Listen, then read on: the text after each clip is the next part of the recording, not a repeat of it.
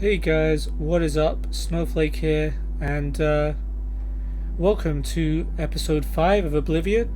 Just yesterday, we found out that Joffrey had been careless with the Amulet of Kings, and the Mythic Dawn kinda strolled in, grabbed it, and dipped. But the good news is we managed to keep Martin safe, and we've taken him to Cloud Ruler Temple, which is like a Blade stronghold, and yeah, we'll keep him safe here while we try and retrieve the amulet.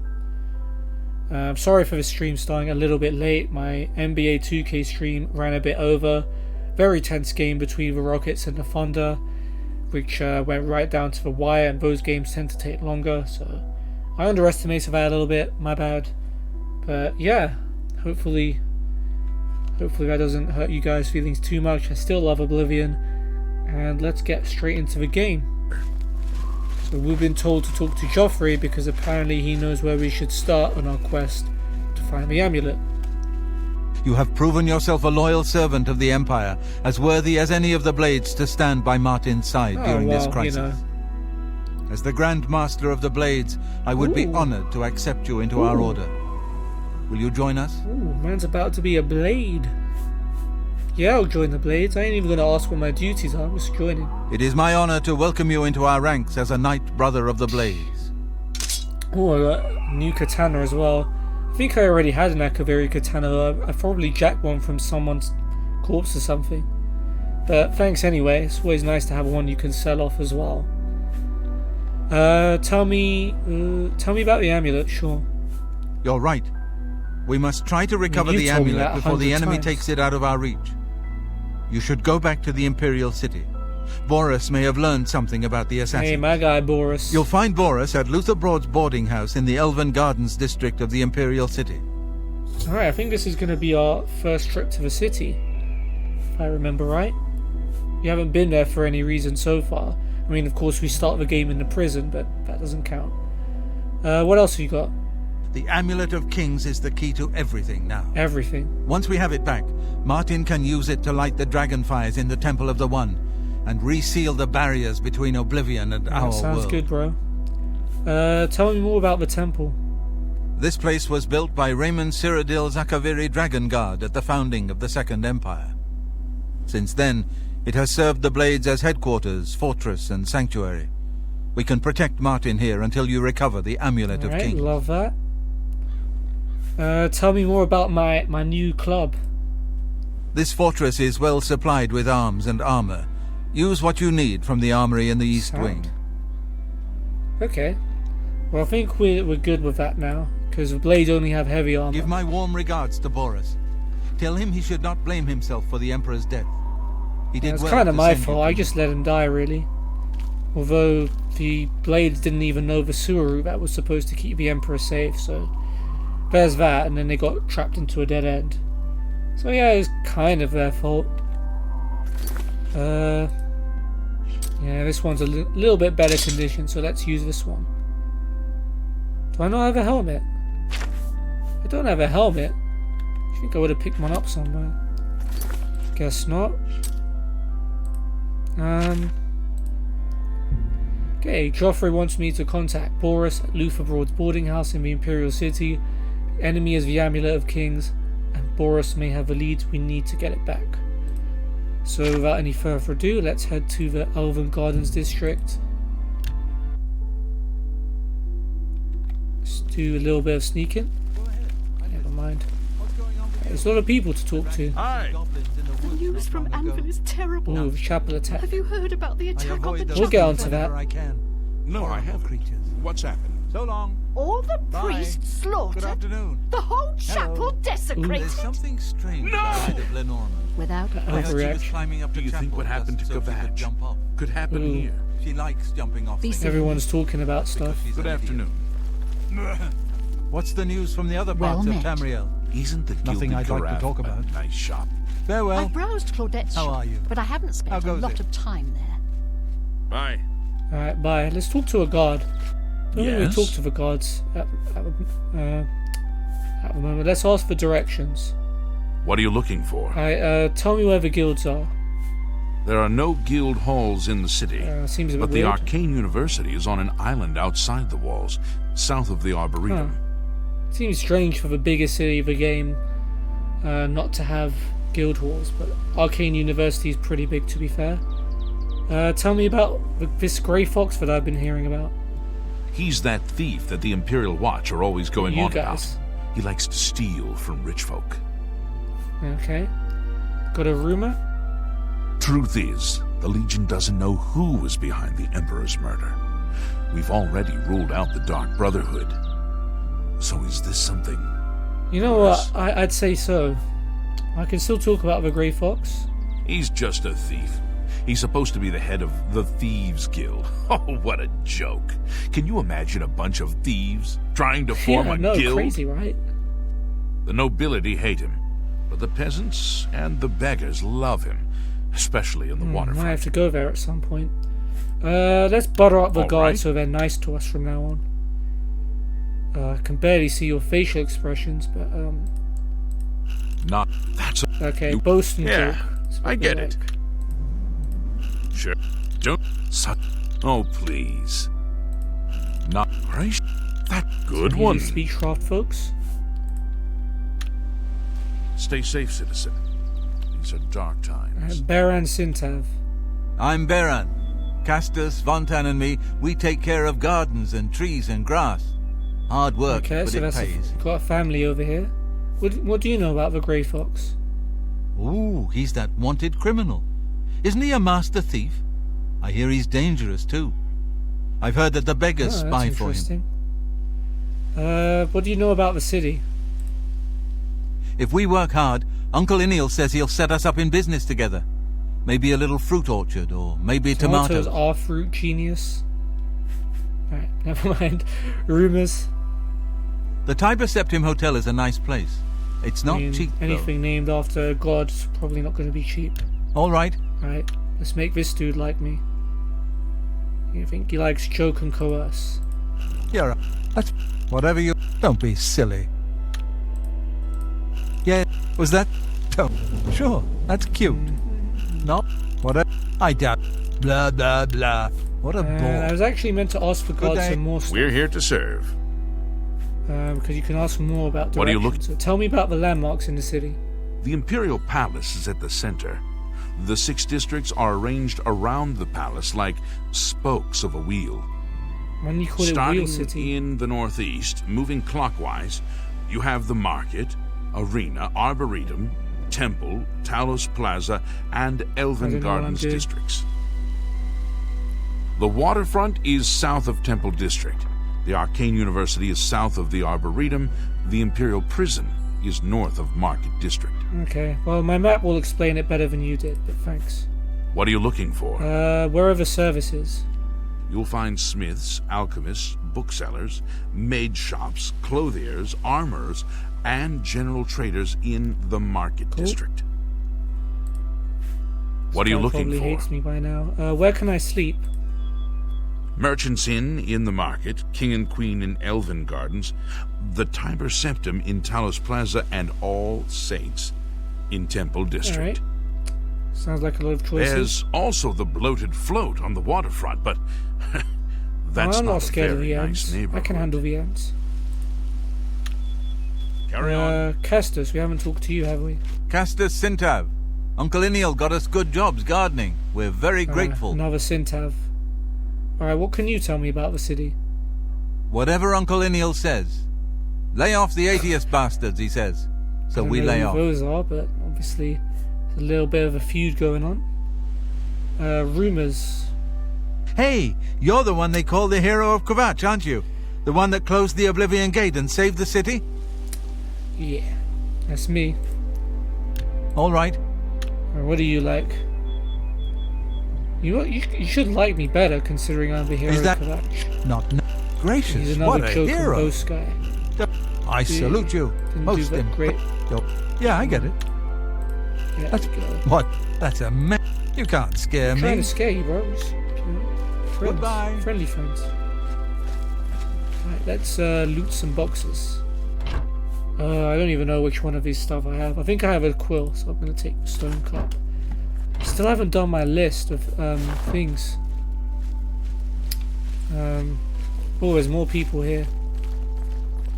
Jenna Sintav.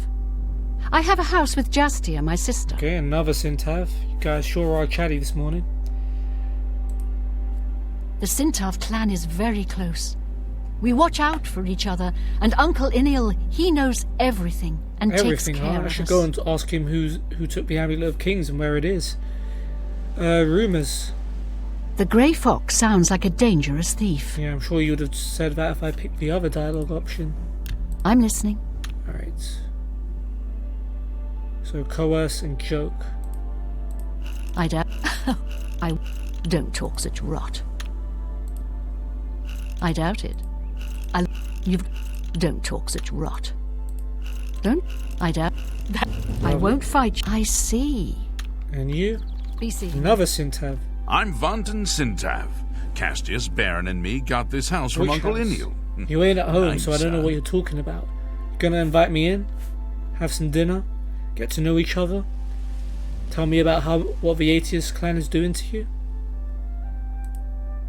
I'm a Sintav, and we Sintavs stick together. Uncle Inil got us swell jobs in a house. It's a I feel like family that's supposed to be like a more like, what's the word? Colloquial. No, it's not colloquial. Not a posh voice. Swell jobs. The way he said it just doesn't really fit with the voice acting. The feedback isn't fancy, but it fills you up. Nah, I don't need to eat. I'm a vampire. We'll aren't you? see. Just kidding. But I don't need to eat though. Admire and joke, I think.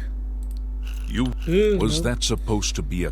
Where'd you get that? was Blah, it, blah, coerce? blah. What Coerce a and bore. joke. I can't... Was that supposed to be a... I can't... Don't... You're pathetic. You're... Oh, that's great! Yep, peace. Bye. Okay, I think that's everyone around here. Let's go and start yoinking some shrooms. This dude down here we can chat to. Frelav the Faker. I can eat for a day with a single coin. Tell me about the Grey Fox. He's a fairy tale. All the beggars The spy for Imperial him. Watch pretends there is a thief king named the Grey Fox who controls all the thieves in Cyrodiil. Of course, it's all just made up to give them an excuse to keep Interesting us perspective, down. Frelav. The dialogue option's still there, so that means he hasn't told me everything he knows about the topic. Maybe if I, give him a little coin. Thank you, kind sir. There we go. Tell me a rumour. Rosan is a And talented the beggar smith, bug. one of the best around, if you ask me. The voice actor changes when you ask him about rumours. Alright, so it's We'll actually going to see. be worth buttering him up this time. Coercing joke, I think. You're No, good that's one. He's a fair... Of course. I'm going to have to bribe the dude. Yes, Is that enough? we understand each other perfectly. He's Nope. a fair... Of course. I'm going to have to bribe. For you, Again. of course. How nice. That's got to be It's enough. just what... Are you looking for him? Ooh. Oh, yeah. So we've heard that the beggars are the Grey Fox's allies, and we're going to tell this guy I want to rid the city of him. So, obviously I want to work with him, right? I think I trust you enough Nah, to you tell you trust my this coins, secret. bro. To learn more about the Grey Fox, go to the Garden of Deriloth at midnight. Look in the waterfront district of the Imperial City. I can say no okay. more. Quest added, but we'll get to that eventually. But we're kind of busy with our main quest. Blessings of a new... Appreciate that, bro. Right.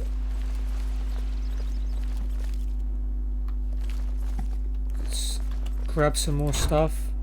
Burgundy linens, lockpick. I think we have tongs. Do we have tongs? I'll take it just in case. I really need to work on that list of things I have. Barrel here, inkwell I think I have, but I'll take one just in case. Bowl, I'm not sure. Pickaxe, not sure. Just anything I'm not sure about.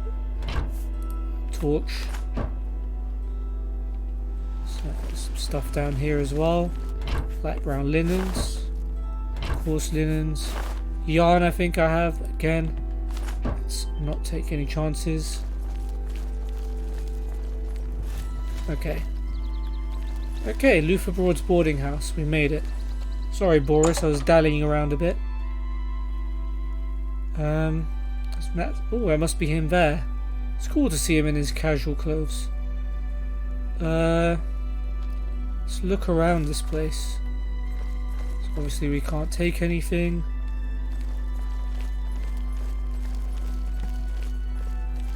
And we've got his rooms up here. Okay, we won't jack anything. We're a good guy for now. Let's talk to Luther Broad. Luther Broad's boarding house. I'm Luther. You want beds or food? See me. I'm seeing you. Well, I don't want a bed, so let's not ask him about that. Tell me about the city. I don't trust you enough to talk about that. Alright, well, gotta do my thing again. Rumors? Anyone looking for work should consider the Fighters Guild. I hear they're always looking for recruits. Yeah, we'll get to that. Okay, so let's butter him up. He likes admire, and he likes joke. Good. Not bad. You're oh, please. That's... You're wasting your breath. Will you tell me about it now? I don't trust you. Jesus, you're gonna rinse me out of all my money. Go ahead. I appreciate the gesture. Daedric Shrine's nearby. I know that's of why two. You don't want to talk about it. North of the city, south of Bruma, east of the Silver Road is a Mephala shrine. East of the city, at the head of the Red River, is a shrine to Vermina. So Daedra worship isn't illegal, but it's kind of frowned upon. I mean, the guys we're fighting against are Daedra worshippers of their own, so you can kind of understand. Yeah, I can understand why you didn't want to tell me that straight up. May I interest you in some of my fine wares? How much money have I got? 308. Okay, I know we've got ale. Do I know we have ale? Did I drop it earlier? I don't know. We're buying beer. Wait, let's try and haggle him a bit. Let's do a little haggling. It's not going to affect these prices much, but mercantile will go up quicker, I think. Drive a hard bargain. Beer. Let's try and buy anything we don't have. Mead. Drive a hard bargain. Shirley Brothers Vintage 415.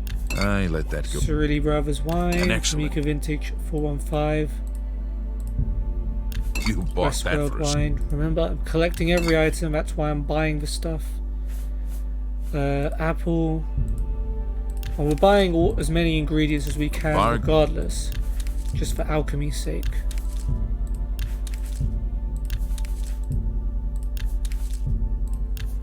Problem is, I don't know how many of this you already have.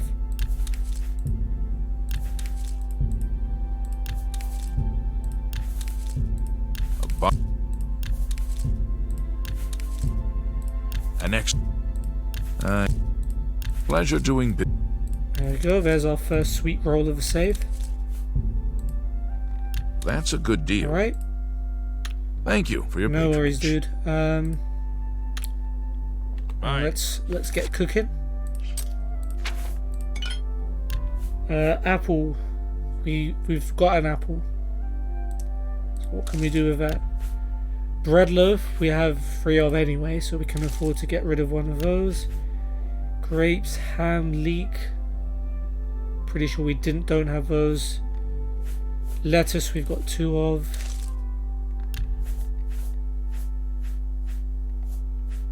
Orange, pear, potato, pumpkin, radish, rice, sweet cake, sweet roll, tomato, watermelon. I don't think we have any of these. So this might be the only potion I make. I need to sort that list out for next time, and I promise I'll do that.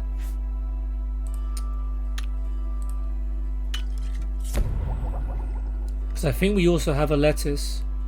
We definitely have a lettuce. Picked it up off the floor in the sewers. But breast, beef, grapes, ham, leek, orange, pear, potato, pumpkin, radish, rice, sweet cake, sweet roll, tomato, watermelon. None of those seem familiar to me. Yeah, so we'll just make one more of these. Restore fatigues. Oh, we've got a level up. Now I want to sleep. Now I want to sleep. Fly amanitas. Okay, that doesn't do anything for me at the moment. Garlic. Don't even know if I have garlic.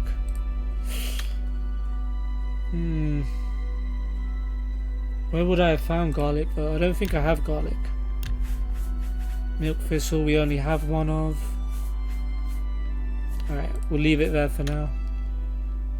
In fact, we'll probably head home at the end of this episode and then we'll see exactly what we do and don't have. Yeah, cool.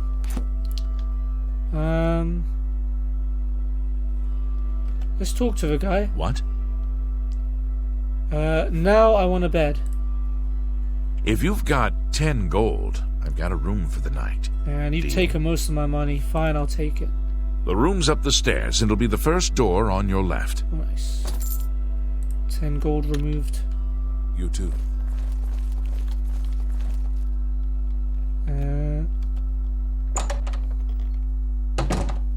Okay. That's my door. That's not my door. Okay, we're not gonna be rude. We're just gonna go into our room. Okay, we're not even allowed to take any of his stuff.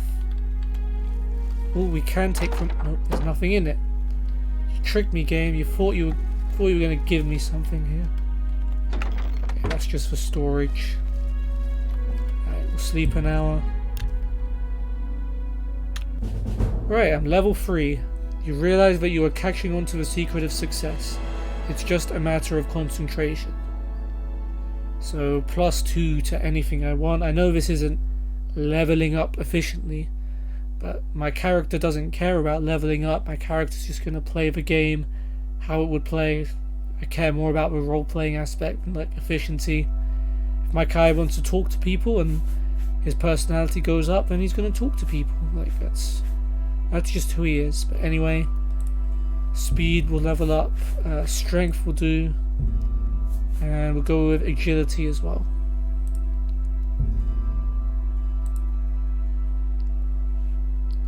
So more sneak, more speed, and more power, and a bit more carrying capacity as well. Hey Luther. I wasn't doing anything bad, I promise. Right, we won't talk to Baurus yet. Let's talk to this dude. Astav Wirich. We're getting to know everyone. Move along, friend. Rah, it's like that, is it, Astav?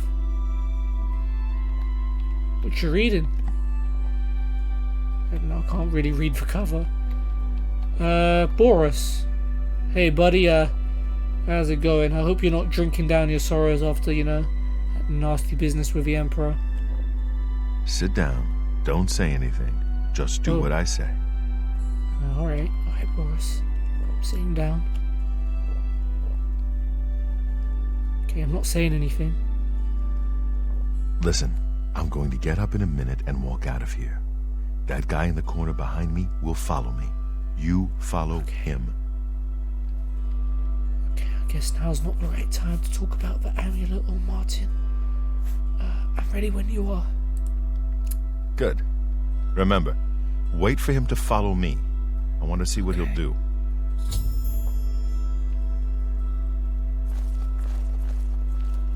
That's why he didn't want to talk to me. Oh damn, okay, better go. What's gonna happen downstairs?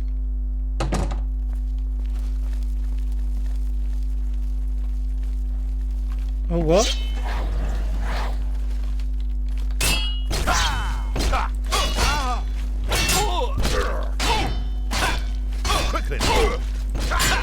There we go.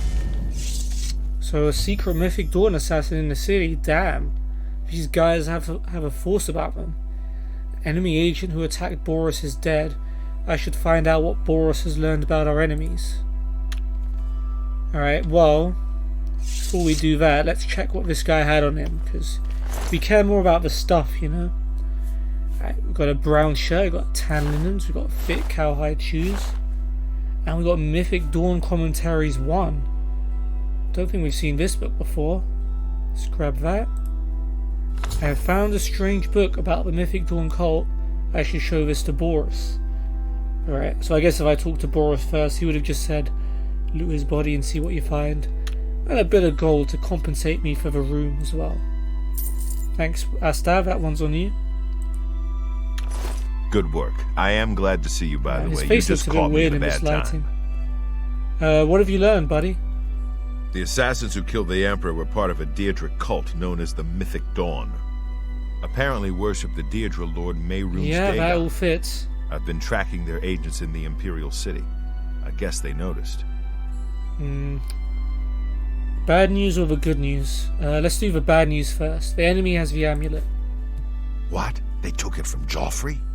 Things are worse I than I didn't say thought. that. I might have just given it to them. I'm joking, Boros. I'm joking. I'd never do that to the Empire. I'm a nice dude. I found Uriel's heir. Thank Talos he lives. Martin Septim, you say? We will restore him to the throne. It is the sworn duty of all Blades. Nice to hear your excitement. What's our next move? There's a scholar at the Arcane University. Tarmina's her name. Supposed to be an expert on Alright. Daedric cults. Why don't you take that book to her? See what she makes of it. I'll keep running down Hey, leads on the alright, Mythic Dawn Boris. network. Nice work. If you learn anything, you can find me at Luther Broad's. May Talos guide Sweet. you. Appreciate that, buddy. Who is this Tarmina person you told me Like about? I said, she's one of the brains over at the Arcane University. Supposed to know everything there is to know about Daedric cults. Okay, fair enough. I hope you learned something from Tarmina about that book. This might just be the break. Yeah, definitely, man. Okay, so is this still counts as the same quest? Okay, so we'll carry on with this, but we're gonna have a quick reading break, and I think also we're gonna take a trip. No, we're not gonna head back home just yet. Let's read the Mythic Dawn Commentaries one and see what sense we can make of it. Ooh, we've got a conjuration buff for reading it. Commentaries on the Mysterium Xerxes, Book 1 by Manka Cameron. Greetings, novitiate, and know first a reassurance. Mankar Cameron was once like you, asleep, unwise, protonymic. We mortals leave the dreaming sleep of birth the same, unmantled save of a symbiosis with our mothers, thus to practice and thus to reproachment, until finally we might through new eyes leave our halves without need or fear that she remains behind. Jeez, you lost me at greetings, buddy. In this moment we destroy her forever and enter the Demesne of Lord Dagon. Reader, this book is your door to that Demesne, and though you be a destroyer, you must still submit to locks. Lord Dagon would only have those clever enough to pause, all else the Orbis claims in their full running. Walk first, heed, the impatience you feel is your first slave to behead. It's a bit graphic, mate. Enter as Lord Dagon has written, come slow and bring 4 keys. Know that then you are royalty, a new breed of destroyer, whose garden shall flood with flowers known and unknown, as it was in the Mythic Dawn. Thus shall you return to your first primal whale, and yet come out different. It shall this time be Neonimbiosis, master akin to master, whose mother is Miasma. Dude, you're not making any sense, but I'm going to keep reading. Every quarter has known us, and none bore our passing except with trembling. Perhaps you came to us through war, or study, or shadow, or the alignments of certain snakes. Yeah, that's the one. Certain snakes like you Mythic Dawn guys. Though each path matters in its kind, the prize is always thus. Welcome, novitiate.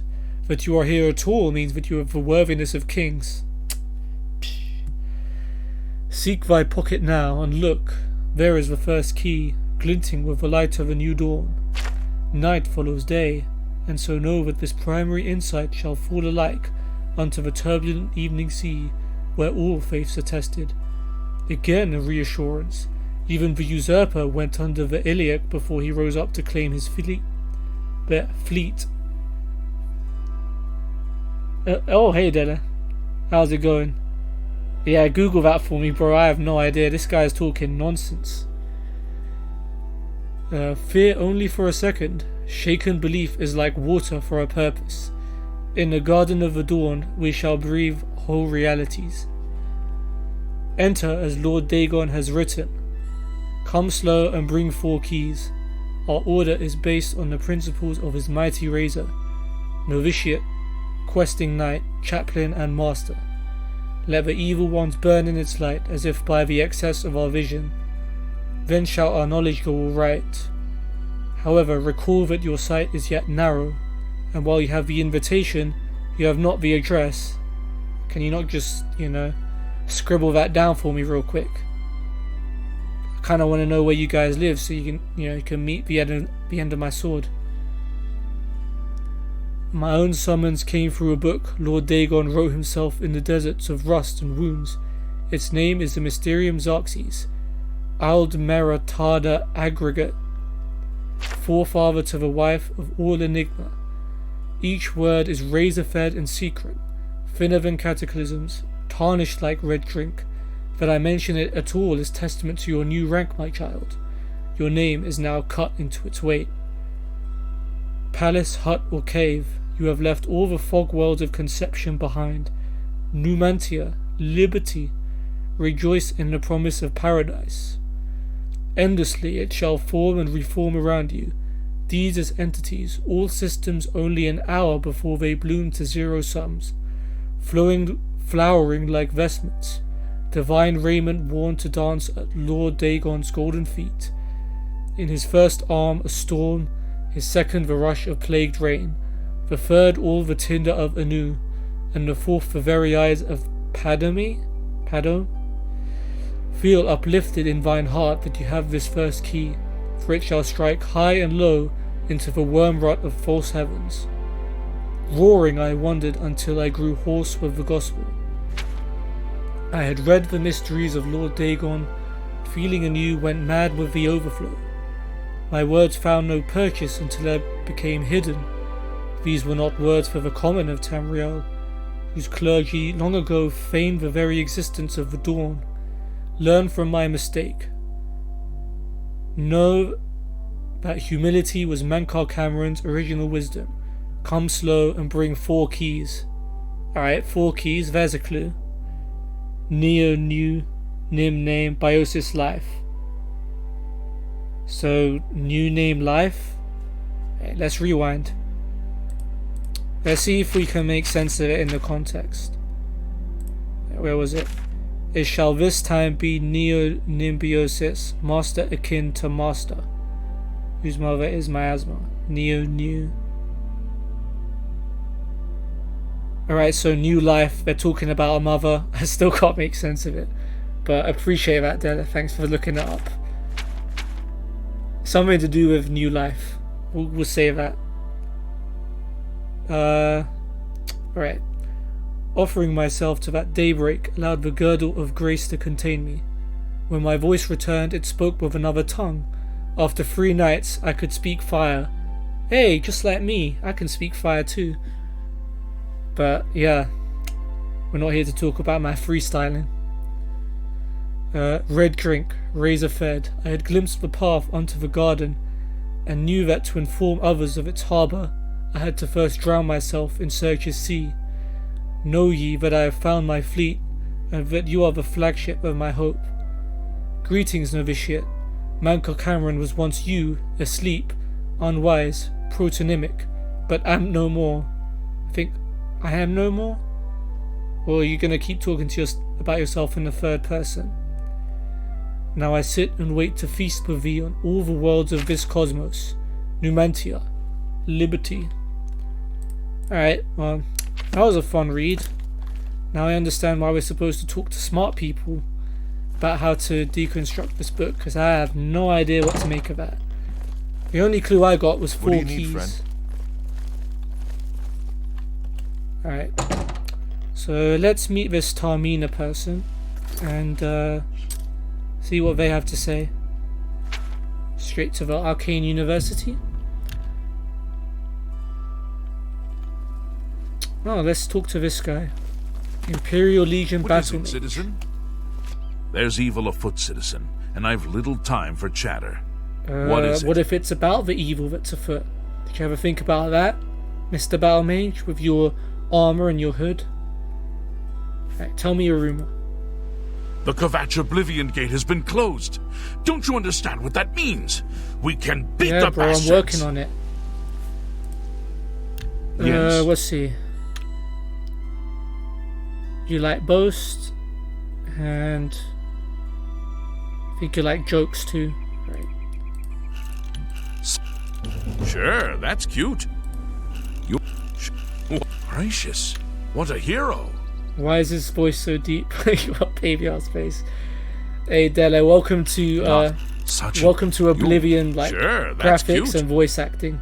It's just this, like all along. You're gonna ask these questions for the whole time. That's pretty. You're good. Yeah, I mean the game's like You run into trouble. how old? Like 14 years old, something like that. So yeah, it's aged kind of well, but you know there's still some weird things happening. All right. Hail. Oh, look, What's a new with convo. you? The Thieves Shop. They say syndicates of wizards have led a boycott of imperial goods in the land of the Altmer. It seems Somerset Isle has become a much more dangerous place. So long. Yeah. You too. There's your introduction to Oblivion voice, What is it? Oblivion NPC Looking conversation. for an axe or a mace? Head do slash and smash. The name says it all. Erbol keeps a lot of axes and maces. He seems to like big weapons. Goodbye. Goodbye. That's it. Hey, Let me chat to you, both of you. I'll pay handsomely if you can procure the items in that list. Find me everything on there, and you'll be well Alright, compensated. this is the other quest. Good We day. ain't got time for your list at the moment, both of you. We're kind of trying to save the world at the moment. What can you tell me about the city? The orrery here is the only one in Cyrodiil. There's one more in Hammerfell, the old one at Stros Mackay. Alright, tell me a rumor. Necromancy may be legal in Cyrodiil, but few will openly admit to practicing it now that the Mages Guild has Didn't banned let it. me say no. But yeah, it's definitely something fishy about her. Something about the ears, right? All right. What do you like? You like jokes? And I think you like coerce. What? You've got a point. I can't. Don't. Oh, that's great. That's don't. Oh, that's enough. That's enough. Not now. All right. I get it. There we go. Let's chat to this dude, Raminus Polus. Good evening. Good evening. Welcome to the Arcane University. Hey, how's it going, my guy? Tell me about the Mages Guild. If you wish to become a part of the Mages Guild, seek out the head of the local guild halls. They will instruct you further. Alright, sure. Thanks for the help. Tell me a rumor. Things in the guild have been different since Traven was named Archmage. They're more structured, but everyone seems tense. Cool. Can I make you like me? Go ahead. Alright, you like boast and joke. What? What nonsense. Hey, level up. That's really funny. Well done. I like that. All right, I get it. Alright, let's Bye. talk to Tarmina and see what this woman has to say. Ah, you must Yes, be the one Stella, I got she the is a message woman. about. How can I help you? You get lizard people in this game. They're called Argonians. Yeah, that's what they look like. Tell me about the city. Too big for me. Loud, dirty. Clowns, fools, brutes, and thieves everywhere. I want to throw my gold away. I just dump it in Lake Rumara. Save time. Guess she doesn't like it here. Tell me a rumor. Half of the Council of Magus resigned when Traven took over the position of Archmage. Alright. Tell me about the Mythic Dawn, since you seem to be the expert. You know of them? One of the most secretive of all the Daedric cults. Not much is known about them. They follow the teachings of Mainkar Cameron, whom they call the Master. Yeah, definitely a weird figure Donnie in his own right. I found one of their books. Ah, yes. Commentaries on the Mysterium Xarxes. Wonderful. You have a scholarly interest in Daedric cults. I kind of want to stab him in the face, but sure, we'll call that a scholarly interest. I need to find the Mythic Dawn. Find them, eh? I won't poke my nose any further. Official business and all that. I'm used to working with the Blades. Don't worry. I didn't say no anything more. about the Blades. In any case, finding them won't be easy.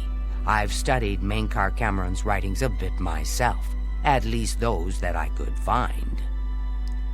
It is clear from the text that Mainkar Cameron's commentaries come in 4 volumes, but I've only ever seen the first 2 books.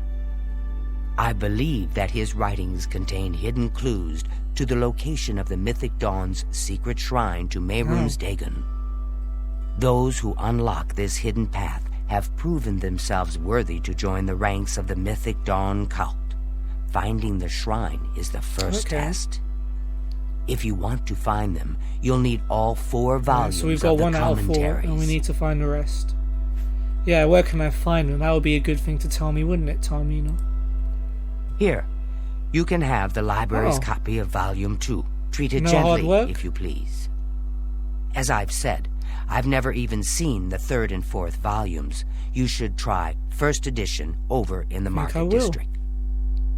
Phintius, the proprietor, caters to specialist collectors. He may have an idea of where to locate those books. Okay, thank you, Tamina. Tell me more about Mr. Cameron. The supposed leader of the Mythic Dawn cult. He wrote the infamous Commentaries on the Mysterium Xarxes. Yeah, I know. The commentaries are contemporary with Tiber's Septum, over 400 years ago, so he is unlikely to still be alive, although you never know. Okay, tell me about the Mysterium Xarxes then. The holy book of the Mythic Dawn, supposedly written by Mehrunes Dagon himself. If it exists, it would be an artifact of great and evil power. Of course. Tell me more about the Mythic Dawn. They worship the Daedra Lord Mehrunes Dagon, according to the teachings of their leader, Mainkar Cameron. No one knows how widespread the cult is or where their shrine to Mehrunes Dagon is located. Well, I'm gonna have to find that, so... We'll see. Alright, I can't tell these facial expressions. I think you like jokes. And admire? There we go. I figured it out. Talk tough to me. I doubt it. Thank you. That you're too kind. That's great. That works for me. Alright, nice. It was so nice chatting with you. Be sure to let me know how your hunt for the Mythic Dawn turns out. Alright, let's read Volume 2 and see if we can get any more clues. This one's worth a bit more than this one. Cool. Ooh, my destruction went up. Alright, Commentaries on the Mysterium Xarxes, Book 2 by Mainkar Cameron. Whosoever findeth this document, I call him brother. Nah, man, we ain't brothers. Nah. Answers are liberations, where the slaves of Malbaoj that came to know Numantia cast down their jailer king Maztiak, which the Xarxes Mysterium calls the Arcane. Maztiak, whose carcass was dragged through the streets by his own bone walkers, and whose flesh was opened on rocks thereon, and those angels who loved him no longer did drink from his honeyed ichors, screaming, "Let all know free will, and do as they will." Okay, sure. Your coming was foretold, my brother, by the Lord Dagon in his Book of Razors. You are to come as idols drop away from you one by one. You are exalted in eyes that have not yet set on you. You, swain to well-travelled, to shatterer of mantles. You, brother, are to sit with me in paradise, and be released of all unknowns. Indeed, I shall show you his book, and its foul and many-feathered rubric, so that you can put into symbols what you already know. The sphere of destruction is but the milk of the unslaved. I fault not your stumbling, for they are expected, and given grace by the oils.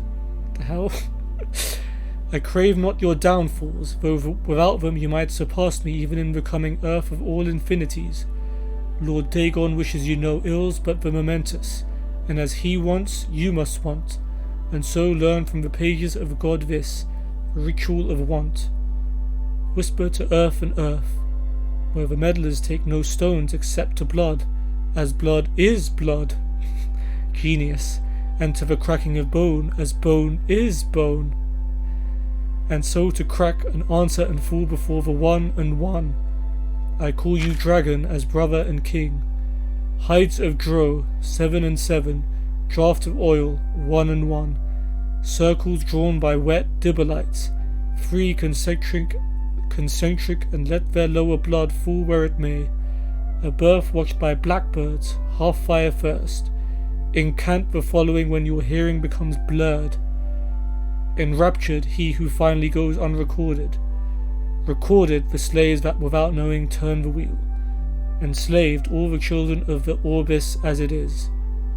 Well, I didn't get any of that. But see, your quest updated, right? Yeah. So let's go and meet this Fintius guy and see if he has copy of number 3.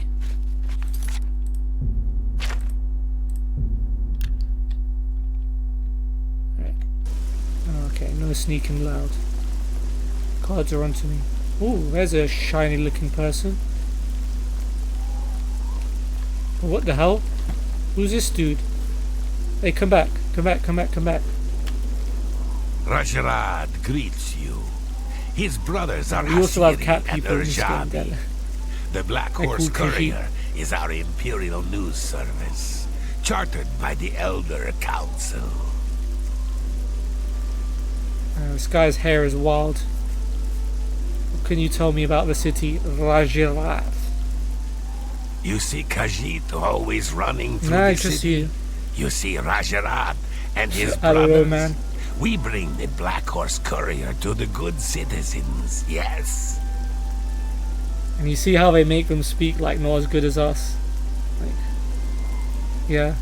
Ojir Jirek has a good selection of ingredients at the main ingredient. Yep. I wanted to scare you. That's exactly why I did it. It's okay, look, he's got a nice smile. See? No more! You're frightening me. No, you're frightening, Della. What? Not now, not later. Don't. Really? Interest. Don't talk. No more. I'm sorry, Della. I'm You're sorry. Frightening but I'm me. preparing you because, like, we're gonna have to be friends with these people eventually. So I thought I'd do a little bit of a scare now, so that later it wouldn't be as bad. Whatever you want. Take care. Right, let's loot all these boxes. Grab some shirts, grab some bone meal, grab some cloths, grab some shears. Its scent is on. Alright, let's talk to you. The Black Horse Courier. Oh, this is his brother. Brothers Urjabi and Rajarad, and I, Hasiri. We bring the news of the Empire to the people of the Empire. Fast, fast! I can see that. Here, have a copy. It's free, Oh, always damn. free. We're funded by the Elder This guy's giving Council, out free so copies. I don't mind, really. Hey, nice. What can you tell me about the city? We operate throughout the Imperial City and Cyrodiil. Very fast, very accurate. News happens, the Black Horse Courier is there. Okay. Got any rumors? Ojir I heard that Jirek, one. I'm listening. joke, and coerce. Oh, please. Is that so? Is that... What nonsense? No, boast. He likes boast. Not... Really? Interesting. You're wasting your breath. Nah, man. He deserves a close-up. He's a legend. I would... That's just talk. Don't try to manipulate me. Not... Really? Interesting. Oh, where'd you get that? That's good. Farewell. Yeah, now you. It's No, my just talk pleasure. to you. The third brother. You too. Urjabi helps his brothers, Rjarad and Hasiri, to run the Black Horse Courier. Others write. We organize, we deliver. The news never stops. Alright, what do you know? The Black Horse Courier brings the news of the people to the people. We are funded by the Empire, so our broadsheets are always free. Cool. Rumors? If you're looking to buy cheap spells, Edgar's is the place to look. Yeah, the lip syncing's great. We'll see. I think you like that. No, you not. What a great story. Good. You get away from me. What the? You can't get. I wish I could say that. What? You're revolting. Oh. No, you do me too much honor. Good. You're wasting your breath. You're real. Goodness. Get away from you, say You're no more. wasting your breath. Hey, I'm an apprentice at Speechcraft. Persuasion, wheedling, cajoling, and coercing are all tools of Speechcraft. They are tools you seek to excel in. You are now an apprentice of Speechcraft. When persuading a character, you now get one chance to rotate the response where it gives without having to select an action. Probably won't even use that, but I'm leveling up. I know, right? Yeah, you know what? We're gonna get away from him. We're gonna leave him alone. Be seeing you. Oh, let's talk to you, What? Ranado. You want light armor? Pah! Why wear fluffy flutter when you can wear real armor? But if you must have light armor, talk to Morrow Rufus. Wow. Idiot. You know, I think light armor's pretty good. You know, for a guy like me who wants to sneak around, like I'd much rather have light armor. Thank you. They say that when you murder someone, the Dark Brotherhood comes to you in your sleep. It's how they recruit new members. Spooky. We'll see. Admire you like. Course, I think. No, you're. What a dumb joke. No, you do me too much honor. What a dumb joke. You've got a, what? Really now? You're full of it. Blah. That's just, what a wonderful compliment. I'll do it. Sorry, goodness, what can I say? Farewell. His persuasion skills are trashed by my armor. You idiot. Ooh, money. Link.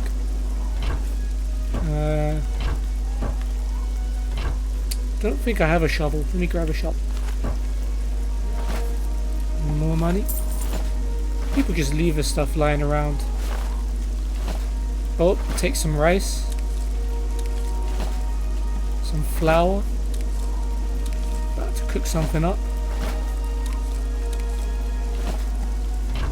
Take that cloth. Take your broom. Can I open this one? I don't know. What is it? Huntsman moccasin. Take the paintbrush. Take that because it's worth money. Blue and green outfit. I'll take the hand scythe as well. Some onions, some more rice. Take that. Grab. Oh, didn't even want that. Can have that back. Silver bowl. Ooh. Maybe we'll take that too. Some more money. Take the mug.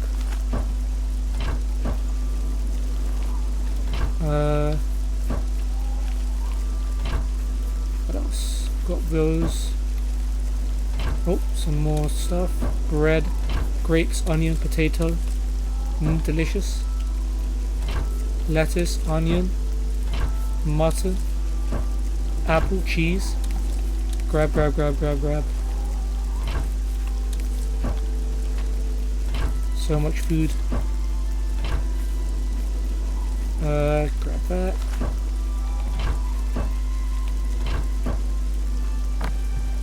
Don't know if I've already looted these. I probably have.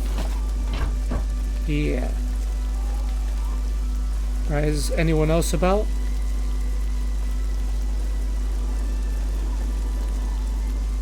No, I don't think so. This guy was about to start chatting to me.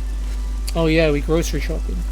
Because what we're going to do now is we're going to make potions, basically cook. So we get apple, we get bread, cheese, yeah, we get some cheese, get some corn, mix it up, and you make yourself a potion. That's how this game works. Actually, I want to save a bit of corn for later.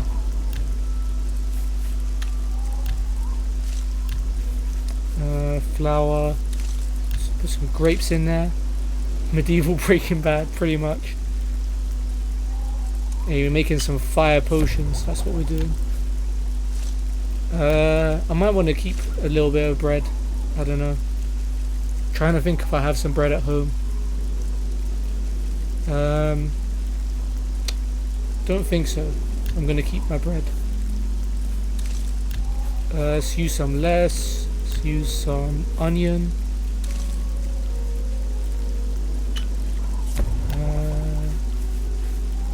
Potato.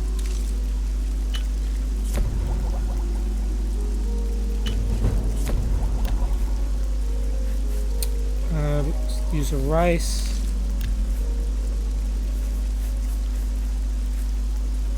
Alright. And we'll make a few more with the rice and the flour. Alright, so what we've been making, Della, is these potions like restore fatigue. It's like a stamina mechanic. So like if you hit and if you jump and if you sprint, you lose stamina. So these potions like help you get it back, basically. But I mainly did that to like level up my alchemy skill, so that's why I did that. Alright, let's knock on this guy's door. The shop's closed. So I'd love to break in, but I actually have to talk to the guy, so I'm gonna have to wait until the morning. Wait, hold on. Let me read the newspaper first. We've got to stay updated on the news. So Night Mother Rituals, that friendly cat gave it to us, so let's read it. Special edition, Night Mother Rituals on the Rise, and won't be tolerated, warns Imperial Legion. By Agnes, the quill is mightier than the ebony sword. I don't know, man, I'd rather have a blade. You do you? Okay, the Imperial City, pinnacle of art, entertainment, scholarship, and ritualistic murder. So says Adamus Philida, commander of the Imperial Legion forces in the Imperial City, and a staunch opponent of a mysterious assassins guild known as the Dark Brotherhood. According to Philida, Imperial Legion soldiers have discovered 13 separate instances of a macabre black sacrament, a sinister rite purportedly used to summon a member of the Dark Brotherhood in order to arrange an assassination. Ooh, sounds spooky. Whether or not a card-carrying killer shows up on a ritual performer's doorstep remains to be seen, but the Black Sacrament itself is very real and truly the stuff of nightmares.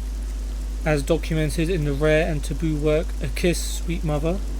The black sacrament involves an effigy of the intended victim, created from actual body parts, including a heart, skull, bones and flesh, within a circle of candles.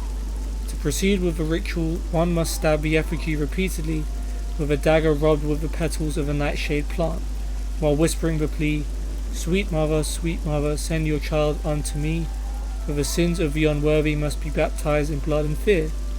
So let me get this straight. These guys are saying this ritual is bad and no one should be doing it because, hiring assassins is kind of dangerous. But yet they're telling you how to do it in the same thing. So people are going to read this and then they're going to be like, oh, I can hire assassins and this is all I have to do? Calm. I don't get it, man. As gruesome as this ritual may be, even more frightening is the intention. The summoning of a mysterious assassin who some witnesses claim is always clad in a black hooded robe, what else, who will then receive money to kill an innocent victim. No remorse, no regret. It is, as the merchants say, simply business, and that's what worries Adamus Philida. This brazen increase in Night Mother rituals is an affront to the decent, peace-loving citizens of the Empire. The Imperial Legion exists for one reason and one reason only, to protect and serve the people of Tamriel. How in Azura's name can we do that when people take it upon themselves to contact paid assassins and have innocent people murdered? How can I sleep at night knowing my legion can't possibly save a life of someone marked for death by the Dark Brotherhood? Anyone who carries out this black sacrament makes a mockery of the Imperial Legion, and as commander that's something I just can't tolerate.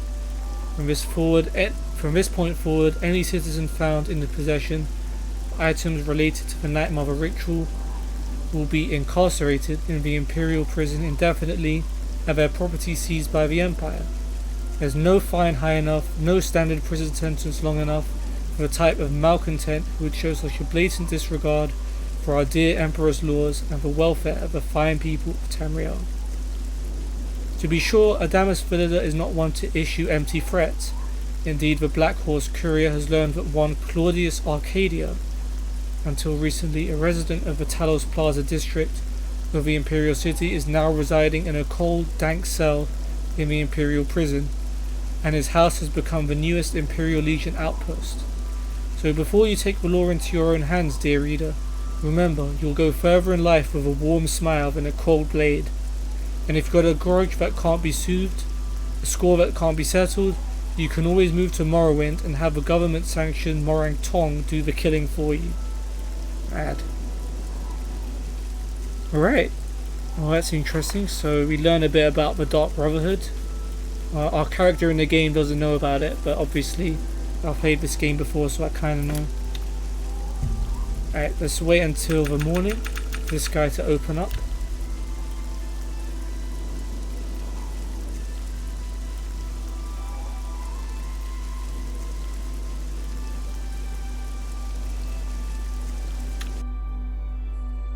Alright, we can come in now.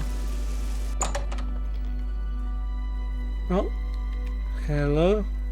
Don't mind me, I'm just, snooping about the place.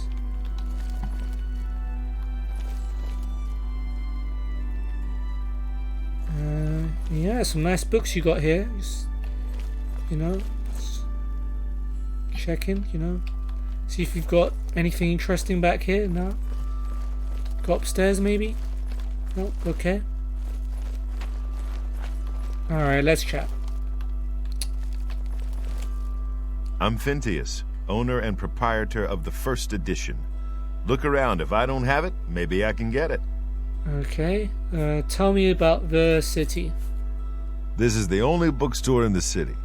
There's also Renoir's books in yeah, I Coral, just stood there doing nothing. Machna's in Cheydinhall, and Southern books in Leyawiin. Yeah, this guy better sell me stuff for cheap now. Rumors. Thornir will buy almost anything, and I mean anything. Alright. It's good to know. What do you have? Can I interest you in some of my wares? Oh, wait, hold on. Let me make you like me first. I'm listening. Oh, that's great. What now?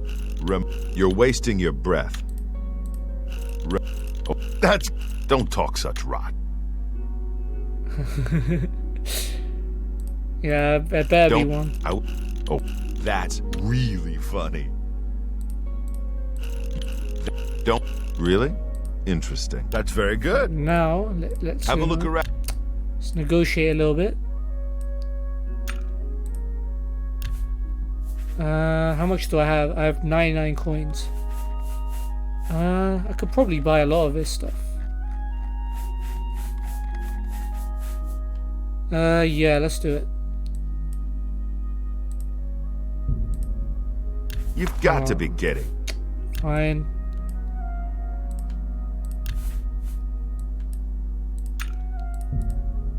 There we go.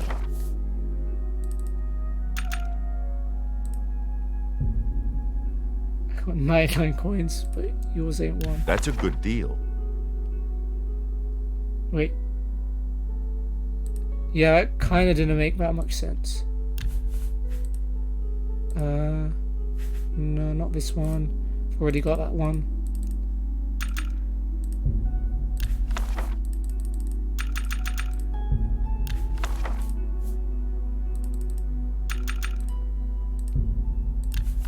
Wait, what? Why is there... It's the same thing.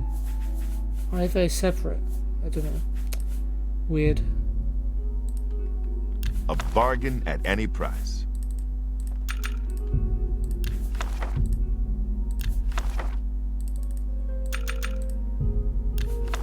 Can't afford this book.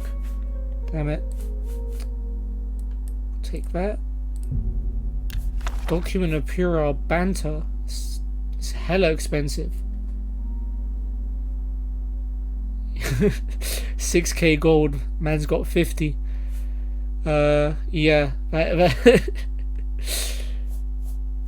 This is gonna pretty much drain me of all my P's, but let's do it.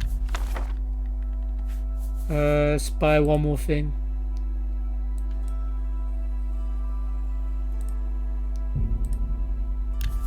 Right, I probably can't afford anything else. We got all the books.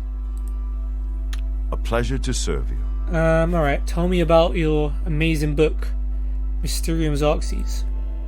You must be referring to Mankar Cameron's commentaries on the Mysterium Xerxes, a common mistake. It comes in 4 volumes. The first 2 volumes are rare, but you may run across them from time to time. The 3rd and 4th are impossible to find. Oh. I need volumes 3 and 4. I happen to have a copy of volume 3 on hand, but I'm afraid it is a special order. Already paid for by another customer. Wow. Sorry. Gwyneth would be terribly disappointed if it was gone when he came to pick it up. So sorry. Oh, sarcasm, yeah? Is that how it is after I waited outside in the rain for you? Tell me about volume 4 then.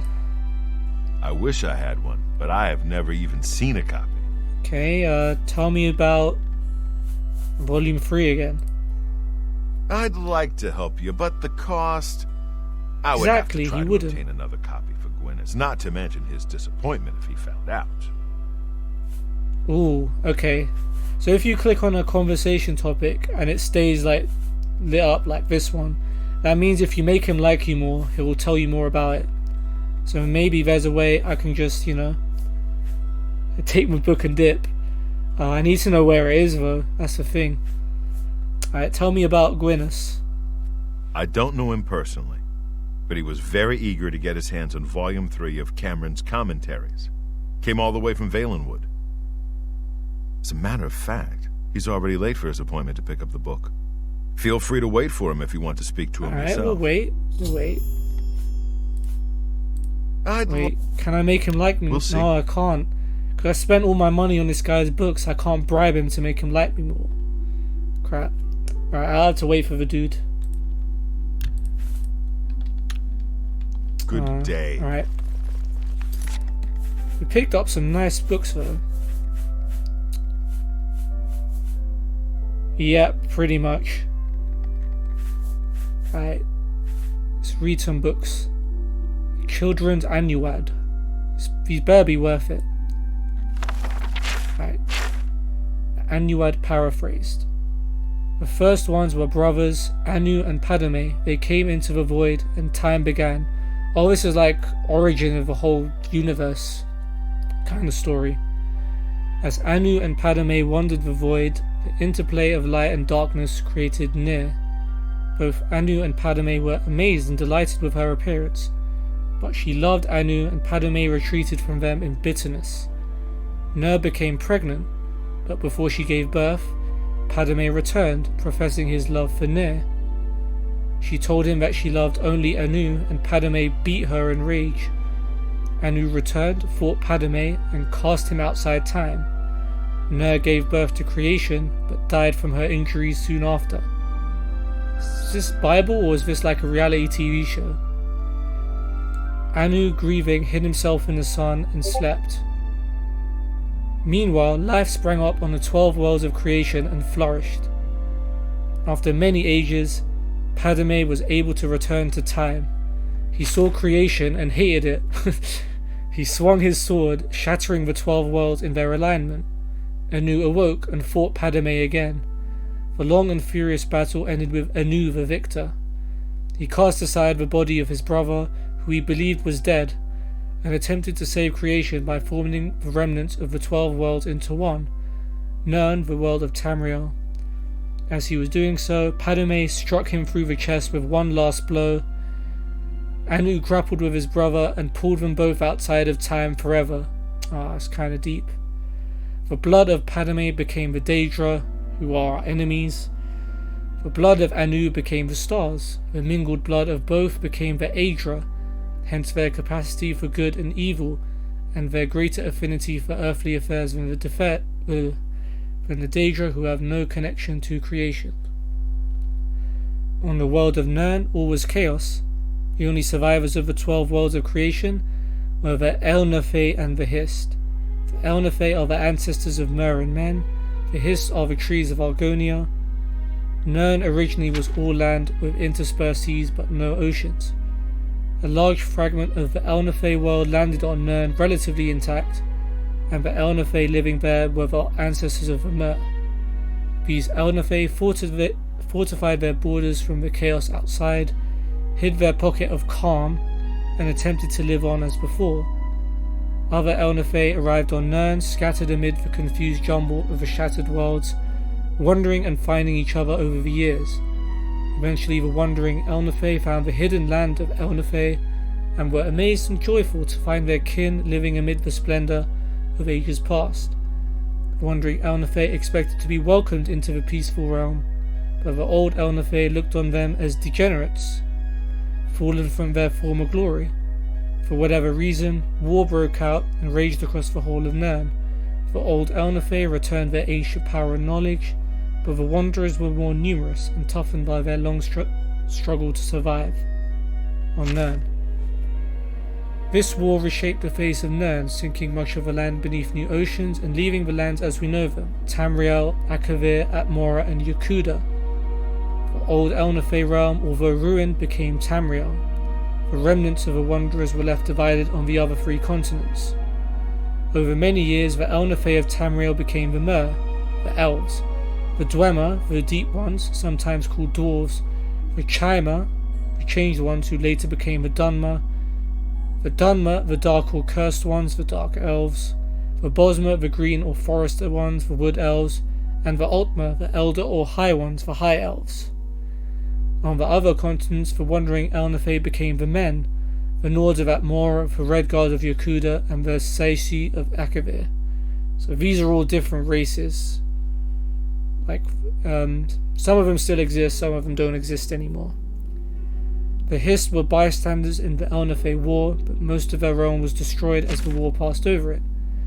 A small corner of it survived to become Black Marsh in Tamriel, but most of their realm was sunk beneath the sea. Eventually men returned to Tamriel. The Nords were the first, colonizing the northern coast of Tamriel before recorded history.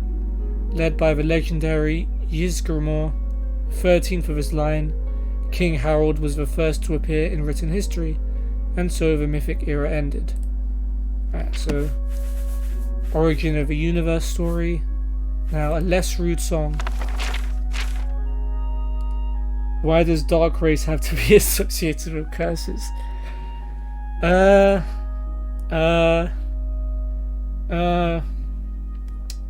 I'll tell you something, Della. When I eventually get onto Skyrim, there's going to be a lot you'd potentially have to say about that.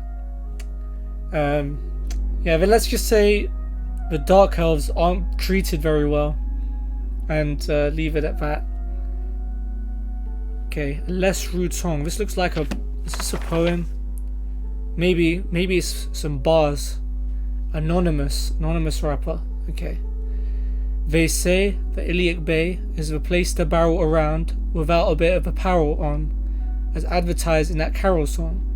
A tune that song as the west wind blows about its lovely not wearing any clothes, ladies singing high notes, men singing lows, implying that the most luscious depravity and complete absence of serious gravity can only be found in the waterous cavity of Iliac Bay.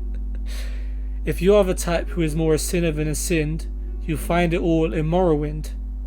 But the truth, my child, is that nothing more wild than ordinary fashion, kind of slightly mad passion, can be detected if at all in Sentinel and Daggerfall. Whatever your odd needs, feathered, scaled or finned, you'll find it all in Morrowind. It's an invention of bards that Bretons and Redguards have more than some staid fun, and suffer deviant fornication shun. For the most of madness, not the least, the wise debaucher heads out east. Where your once steely reserve is now merely tinned, you'll find it all in Morrowind. In Morrowind there is sin, but pray do not confuse dumber variety with that found in tepid Western society, compared to which nearly is piety. It isn't terribly ingenious calling it prudery, observing the dark elf aversion to nudity. After all, the preferred sort of nudity in these parts is far more pernicious, from the ashlanders to the wettest fishes. You'll find pleasure and pain quite delicious in Morrowind. If you find yourself with unkind kinship with your kin, you'll find it all in Morrowind. Okay, so sounds like a tourist advert. Alright, what else do we get? a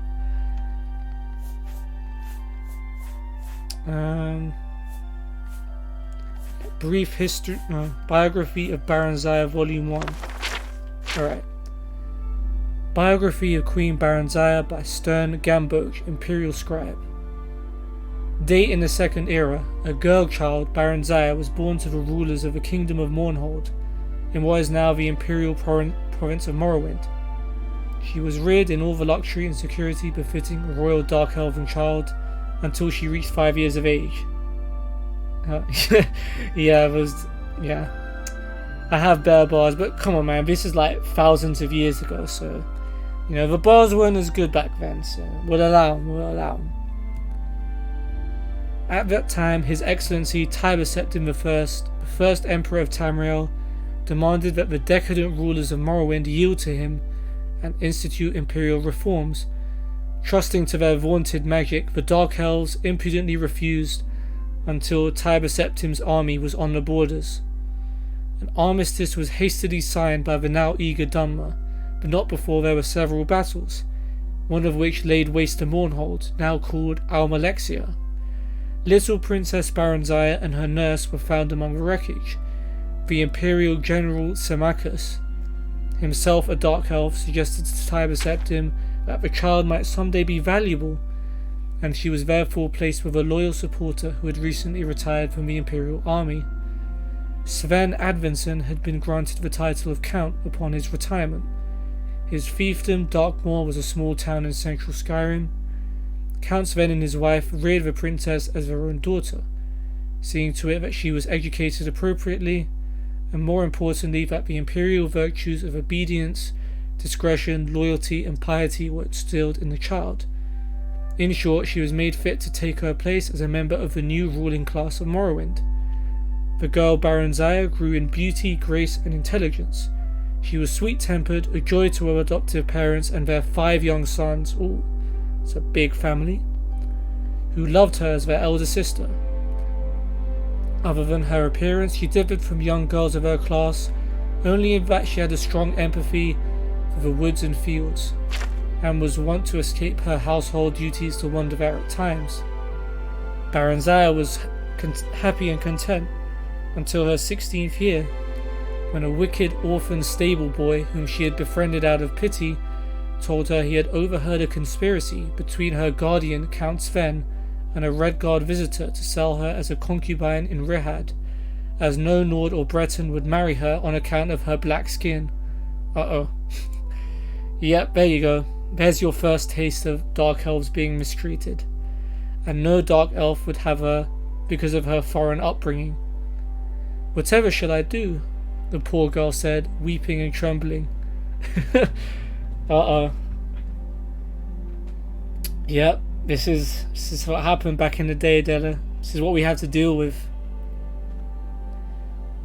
For she had been brought up in innocent and trust, and never occurred to her that her friend the stable boy would lie to her.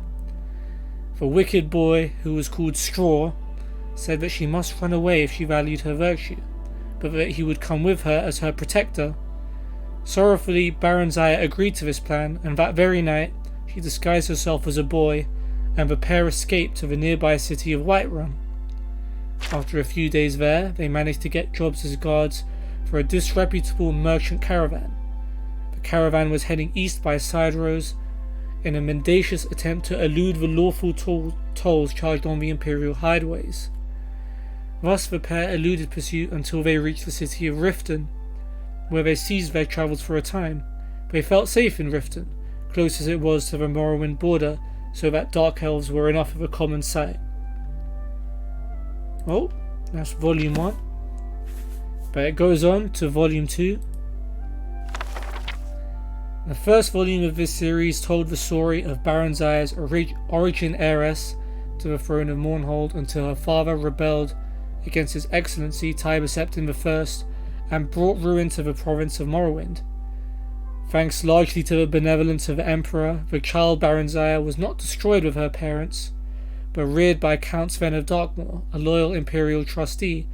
She grew up into a beautiful and pious child, trustful of her guardian's care.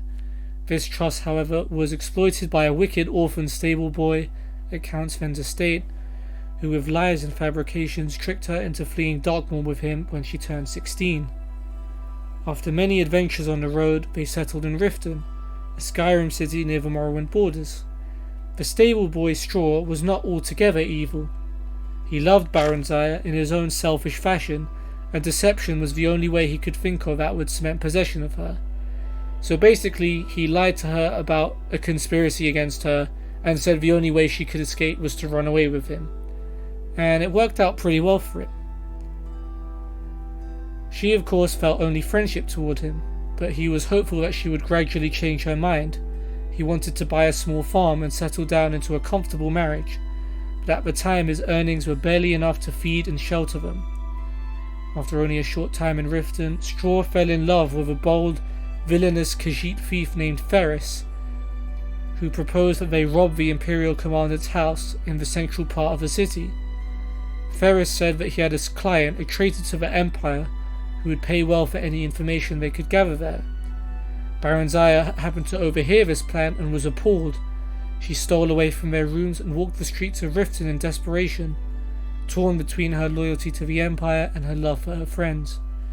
In the end, loyalty to the Empire prevailed over personal friendship, and she approached the Commandant's house, revealed her true identity, and warned him of her friend's plan.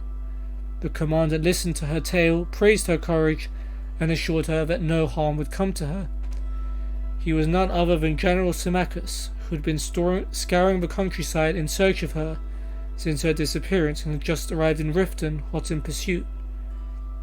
He took her into his custody and informed her that far from being sent away to be sold, she was to be reinstated as the Queen of Mournhold as soon as she turned 18. Until that time she was to live with the Septim family in the newly built imperial city, where she would learn something of government and be presented at the imperial court. At the imperial city, Baranzaya befriended the Emperor Tiber Septim during the middle years of his reign. Tiber's children, particularly his eldest son and heir Pelagius, came to love her as a sister. The ballads of the day praised her beauty, chastity, wit, and learning. On her 18th birthday, the entire imperial city turned out to watch her farewell procession, preliminary to her return to her native land. Sorrowful as they were at her departure, all knew that she was ready for her glorious destiny as sovereign of the kingdom of Mournhold. And then Volume 3. Let's see how the story ends.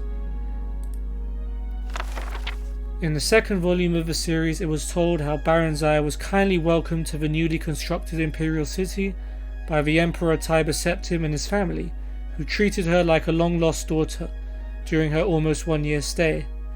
After several happy months there, learning her duties as vassal queen under the Empire, the Imperial General Symmachus escorted her to Mournhold, where she took up her duties as queen of her people under his wise guidance. Gradually they came to love one another and were married and crowned in a splendid ceremony at which the emperor himself officiated. After several hundred years of marriage, a son, Helsif, was born to the royal couple amid celebration and joyous prayer. Although it was not publicly known at the time, it was shortly before this blessed event that the Staff of Chaos had been stolen from its hiding place deep in the Mournhold mines by a clever, enigmatic bard known only as the Nightingale. 8 years after Helsif's birth, Baranzaya bore a daughter, Morgaya, named after Symmachus' mother, and the royal couple's joy seemed complete. Alas, shortly after that, relations with the Empire mysteriously deteriorated, leading to much civil unrest in Mournhold. After fruitless investigations and attempts at reconciliation, in despair, Baranzaya took her young children and travelled to the imperial city herself to seek the ear of then Emperor Uriel Septim VII, who's the emperor that gets killed at the beginning of this game, by the way. And yeah, Uriel Septim VII. Pretty sure it's by him. Anyway, Symmachus remained in Mournhold to deal with the grumbling peasants and annoyed nobility and do what he could to stave off an impending insurrection. During her audience with the emperor, Baranzaya, through her magical arts, came to realize to her horror and dismay that the so-called emperor was an impostor, none other than the bard Nightingale who had stolen the Staff of Chaos. Exercising great self-control, she concealed this realization from him. That evening, news came that Symmachus had fallen in battle with a revolting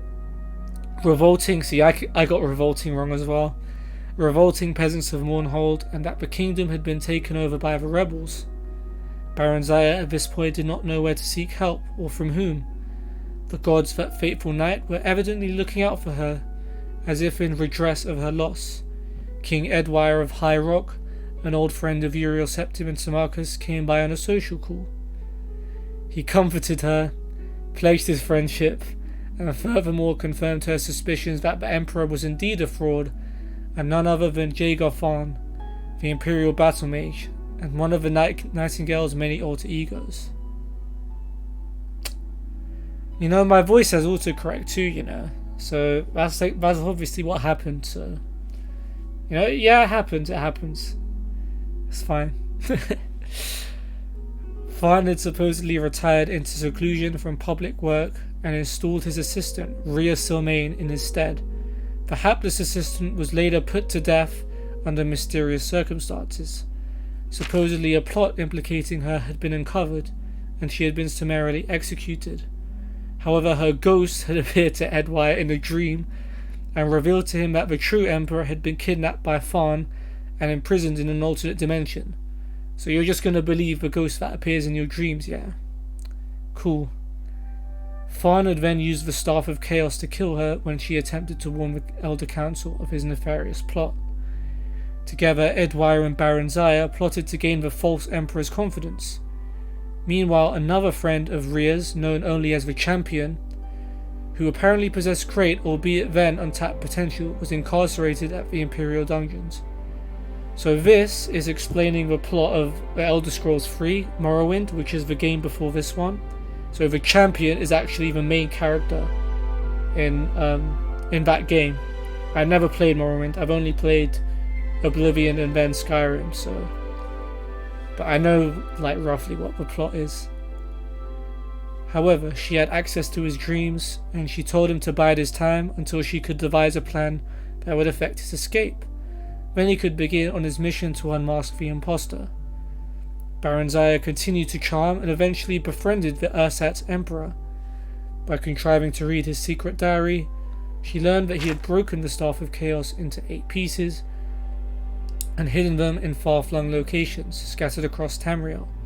She managed to obtain a copy of the key to Rhea's friend's cell and bribed a guard to leave it there as if by accident. Their champion, whose name was unknown even to Baron Zaya and Edwire, made his escape through a shift gate Rhea had opened in an obscure corner of the Imperial dungeons using her already failing powers. The champion was free at last and almost immediately went to work. It took Baron Zaya several more months to learn the hiding places of all 8 staff pieces through snatches of overheard conversation and rare glances at Farn's diary. Once she had the vital information, however, which she communicated to Rhea forthwith, who in turn passed it on to the champion, she and Edwire lost no time. They fled to Wayrest, his ancestral kingdom in the province of High Rock, where they managed to fend off the sporadic efforts of Farn's henchmen to haul them back to the Imperial City, or at the very least obtain revenge. Farn, whatever else might be said of him, was no one's fool, save perhaps Baron Zaya's, and he concentrated most of his efforts towards tracking down and destroying the champion. As all now know, the courageous, indefatigable, I don't know what that means, and forever nameless champion was successful in reuniting the 8 sundered pieces of the Staff of Chaos. With it, he destroyed Farn and rescued the true Emperor, Uriel Septim VII. Following what has come to be known as the Restoration, a grand state memorial service was held for Symmachus at the Imperial City, befitting the man who had served the Septim dynasty for so long and so well. Baron Zaya and good King Edwire had come to care deeply for one another during their trials and adventures, and were married in the same year shortly after their flight from the Imperial City. Her 2 children from her previous marriage of Symmachus remained with her, and a regent was appointed to rule Mournhold in her absence. Up to the present time, Queen Baron Zaya has been in Wayrest with Prince Helseth and Princess Morgaya. She plans to return to Mournhold after Edwire's death, since he was already elderly when they wed. She knows that event, alas, could not be far off as the elves reckon time. Rah, she's waiting for her husband to die. It's kind of mad.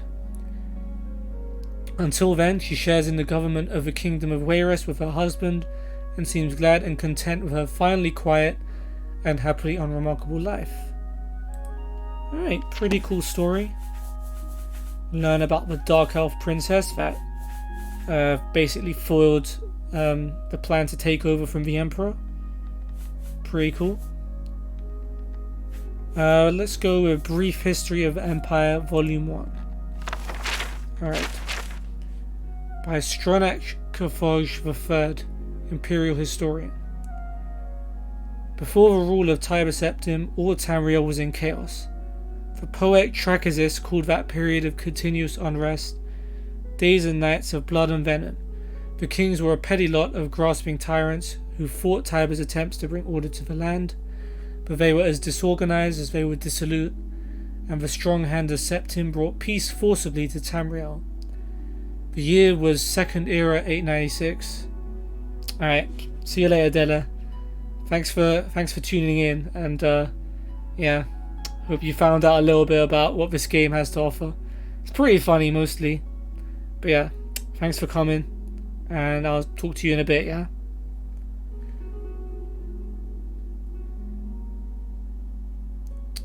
Following year, the Emperor declared the beginning of a new era. Thus began the Third Era, Year Ort. For 38 years, the Emperor Tiber reigned supreme. It was a lawful, pious, and glorious age when justice was known to one and all. From serf to sovereign, on Tiber's death, it reigned for an entire fortnight as if the land of Tamriel itself was weeping. The Emperor's grandson Pelagius came to the throne. Though his reign was short, he was as strong and resolute as his father had been. Tamriel could have enjoyed a continuation of the Golden Age. Alas, an unknown enemy of a Septim family hired that accursed organization of cutthroats, the Dark Brotherhood, to kill the Emperor Pelagius I as he knelt at prayer, at the Temple of One in the Imperial City. Pelagius I's reign lasted less than 3 years. Pelagius had no living children, so the crown imperial passed to his first cousin, the daughter of Tiber's brother, Agnarith. Kintera, former queen of Silvanar, assumed the throne as Kintera I. Her reign was blessed with prosperity and good harvests, and she herself was an avid patroness of art, music, and dance. Kintera's son was crowned after her death, the first emperor of Tamriel to use the imperial name Uriel. Uriel I was the great lawmaker of the Septim dynasty and a promoter of independent organizations and guilds. Under his kind but firm hand, the Fighters Guild and the Mages Guild increased in prominence throughout Tamriel. His son and successor Uriel II reigned for 18 years, from the death of Uriel I in 3rd Era 64 to Pelagius II's accession in 3rd Era 82. Tragically, the rule of Uriel II was cursed with blights, plagues, and insurrections. The tenderness he inherited from his father did not serve Tamriel well, and little justice was done. Pelagius II inherited not only the throne from his father, but the debt from the latter's poor financial and judicial management. Pelagius dismissed all of the Elder Council and allowed only those willing to pay great sums to resume their seats. He encouraged similar acts among his vassals, the kings of Tamriel, and by the end of his 17-year reign, Tamriel had returned to prosperity. His critics, however, have suggested that any advisor possessed of wisdom, but not of gold, had been summarily ousted by Pelagius. This may have led to some of the troubles his son Antiochus faced when he in turn became emperor. Antiochus was certainly one of the more flamboyant members of the usually austere Septim family. He had numerous mistresses and nearly as many wives, and was renowned for the grandeur of his dress and his high good humour. Unfortunately, his reign was rife with civil war, surpassing even that of his grandfather Uriel II. The War of the Isle in 3rd Era 110, 12 years after Antiochus assumed the throne, nearly took the province of Somerset Isle away from Tamriel. The united alliance of the kings of Somerset and Antiochus only managed to defeat King Orgum of the island kingdom of Pyandonia due to a freak storm. Legend credits the Sigic Order of the Isle of Artaeum with the sorcery behind the tempest. The story of Kintera II, heiress to her father Antiochus' throne, is certainly one of the saddest tales in imperial history. Her first cousin Uriel, son of Queen Potema of Solitude, accused Kintera of being a bastard. Yikes. Alluding to the infamous decadence of the imperial city during her father's reign. When this accusation failed to stop her coronation, Uriel brought the support of several disgruntled kings of High Rock, Skyrim and Morrowind, and with Queen Potema's assistance, he coordinated 3 attacks on the Septim Empire. The first attack occurred in the Iliac Bay region, which separates High Rock and Hammerfell. Kintera's entourage was massacred and the Empress taken captive. For 2 years, Kintera II languished in an imperial prison, believed to be somewhere in Glenpoint or Glenmoril, before she was slain in her cell under mysterious circumstances.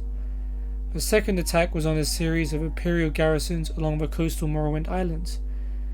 The Empress's consort, Contin Arynx, fell defending the forts. The third and final attack was a siege of the imperial city itself, occurring after the Elder Council had split up their army to attack western High Rock and eastern Morrowind. The weakened government had little defence against Uriel's determined aggression, and capitulated after only a fortnight of resistance. Uriel took the throne that same evening and proclaimed himself Uriel III, Emperor of Tamriel. The year was 3rd Era 121, thus began the War of the Red Diamond, described in Volume 2 of the series. Okay. We'll get on to Volume 2. Just take a quick sip first.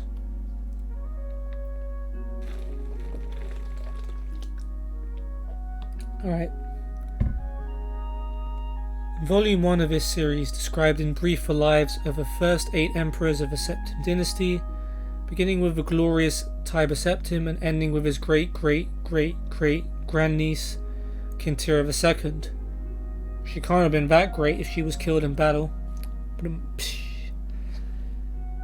Kintira's murder in Glen Point while in captivity is considered by some to be the end of a pure strain of Septim blood in the imperial family. Certainly it marks the end of something significant. Uriel III not only proclaimed himself Emperor of Tamriel, but also Uriel Septim III, taking the eminent surname as a title. In truth, his surname was Mantiaco from his father's line. In time, Uriel III was deposed and his crimes reviled, but the tradition of taking the name Septim as a title for the Emperor of Tamriel did not die with him.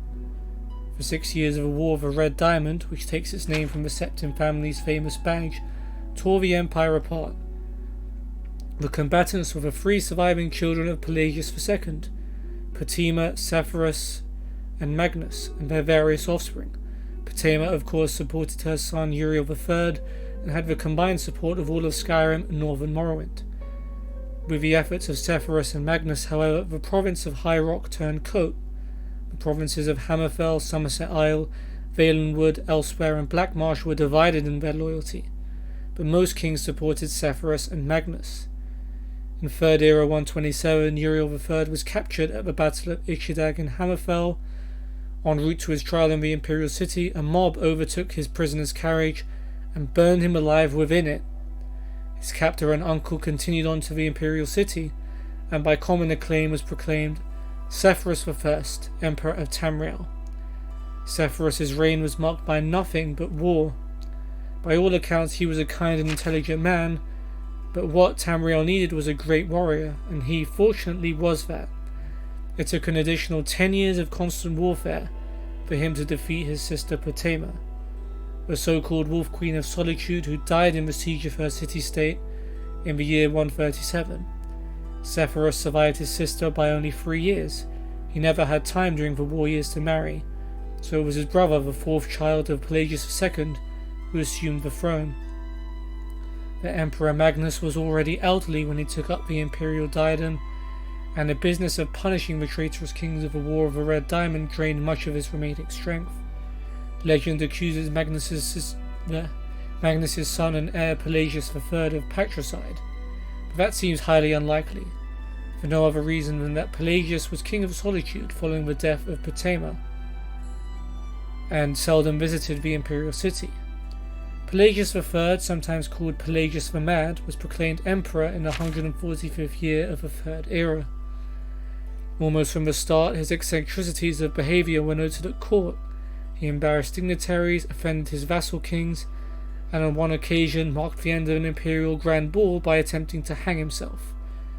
His long-suffering wife was finally awarded the regency of Tamriel, and Pelagius III was sent to a series of healing institutions and asylums until his death in 3rd Era 153 at the age of 34.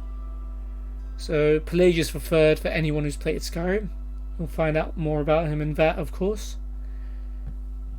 The Empress region of Tamriel was proclaimed Empress Kataraya I upon the death of her husband. Some who do not mark the end of the Septim bloodline with the death of Kintira II consider the ascendancy of this dark elf woman the true mark of its decline. Her defenders, on the other hand, assert that though Kataraya was not descended from Tyber, the son she had with Pelagius was, so the imperial chain did continue. Despite racist assertions to the contrary, Kataraya's 46-year reign was one of the most celebrated in Tamriel's history.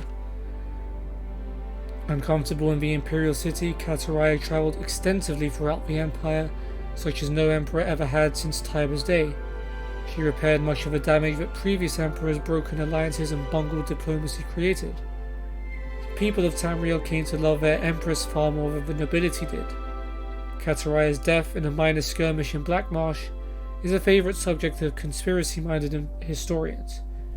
The sage Montelius' discovery, for instance, of a disenfranchised branch of the Septim family and their involvement with the skirmish was a revelation indeed. When Cassinda assumed the throne upon the death of his mother, he was already middle-aged. Only half-elven, he aged like a Breton. In fact, he had left the rule of Weyras to his half-brother Uriel due to poor health. Nevertheless, as the only true blood relation of Pelagius and thus Tiber, he was pressed into accepting the throne. It's no one surprised that Emperor Cassinda's reign did not last long. In 2 years he joined his predecessors in eternal slumber. Uriel Lariat, Cassinda's half-brother, and the child of Katerai I and her imperial consort, Galivir Lariat, after the death of Pelagius III, left the kingdom of Wayrest to reign as Uriel IV. Legally, Uriel IV was a septim. Cassinda had adopted him into the royal family when he had become king of Wayrest. Nevertheless, to the council and the people of Tamriel, he was a bastard child of Katerai. Uriel did not possess the dynamism of his mother, and his long 43-year reign was a hotbed of sedition. Uriel IV's story is told in the 3rd volume of this series. Alright, let's get into that. Okay, the 1st volume of this series told in brief the story of the succession of the first 8 emperors of the Septim dynasty, from Tiber I to Kintira II. The 2nd volume described the War of the Red Diamond and the 6 emperors that followed its aftermath, from Uriel III to Cassinda I. At the end of that volume, it was described how the Emperor Cassinda's half-brother Uriel IV assumed the throne of the Empire of Tamriel. It will be recalled that Uriel IV was not a septim by birth. His mother, though she reigned as empress for many years, was a dark elf married to a true septim emperor, Pelagius III. Uriel's father was actually Katerai I's consort after Pelagius' death, a Breton nobleman named Galivir Lariat. Before taking the throne of Empire, Cassinda I had ruled the kingdom of Wayrest, but poor health had forced him to retire. Cassinda had no children, so he legally adopted his half-brother Uriel and abdicated the kingdom. 7 years later, Cassinda inherited the empire at the death of his mother. 3 years after that, Uriel once again found himself a recipient of Cassinda's inheritance. Uriel IV's reign was a long and difficult one. Despite being a legally adopted member of a septim family, and despite the Lariat family's high position, indeed they were distant cousins of the septims. Few of the Elder Council could be persuaded to accept him fully as a blood descendant of Tiber. The Council had assumed much responsibility during Katerai I's long reign and Cassinda I's short one, and a strong-willed alien monarch like Uriel IV found it impossible to command their unswerving fealty. Time and again the Council and Emperor were at odds, and time and again the Council won the battles. Since the days of Pelagius II, the Elder Council had consisted of the wealthiest men and women in the Empire, and the power they wielded was conclusive. The Council's last victory over Uriel IV was posthumous. Andorak, Uriel IV's son, was disinherited by vote of Council, and a cousin more closely related to the original septim line was proclaimed Sepphoris II in 3rd Era 247. For the first 9 years of Sepphoris II's reign, those loyal to Andorak battled the imperial forces, in an act that the sage Erentine called Tiber Septim's Heart. Beating no more, the council granted Andorak the High-Rock Kingdom of Shornhelm to end the war, and Andorak's descendants still rule there.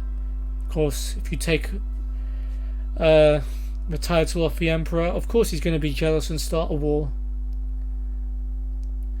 By and large, Sepphoris II had foes that demanded more of his attention than Andorak.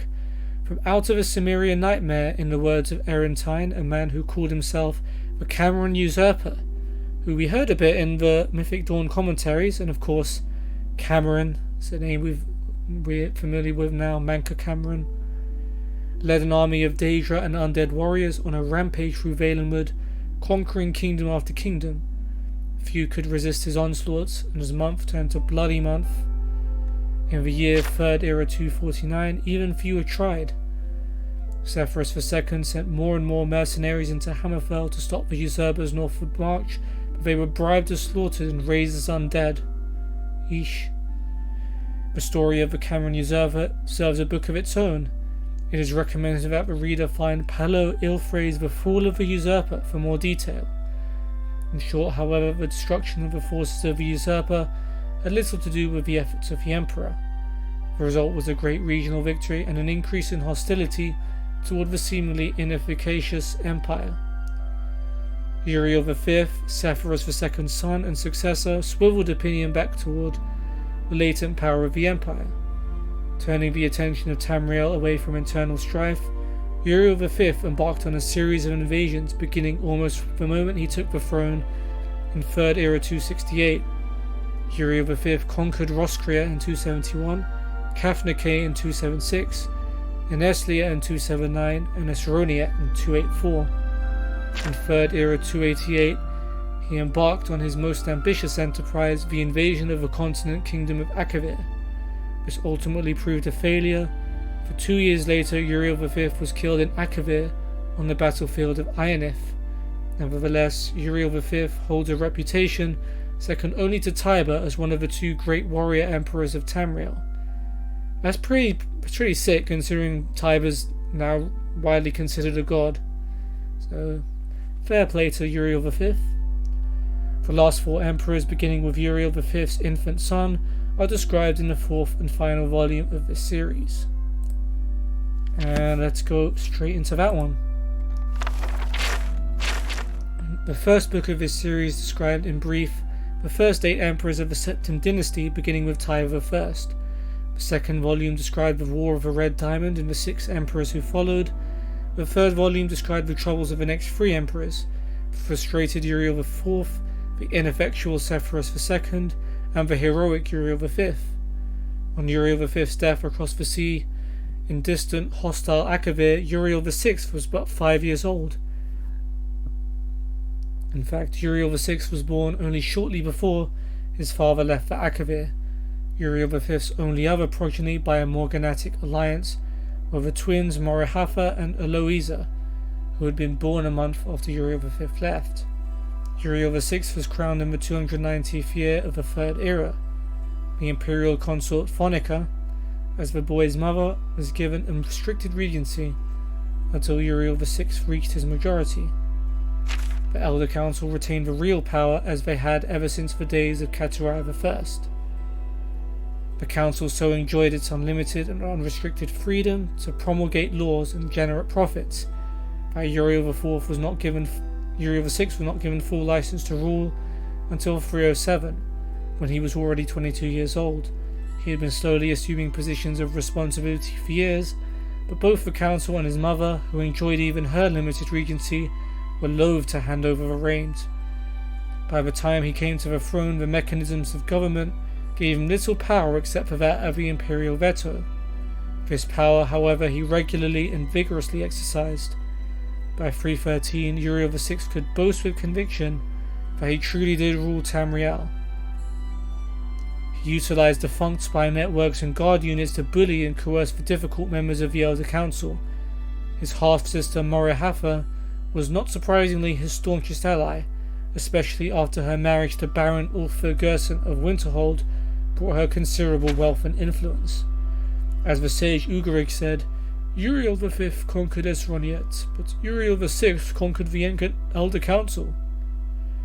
When Uriel VI fell off a horse and could not be resuscitated by the finest imperial healers, his beloved sister Morihafa took up the imperial tiara.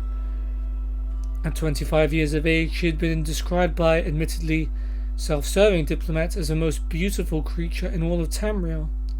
She was certainly well-learned, vivacious, athletic, and a well-practiced politician. She brought the Archmagister of Skyrim to the imperial city and created the second imperial battle mage since the days of Tiber Septim. Of course, the first one being Yeagerfan, and that didn't go too well. Morihafa finished the job her brother had begun and made the imperial province a true government under the Empress, and later the Emperor.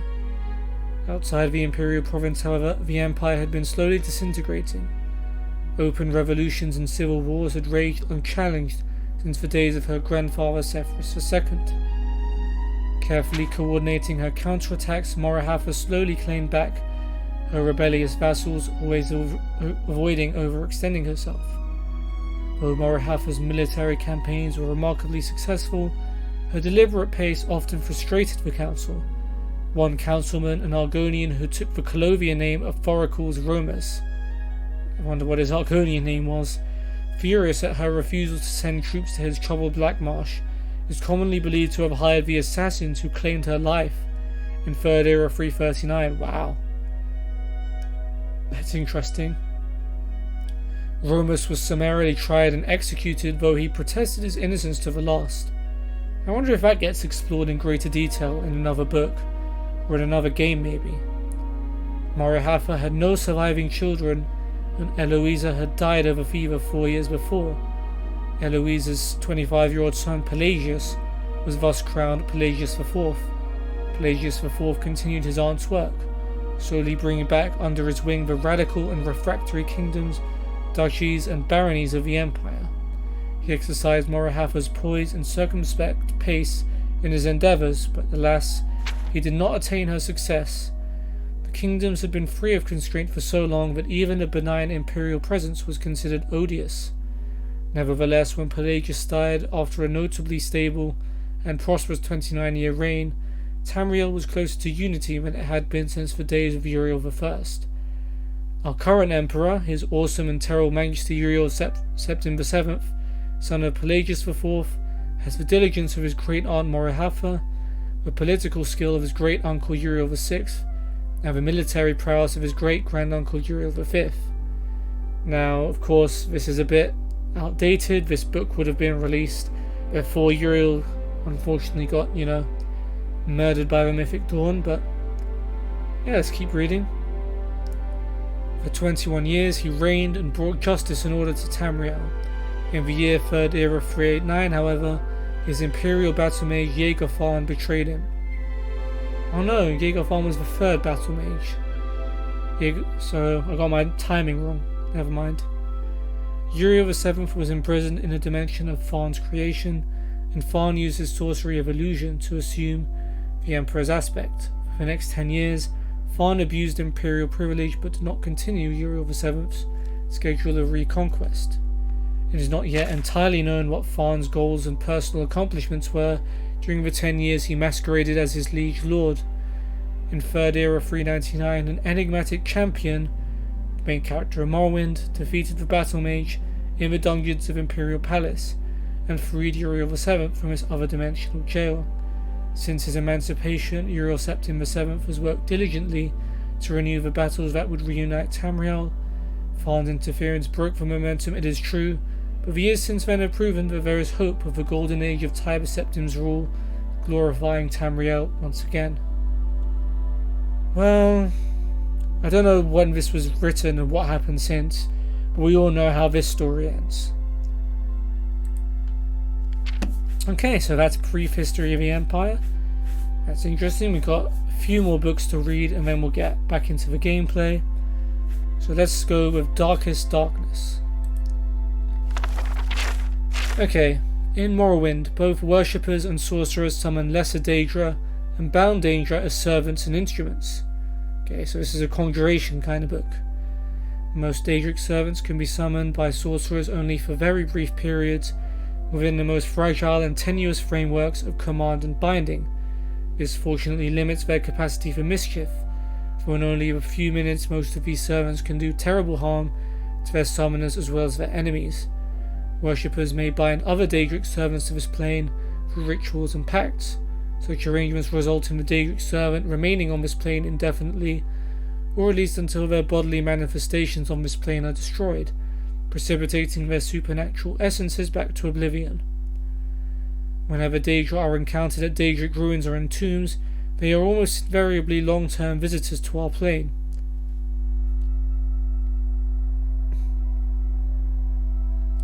Likewise, lesser entities bound by their Daedra lords into weapons and armor may be summoned for brief periods, or may persist indefinitely so long as they are not destroyed and banished.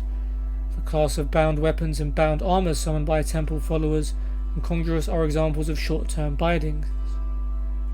Daedric artifacts like Mehrunes' razor and the Mask of Clavicus Vile are examples of long-term bindings. You might see those sometime in the future.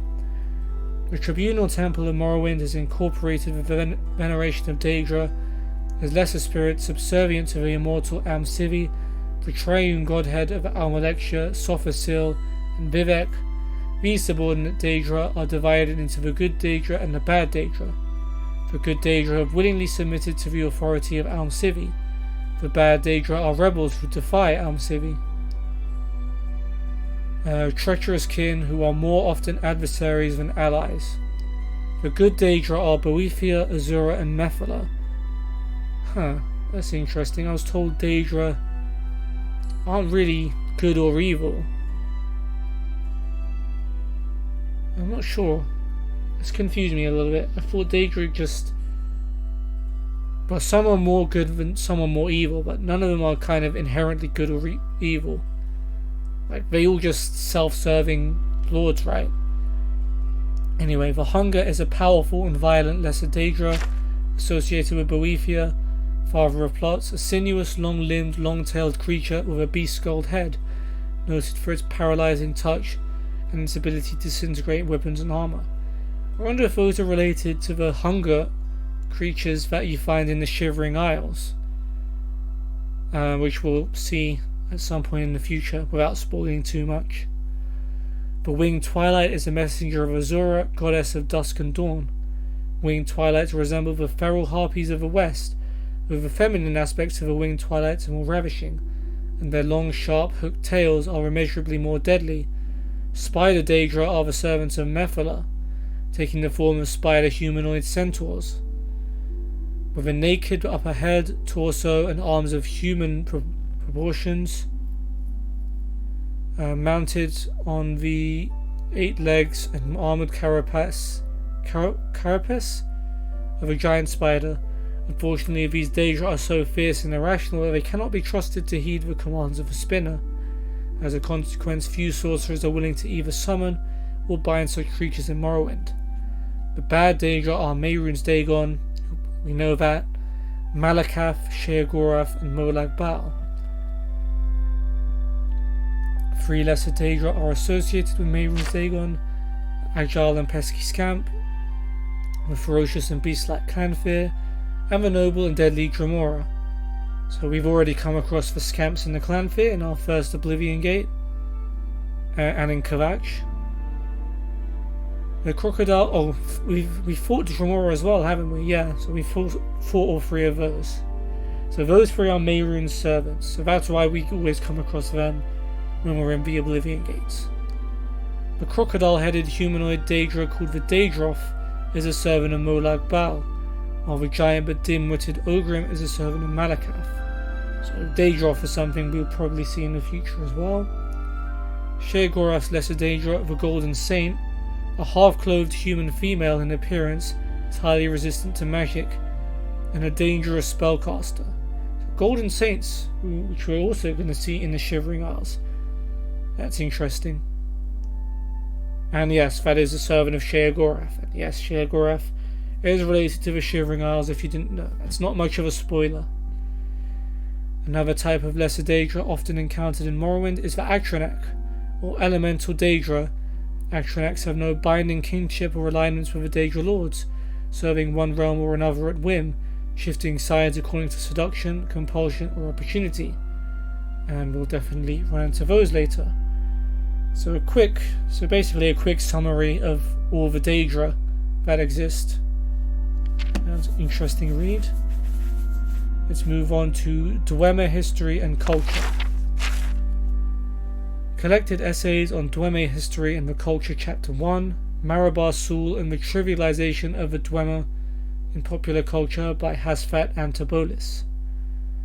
While Marabar Sul's ancient tales of the Dwemer was definitively debunked in scholarly circles as early as the reign of Kataraya I, it remains one of the staples of the literate middle classes of the Empire, and has served to set the image of the Dwemer in the popular imagination for generations of schoolchildren. What about this lengthy but curiously insubstantial tome has proved so captivating to the public that it has been able to see off both the scorn of the literati and the scathing critiques of the scholars?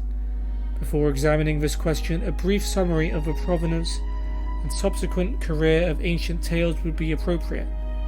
First published around 2nd Era 670, in the interregnum between the fall of the First Cyrodiilic Empire and the rise of Tiber Septim.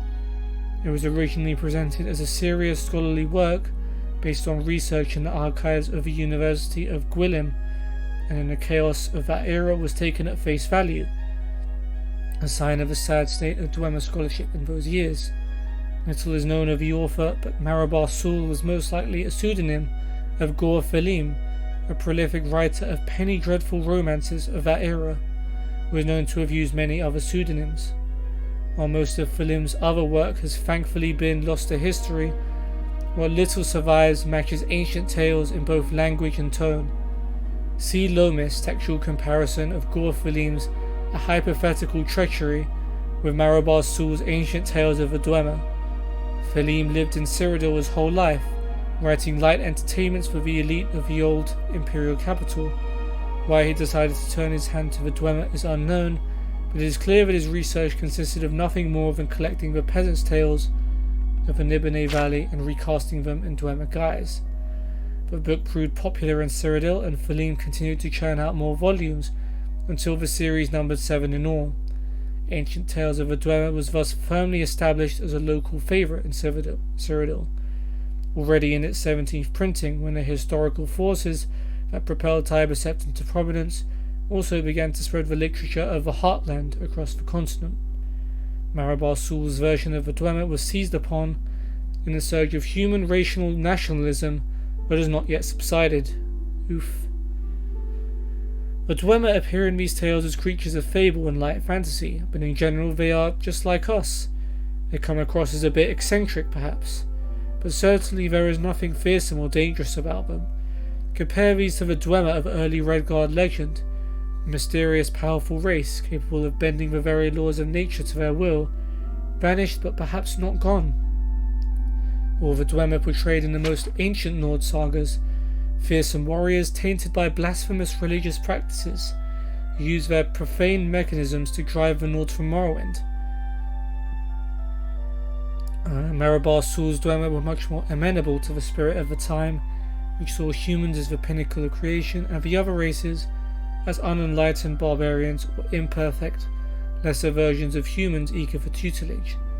Ancient Tales falls firmly in the latter camp, which does much to explain its enduring hold on the popular imagination. Marabar Sul's Dwemer are so much more comfortable, so much friendlier, so much more familiar than the real Dwemer, whose truly mysterious nature we are only beginning to understand. The public prefers the light, trivial version of this vanished race, and from what I have learned in my years of studying the Dwemer, I have some sympathy for that preference. As the following essays will show, the Dwemer were, to our modern eyes, a remarkably unlikable people in many ways. An interesting take on the missing race. I won't spoil much, but the Dwemer are definitely looked at a lot more in Skyrim. And finally, we will read the Guide to Anvil. Alessia Otis's Guide to Anvil. Sweet Debella, Lady of Love, bless us and our children. My name is Alessia Otis, and I'd like to tell you all about Anvil. The seat of Anvil County is by the sea, and at first glance is very pretty, but when you examine it closely, it turns out to be quite unpleasant. The water views are charming, but on the docks and in the harbour district outside of town, you'll find many sailors and tramps and dirty persons of little worth. I mean, if you don't remember from the other episode, I can't remember.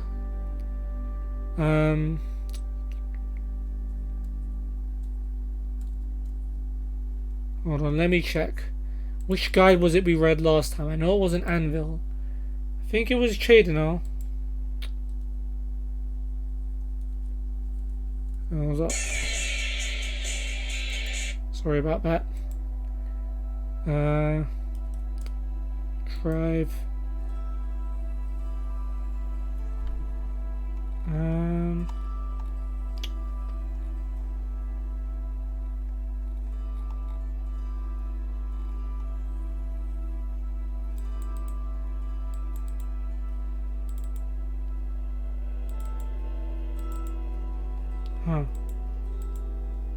Hold up. There we go. Yep, so we've read Guide to Shade now, so if you remember that, then you know Alessia Otis' style. It's definitely, she doesn't really hold anything back when it comes to her opinion.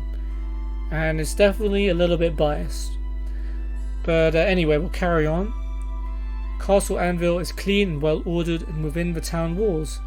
Some houses are bright and cheerful, but others are derelict and abandoned, or shabby and neglected, with plaster falling in patches from the stonework, and lunatics and drunkards may be encountered everywhere.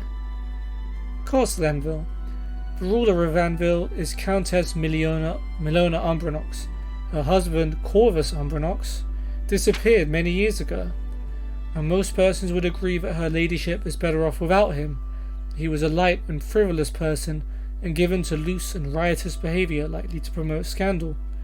The Countess herself is a righteous and godly woman, and an excellent ruler, well loved by the people.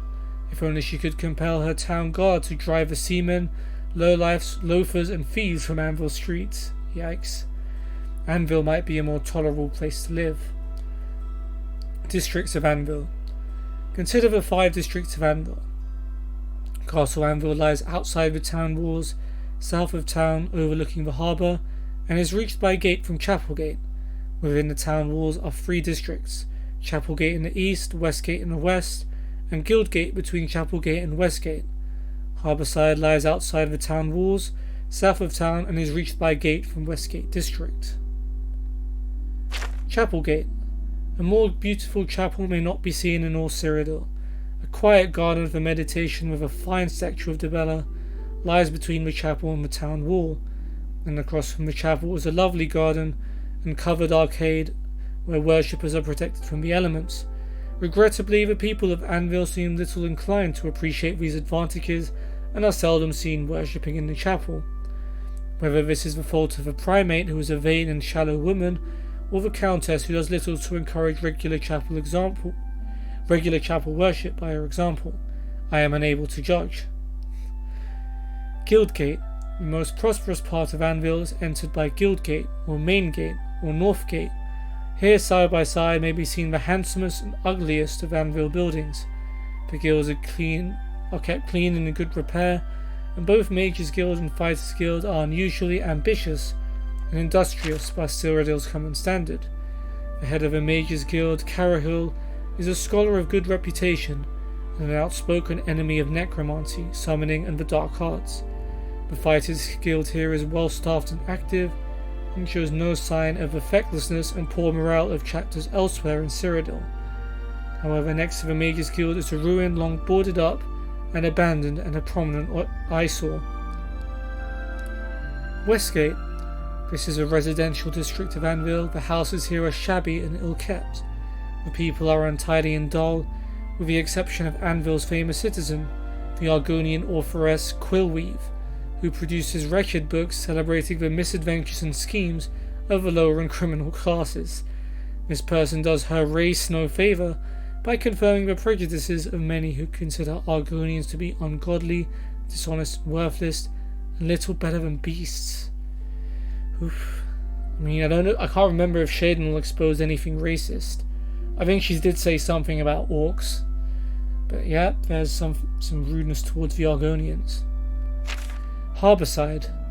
The docks are rotten and in ill repair, and all manner of spells issue forth from the holds of ships and ramshackled warehouses. Shiftless persons gather here to bask in the sun, gossip, chatter, and plot how to beg or steal gold for wine and ale. Here a good woman named Mirabelle Monet runs a house for homeless sailors, but I'm sorry to say her mistaken tender-heartedness and charity only encourages malingering and drunkenness. Instead, she should urge these wicked and idle men to improve themselves through industry and the teachings of the Nine. There is, however, a very appealing lighthouse south of the harbour, from which one may contemplate a distant and less disagreeable view of Anvil's castle, town, and its harbour setting. May the Nine guard and guide you. Alright, and we only ran out of books because we ran out of money. So, yeah, let's get back to the gameplay now. We're 2 hours 50 minutes in, roughly. So we're going to wait here for Gwyneth, who's apparently here to collect his copy of the Mythic Dawn commentaries. What did my quest say? Okay. Let's just wait for him to arrive. Sorry if anyone's tuned into the stream and doesn't really enjoy reading through all the books. If you're watching it on a video, you have the ability to skip. So, oh, you, Gwyneth? You are? I'm sorry, but I'm late for an appointment. I've no time to talk now. Huh? Oh, okay. I guess I have to wait. I'm here for my book, Mankar Cameron's Commentaries, Volume 3. Of course, here you go. Come Keep on, us in mind Vincius, for why any couldn't you help a future brother needs. out? Thank you. Thank you. I can't tell you how long I've been looking for this book. Right, now chat to me. I don't like you. I'm tough. I'm For waiting. what? Alright, tell me a rumor first. Do you believe any of that talk about more Oblivion gates opening all over the place? I mean, considering they blew up a whole city, it doesn't surprise me too much. Commentaries Volume 3, what do you know? Have you been following me? Leave me alone. That No, book you is saw mine. me, I was here before. I want to buy it from you, but I can't afford it. Just give me the book and I'll leave. Tell me about the Mythic Dawn cult.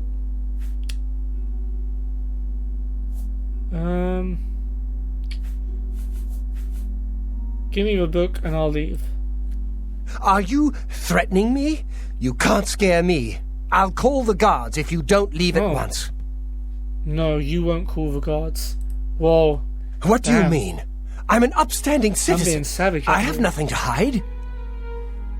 Don't play stupid, you're in way over your head. I beg your pardon? You presume to tell me about Daedric cults? I'll have you know that I visited the shrine of Sheogorath during the Festival of the Mad. I've spoken with Hermaeus Mora beneath the full moons. They killed the Emperor, you fool. What? The Mythic Dawn were the ones? Yeah, not so confident You now, have are to you? believe me. I truly had no idea. I mean, I knew they were a Daedric cult. Mankar Cameron's views on Mehrunes Dagon are fascinating, revolutionary even. Yeah, stop trying to justify it, kid. But to murder the Emperor, Mara preserve us. You better give me that damn book. Yes, of course. I don't want anyone to think I had anything to of do with course their not. insane plots.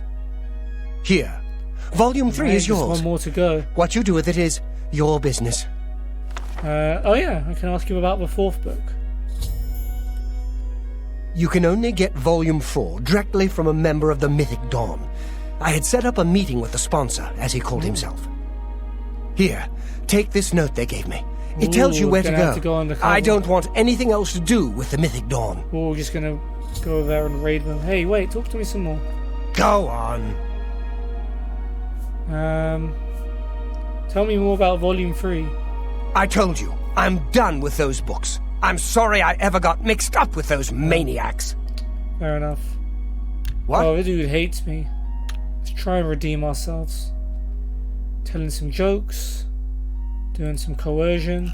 Don't be... We already You're- did coercion, Oh, though. you've got a Kinda point. made him give us his book. I don't...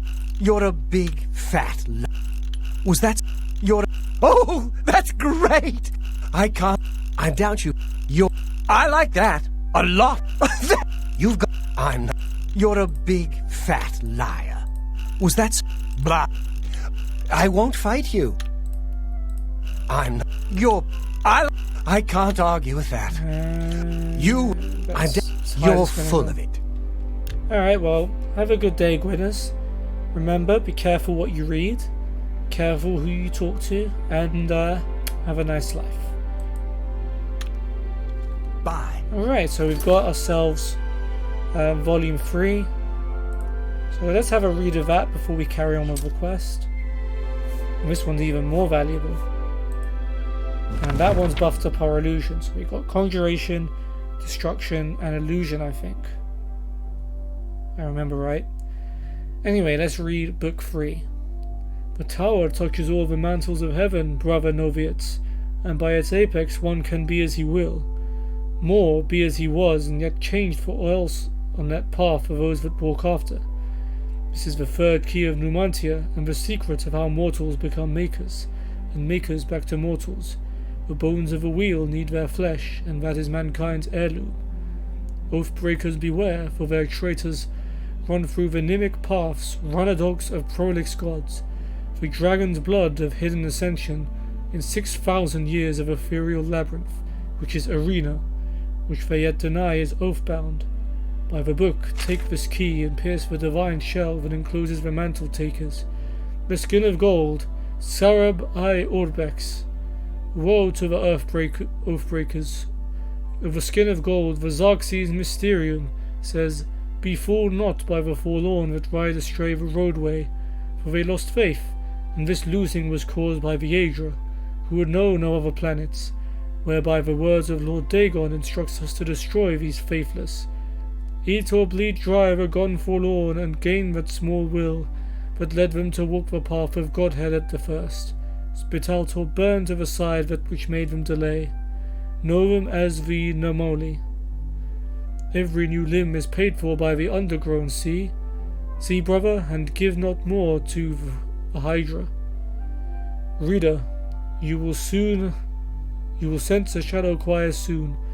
The room you are in right now will grow eyes and voices.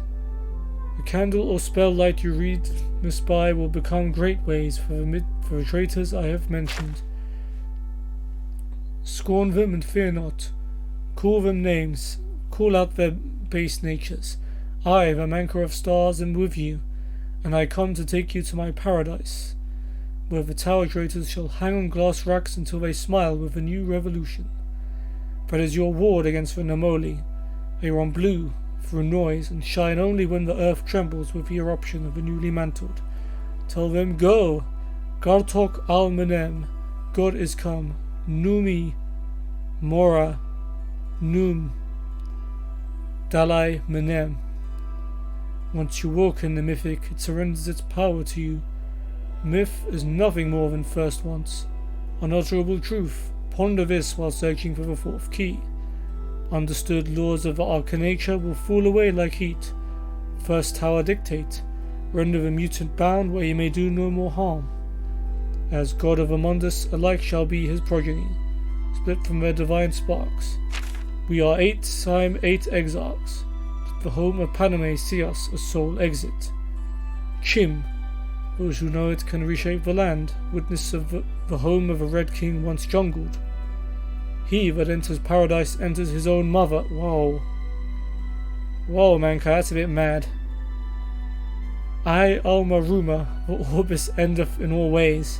Yeah, endeth's the right word for that last sentence, man. Endeth we seek through our dawn, all endeth. Falter now and become one with the wayside orphans that feed me. Follow and I shall adore you from inside. My first daughter ran from the Dagonite road. Her name was Ruma, and I ate her with no bread, and made it up of what? Which learned, and I loved that one, and blackbirds formed her twin behind all time. Starlight is your mantle, brother. Wear it to see by and add its light to paradise. I hope he means he ate his daughter in a metaphorical sense. Otherwise it's really freaky. But there we go, we got ourselves number 3. Okay. Grinnis told me that Volume 4, the last book I need, can only be given to you by a member of the Mythic Dawn. He had set up a meeting with one whom he called the sponsor. He was to go alone and sit at the table in the sunken sewer beneath the Imperial City. I will go and take that meeting instead, but I should find Baurus first. Right, before we do that, let's head back to Priory and dump off the stuff.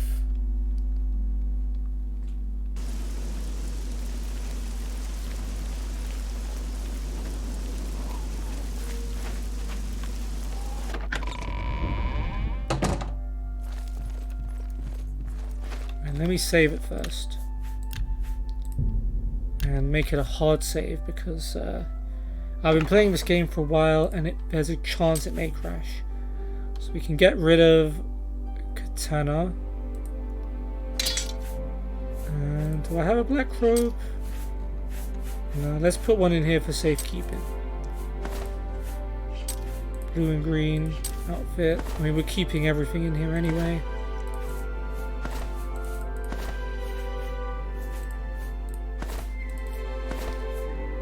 A big cheap wine. Mead. All these Cirilli Brothers stuff. Right, food. This is what I was not sure about. I have 2 boar meats. Oh man, I could have made potion with those. Okay. Okay, we didn't need to save the bread. Beef. Boar meat. Bone meal. Corn. Flour. Do we have flour? Oh, we did have flour. Could have used that too. Well, fly amanita. Yeah, we have that. Garlic. Yeah, we already had that. Grapes, ham. Yes, lettuce, onion, pear, tomato. The other ones we had. Put these all away.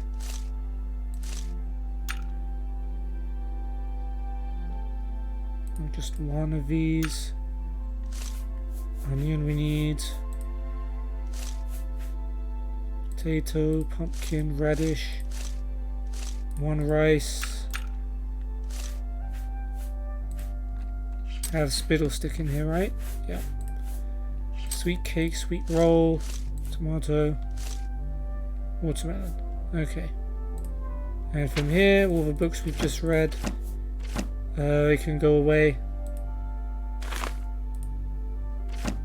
Bloodstained note. I will remember to go back to it, I think. Some of these stuff I haven't read because they're relevant to the player homes that we're going to be looking at later. Dwemer history, yep. We'll keep the Mythic Dawn commentaries on us. I was just checking if I could get rid of them. Oops, scroll past the books.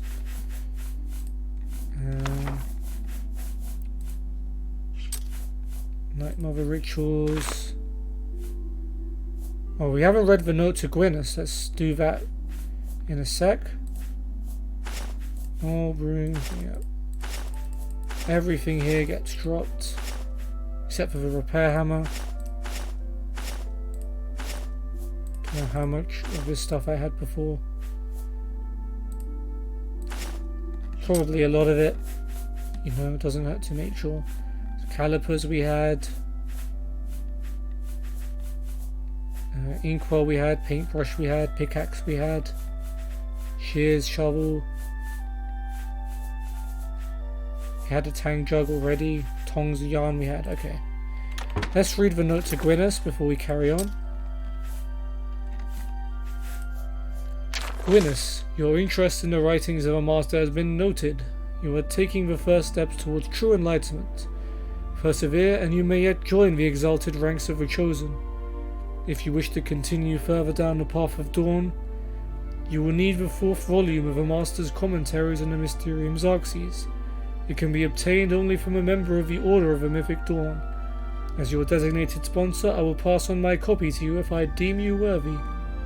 Study the first 3 volumes of a master's writings. Look for the hidden meaning in his words as best you are able. When you are ready, come to the sunken sewers until the Elven Gardens, under the Elven Gardens in the Imperial City. Come alone. Follow the main tunnel until you reach the room with a table and chair. Sit down. I will meet you there and give you what you desire. Sponsor. Alright, well, we've got a location. Well, whoop-de-doo, let's go.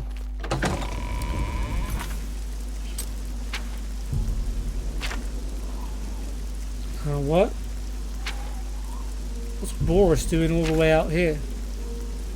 Right, let's go to the stables.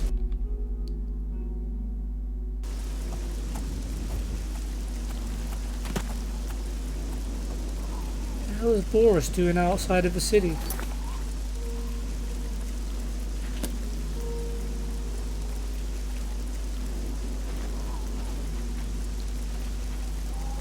Where is he? Did he get stuck down here?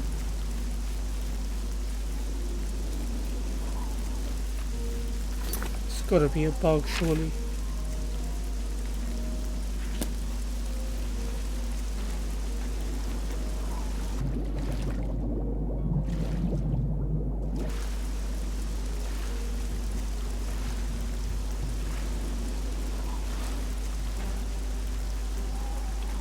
in a fight with something?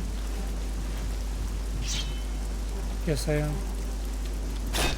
Right, I'm gonna crab down. Take the crab meat. I don't think we had any. Oh, we forgot to make potions with the stuff we had left. Boar meat, take your heart, pear, bread loaf. To restore health and fatigue with damage speed. This will take that trade off. Flour, onion, rice, tomato, restore fatigue. What can we do with garlic? Nothing at the moment. But mutton. Nope. Okay.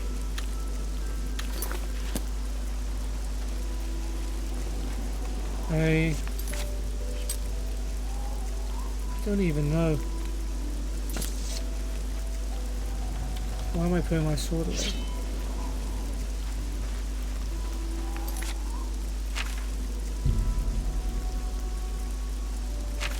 Oh damn. Where the hell is Baurus going? This has to be a bug. This has never happened to me before. Why is he going all the way here? Like away from the city. I'm basically chasing him.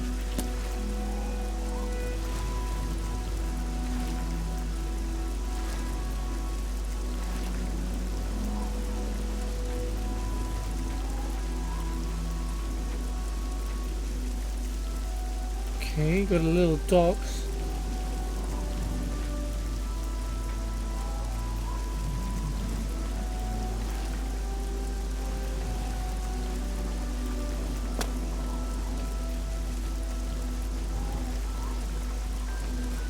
Ooh.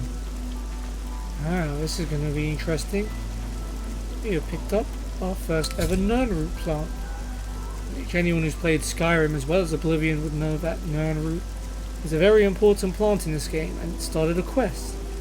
I've recovered a sprig of nernroot, a plant ingredient this unusual must have value. Perhaps I should bring it to an alchemist and find out a little more about it. An alchemist can be found in almost every city in Cyrodiil. And eventually we will get to that. There are more pressing matters so far. Ooh, a hidden chest. 9 gold and a silver bowl. I'd love to see. Not a very hidden chest, but you know.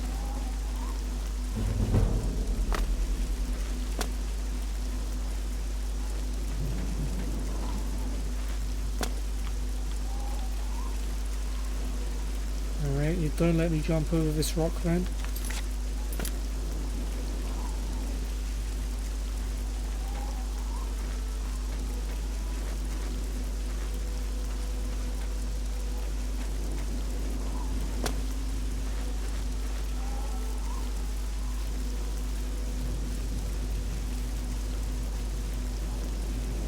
Ooh, some plant life.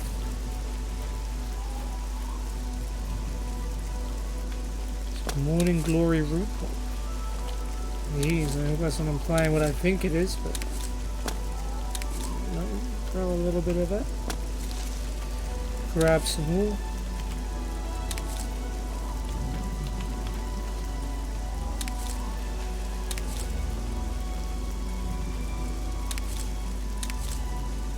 A lot of it here. Okay, nice. There's a little bit more. A lot more. Oh, there you are. Oh, Baurus starts looking for you. Baurus starts looking for you once you once you talk to Gwyneth. So he was on his way to Coral to try and talk to me. So we started walking there, and then when I went to the Imperial City, he started turning back. Wow. What can we do with this morning glory? We've got 15 of them. Fly Amanita can make burden poisons.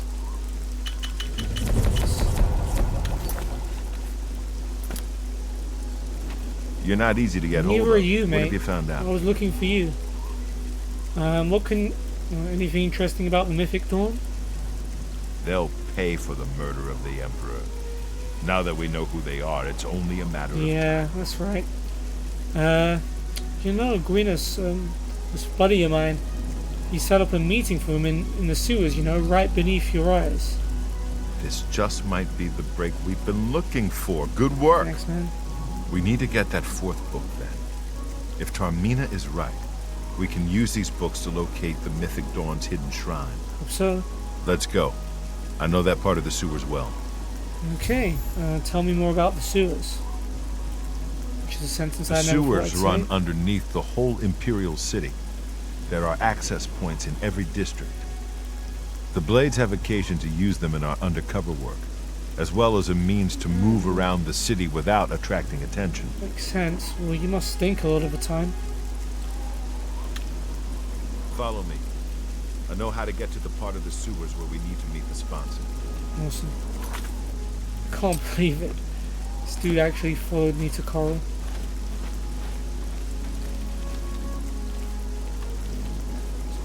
Okay, I guess we're not too far from the city. It's literally right there. Following you.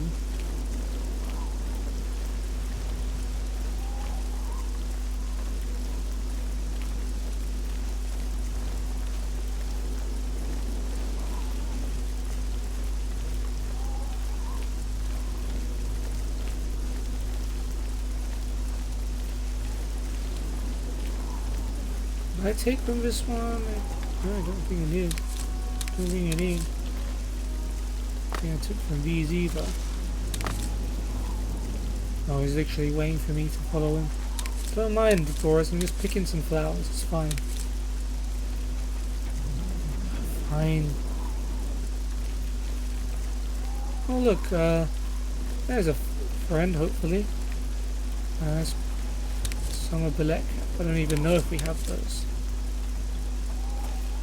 Afternoon, sir. Legion soldier. Tell me a rumor. If you've got to travel, by the 9 Divines, stay on the roads. The wilderness just isn't safe anymore. We've had sightings, you see. The Daedra. Thanks for the heads up, dude. All right. Make you guys like me as well. Can't even see your mouth. Coerce you like. Maybe joke as well. What? Don't... Hey, I got it. Not bad. Not bad at all. That was blah, blah, blah. Oh, you're... Sure. Don't. Please, I'm sorry. Yeah, I'm... Yeah, I get it. Don't... Was... Good one. Now you like me too. Long live the Empire. Yeah, boy. Alright, what can I do with Summer Belek Cat? Don't think I've had any of these before. Alright, nothing at the moment. Gotta get good at alchemy first.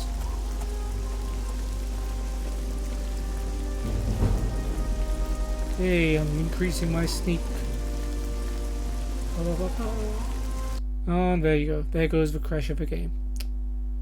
Damn it. Told you.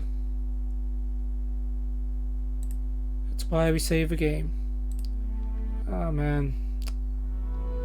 I should have restarted the game as soon as I saved it.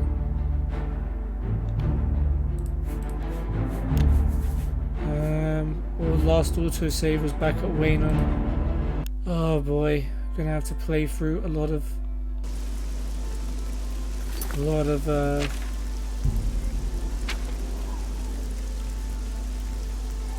yep. Came here.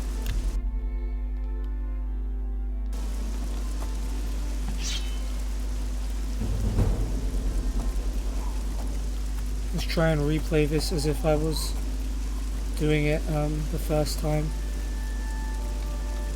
Those potions that I made, so annoying. But fortunately I remember. I can retrace my potion making exactly.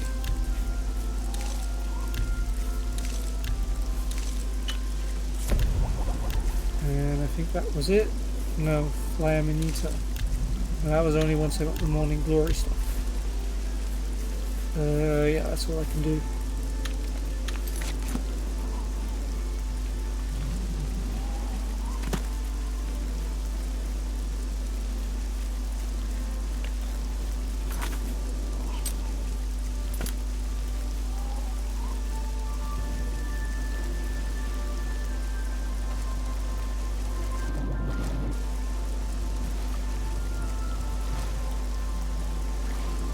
So 2.5 hours in the stream. Nope, my crab is back. Yeah, I know you're here this time. Grab meat. Move. So I was gonna say, so 2.5 hours. If I'm streaming for that long, I need to restart the game or it'll crash. Don't think that's my PC's fault. I think it's just more of a game.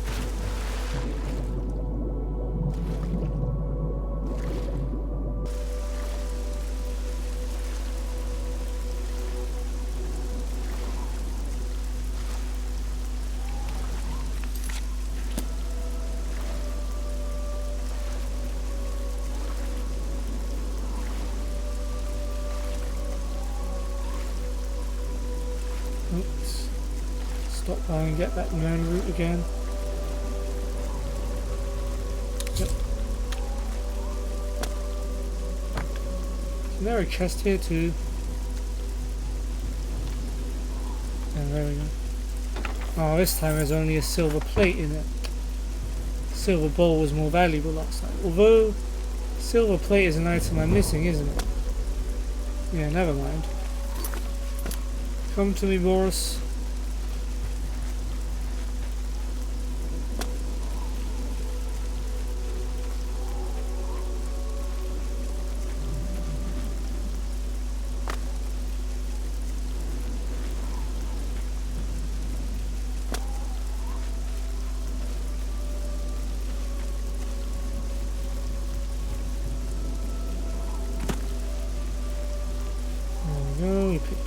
Yet again.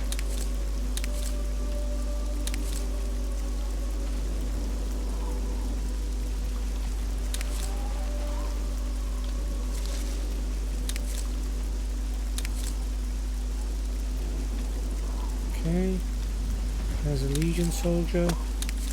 Not Baurus.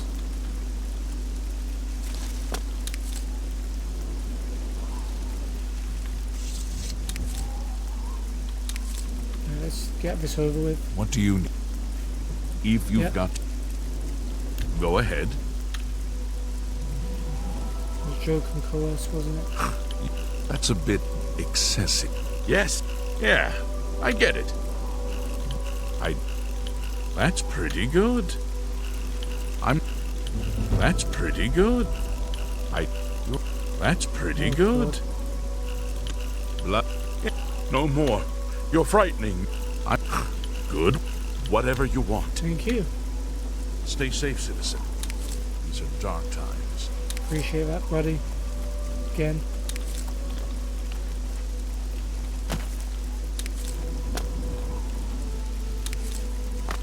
Alright, well, it was about this point that Baurus finds me. Let's make up our potions again.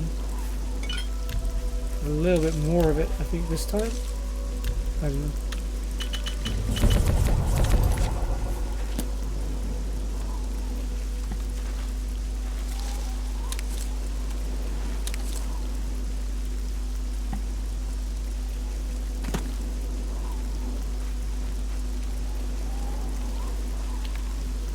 I did this a bit faster than I did last time. I think I saw a silhouette of him kind of in the distance. Let me stop pausing. There you go.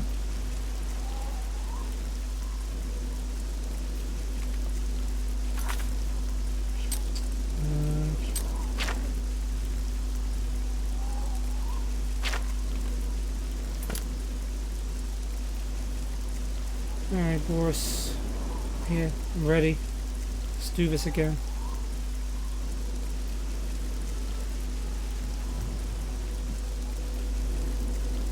You're not easy to get hold. We need. Let's go. Yep, let's go.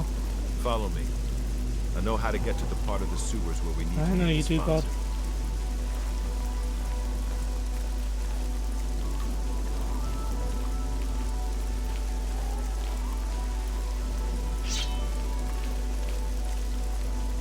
Don't mind if I, get that sneak skill back again.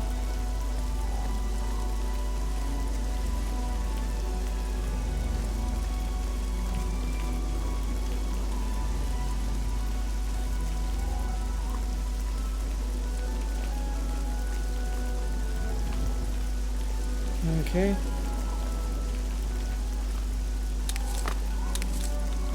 Yep. Picking these flowers yet again.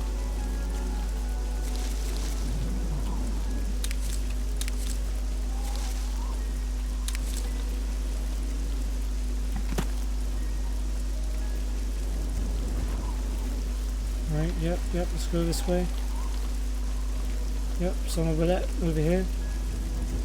Grab those, thank you.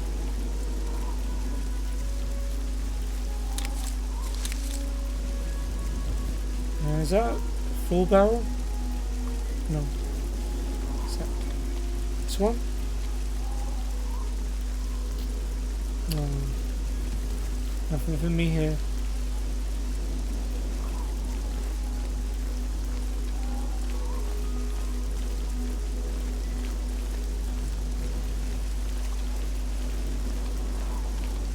Some mushrooms over there, is that? Oh no, they're just buckets. Sorry, Baurus. I'll let you carry on. Market district is... anyway, I'm just gonna follow you.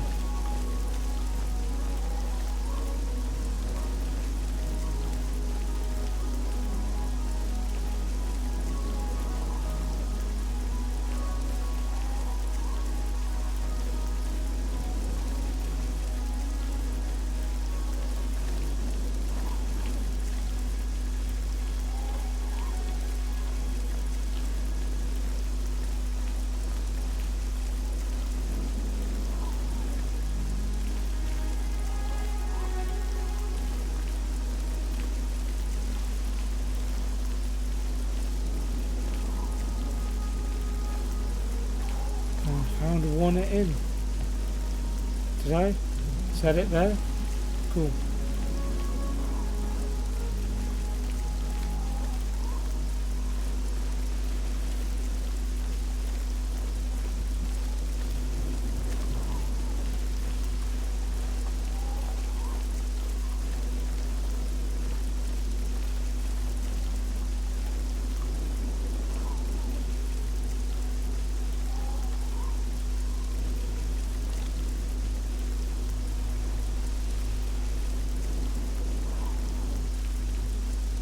Can I loot these stuffs? Yep, sure can. Anything that's worth anything. Is that an alchemy ingredient? Oh, more of this stuff. Nice. Medicine. Ooh. 10 tankard, which I think we didn't have. Can I do anything with this onion? Rice. Yep, cool. Carry on.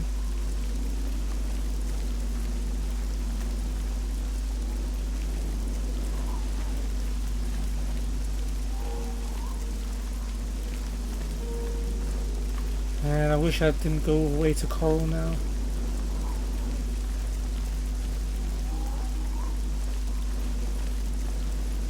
Because now I just have to wait and follow this guy, whereas he starts a lot closer to where you need to be if you're already in the Imperial City. I had no idea he actually seeked you out. Because the last time I remember, I had to go back to him at Luther Broads just to talk to him. It's kind of weird that he tried to follow me all the way out to Coral.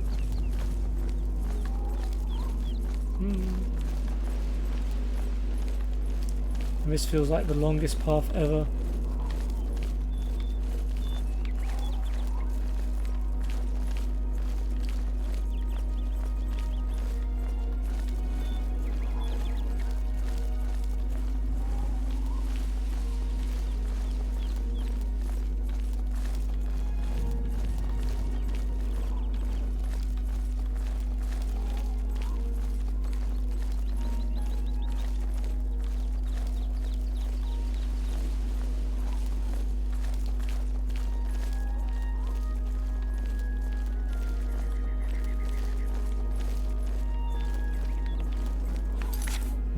it. Oh, it's really that far away.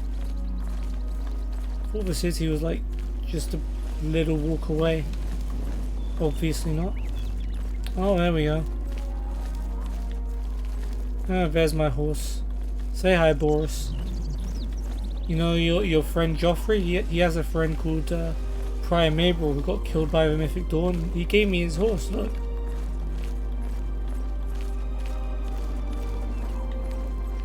No, I'm not gonna say hi. I'm just gonna walk around him.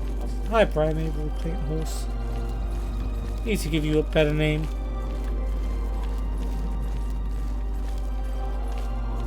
Or do I?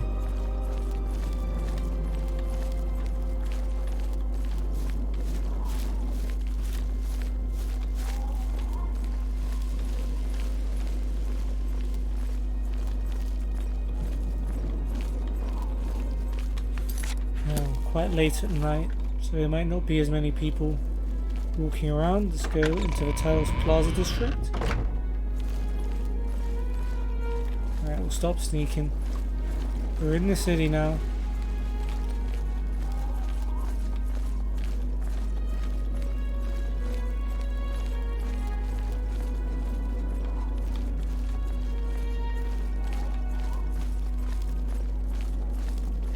Are you gonna head down into the Talos Plaza sewers, or are we literally going all the way to the market district? Or maybe the Elven Gardens one? I don't know. You tell me, Baurus, you're the expert here.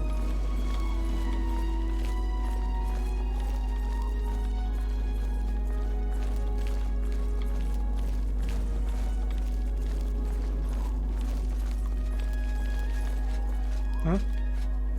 Okay. Okay, looks like we're heading to the palace. Maybe we're going all the way around? I don't know. Please tell me, Baurus. Where are we going? What is it, citizen? Right, Elven Gardens.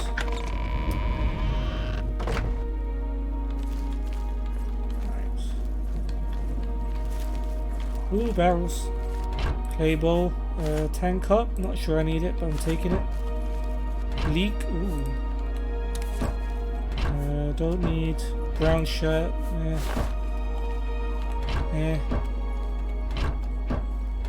Things that are worth money. Ooh, barrels. Flour. Let's see, can I do anything else? Any chance for a potion? Flour and leek. There you go. Carry on, Baurus. Don't mind me. Where's he walking to?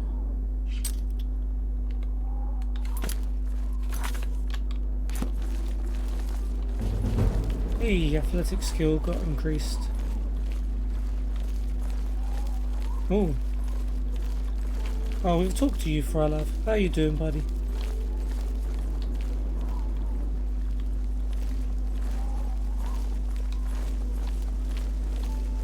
Ooh, there's people I haven't talked to. Hold up, Baurus. How can I help? Good thing we have the Black Horse Courier. I don't know how we'd get our news without it. I prefer to just listen to people talk. Some of the conversations they have are truly remarkable. Is that a shout out to yourself, Oblivion? Safe travels. Bye. Well, well. You interested in acrobatics training? You'd be quite a challenge. I'm Ida Lenormand. Ida? Acrobat, are you? You don't really look like one, but tell me about the city. It's just a sport. Chapel climbing. The hell? The watch doesn't like it, but you don't climb chapels while the watch is standing around. Wow. Alright, well, turns out you're probably pretty good at acrobatics. The feed bag isn't fancy, but it fills you up. Okay, fair. Go Well, you ahead. can't like me anymore. Let's get to training. And I can't afford her training. Alright, Why? Syntav How again. are you? Oh, there's more people. Oh, what do you want? Everything. Pista, Marillion. We're in Elven Gardens now, not Market District like earlier, right? I don't know. Tell me about the city, Pista. Where can you find a bed in the city? I hear the Tiber Septim Hotel in Talos Plaza is very nice. In the Elven Gardens, Luther Broad's we were in the boarding Elven house Gardens may before. suit less discriminating customers. we Fighters only Guild went to has market no for accommodations in princess. town. Mages Guild members have their own quarters at the Arcane University. I can't recommend the bloated float on the waterfront. The waterfront is not a very desirable That was location. very informative. Thank you, Pistol. I can't make up my mind about the prophet in Anvil. Is he truly a holy man, or just a lunatic exploiting the tragedy at the Chapel of We'll Debella? soon find out, I suppose. All right. Yep. Please like me. Yes, joke and admire. Good one. What a wonderful compliment. What a good... I doubt it. All right, I get it.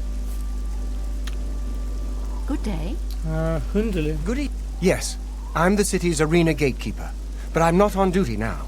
If you want to bet on a fight, see me at the arena between 9 a.m. okay. and 9 p.m. It's interesting. What rumors do you have? The Fighters Guild is recruiting again. Not a bad way to make some money, if you've got the stones for it. Yeah, I guess. Goodbye. Justy, I don't think I talked to you. Justia Sintav. Jenna's my sister. What do you got? I'm sick of all this fighting with the Aetius clan.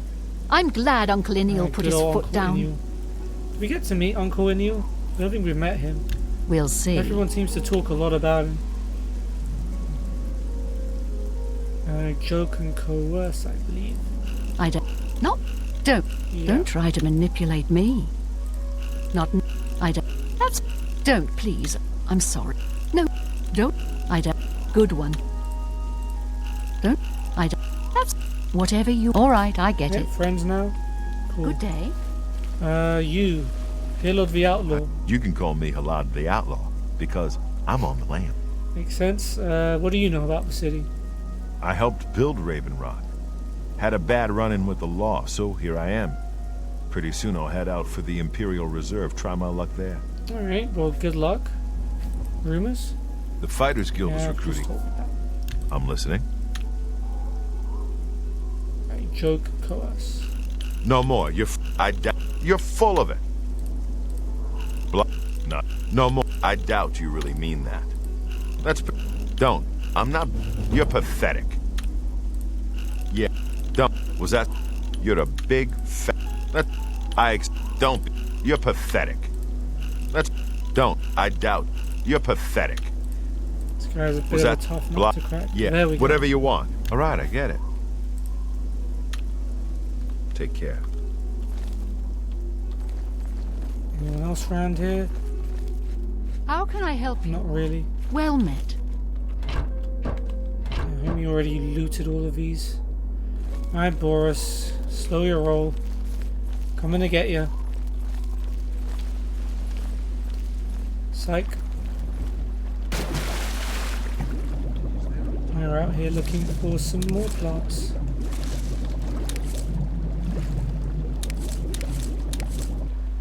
Is that it? One more maybe? Huh? Alright, sorry. Had to get me some sacred lotus seeds. What do these do? Spittle stick. Oh, damage health. Cool.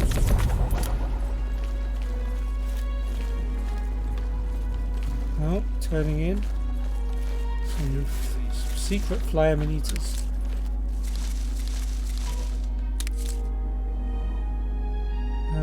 Oh, he's already gone. Barrel. Did we already... Oh, I thought that guard was coming after me. I'll take that, thank you. And we looted these. Okay, we're heading down into the sewers.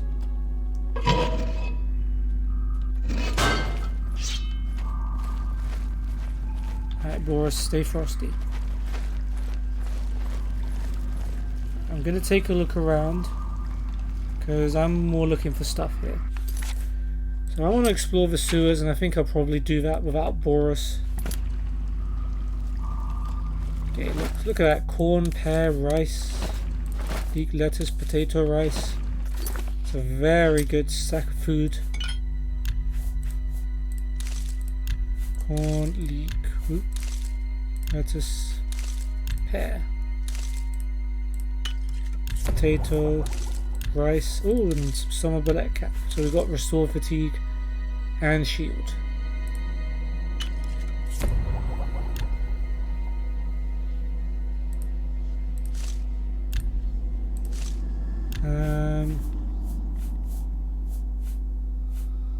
Venison, we didn't even check.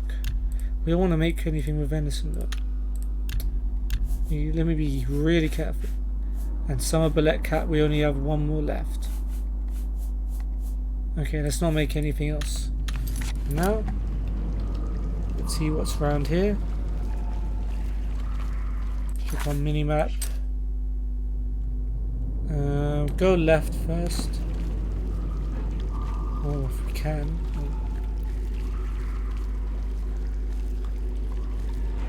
Ooh, there's a little rat skulking about. Grab its meat. Don't think we kept the rat meat from before, so I'm going to keep this one just in case.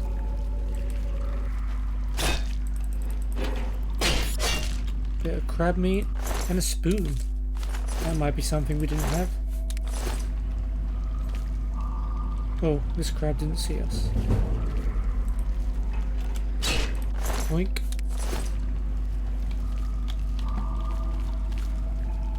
And there's a chest with 20 gold. We definitely need some money. Alright, now we've got a bit of spare crab meat. What can I do with it? Not much. Okay.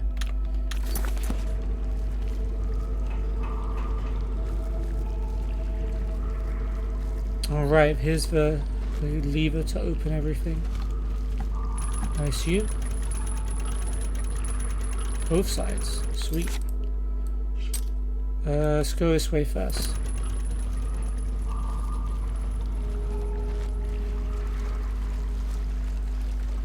Is that a rat I see?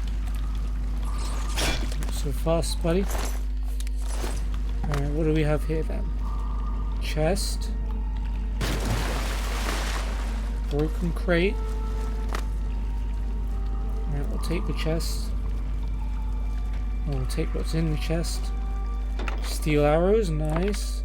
Weak poison and misfortune, that sounds like one I don't have. And a bit of gold. Solid. This crab is going to die. What can I do with rat meat, by the way? Now that I've got a little bit of that. Mutton, damage fatigue.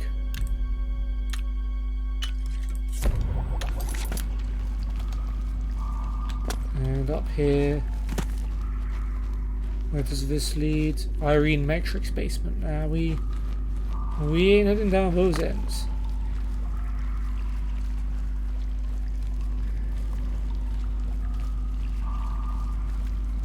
I think that's all there is over here.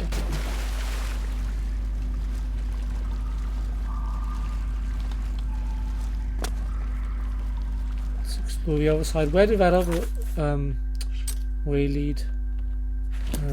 This way. Off Relos's basement. Oh.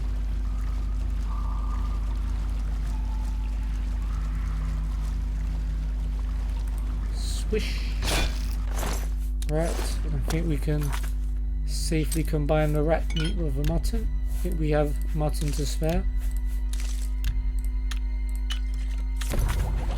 If we don't, I'm sure we'll find it at some point. I'm not going to lose too much. Sleep over that weak potion of grace as well. Nothing else here.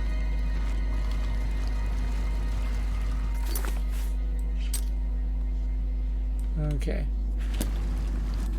Only one way to go from here, and that's to follow Baurus. Sorry for that. Just making sure there weren't any Mythic Dawn guys following us, right?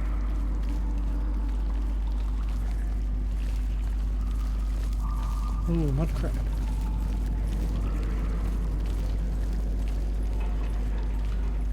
Look out! Oh, two of them. Link and loose.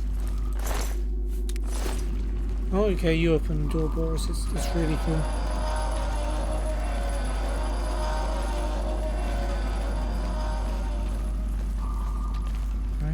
go now. Crab. Crab.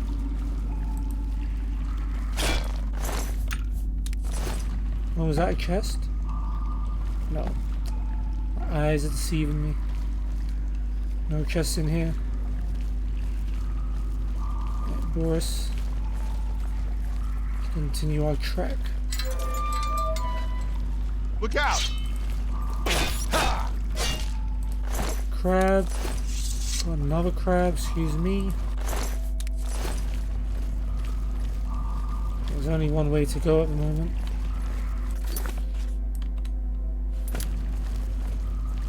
Over here! Alright. Crab meat. Barrel here. 2 torches. And now we go into the sewer waterworks. Get my back! And there's, oh.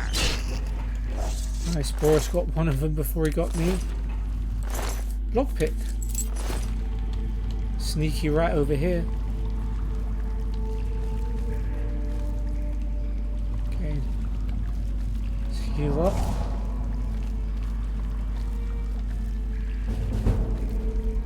Why are you going all the way around there? Something interesting? Stick together! Nice. My crab down. Love how Baurus is so overexcited when he's taking down these mud crabs.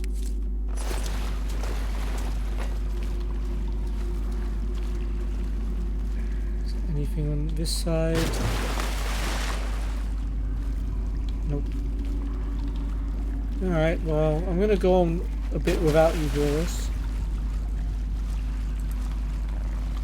So, just to make sure you don't take any more hits.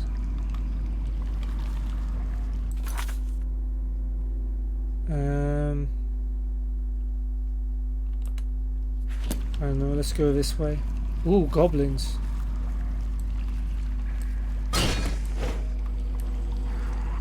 Easy enough. Take your war axe, take your arrows, take your bow. Weak poison or apathy, train speed. Mace here. Oh, this goblin got 9. And they're guarding calipers. And 2 torches. Really? You got nothing else in here? Oh, no, no chest here either. Good to know. That was worth my while.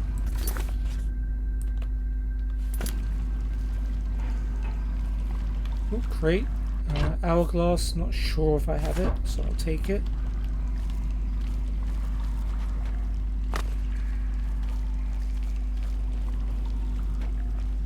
Crab.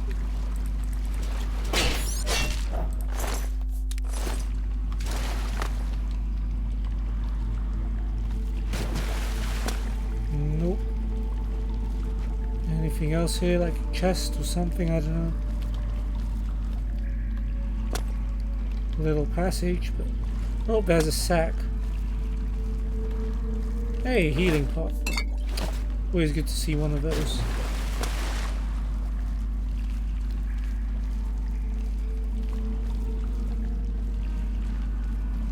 Ooh, goblin. That's too dark, so he can't see me. There we go. Weak poison of cowardice. A rusty iron sword. It's not worth much, but have a bit of room to spare. Ooh, hello. It's just about to turn around too. Iron mace. Money here, 12 gold. Solid. Is that it? Is there anything else to explore here? I guess there's up.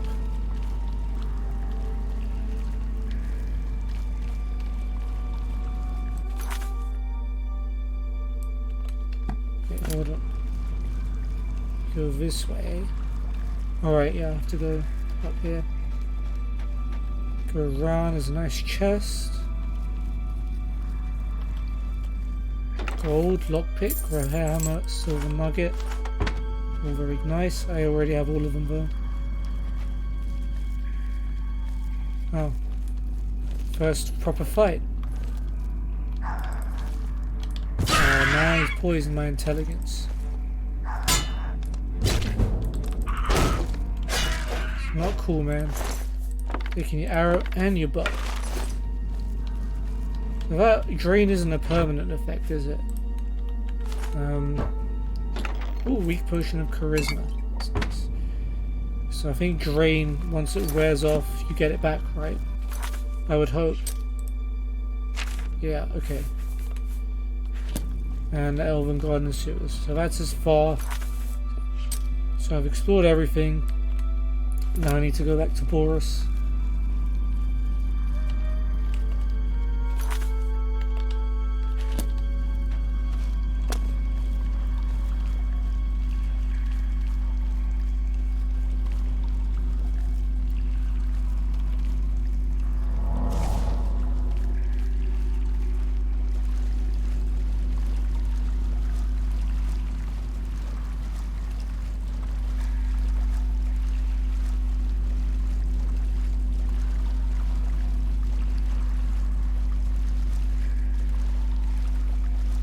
Alright, well, hope you didn't wait too long, Baurus. Kinda killed everything else in our path. So, you're welcome.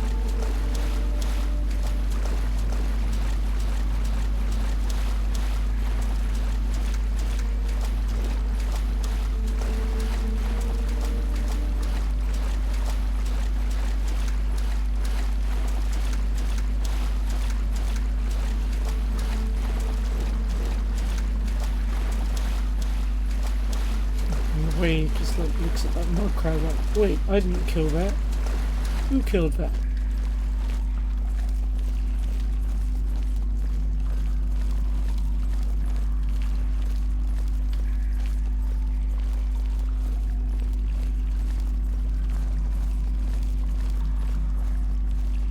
Look at all this stuff I've done for us.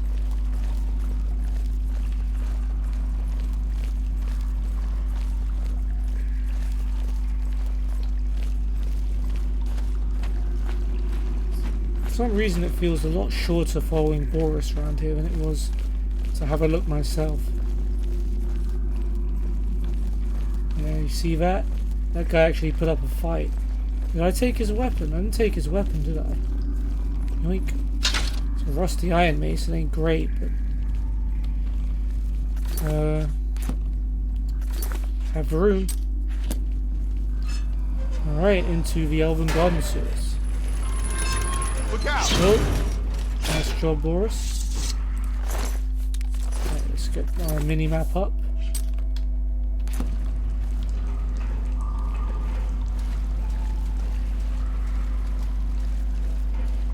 Ooh, my sneak skill's gone up. And I can level up now. This one's mine! Who's yours?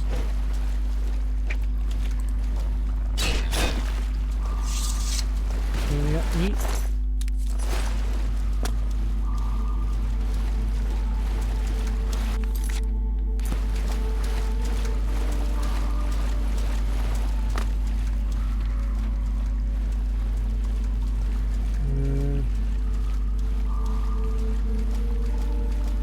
Stick together! Oh, there's one crab, but there's a rat, and there's a crab. I'm loaded on the alchemy stuff now. Hold up, Baurus, and go check out the rest of this place, see if there's nothing hidden.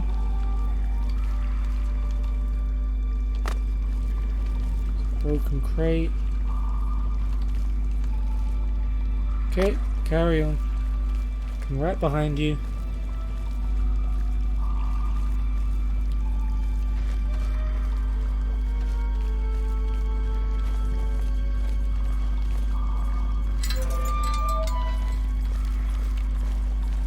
Okay.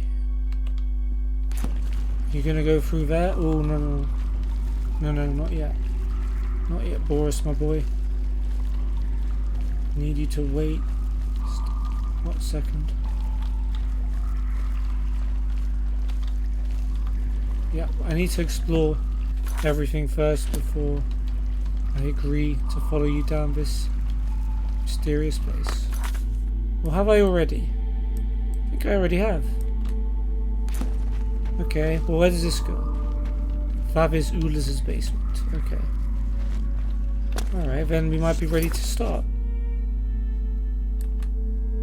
Okay, this is where stuff gets real, so I'm gonna save the game here.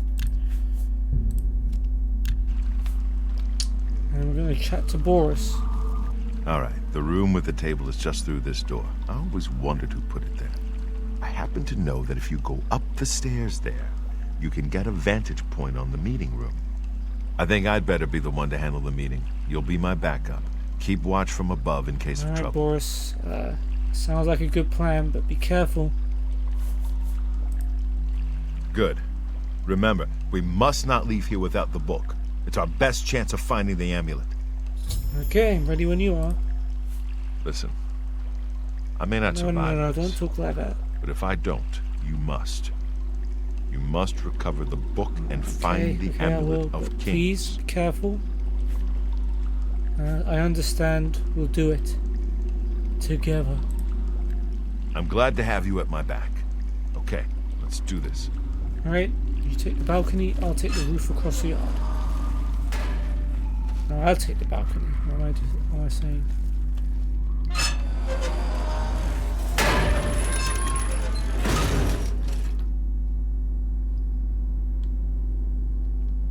Okay. Get ugly. So, you want to become one of the chosen of Mehrunes Dagon.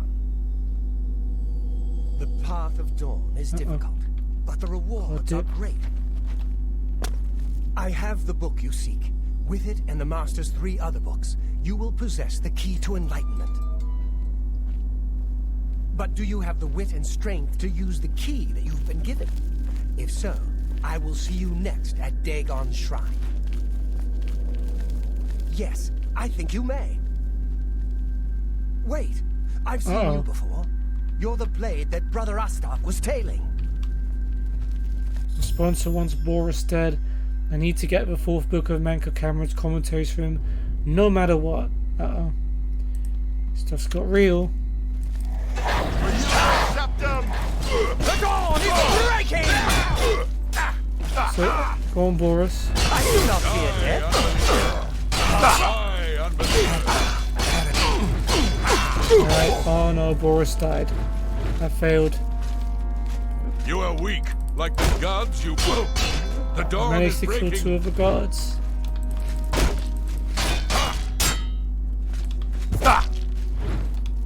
The dawn is breaking.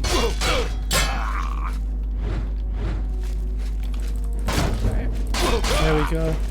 Going tired. That'll do. Whew. Oh man, poor Baurus. I mean, if I was that kind of a player, I could kind of save Scum and keep playing until I manage to save Baurus, because it is actually possible to save him. But, no. I'm gonna leave it like that. We'll take his katana in memory of him. Can't remember. Take these just in case. Rough leather shoes, frost shields, money.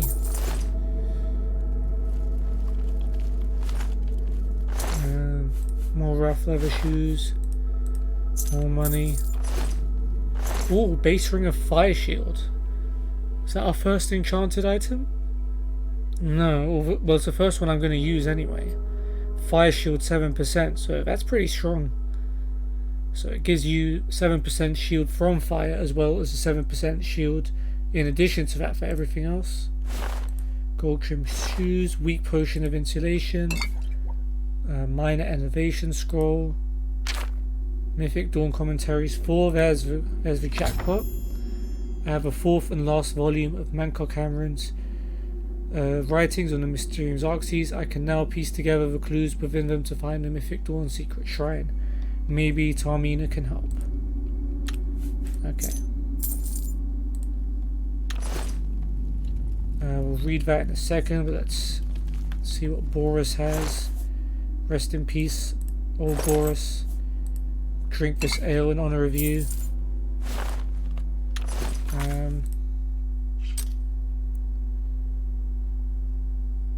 Wait, what was I going to do? Alright, I picked up some armor from him, right? So we can put this ring on.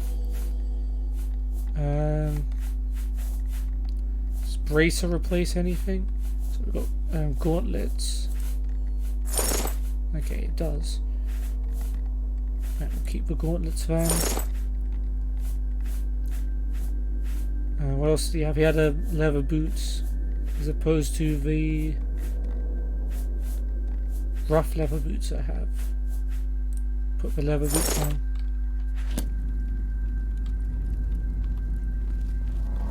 Anything on the table? No.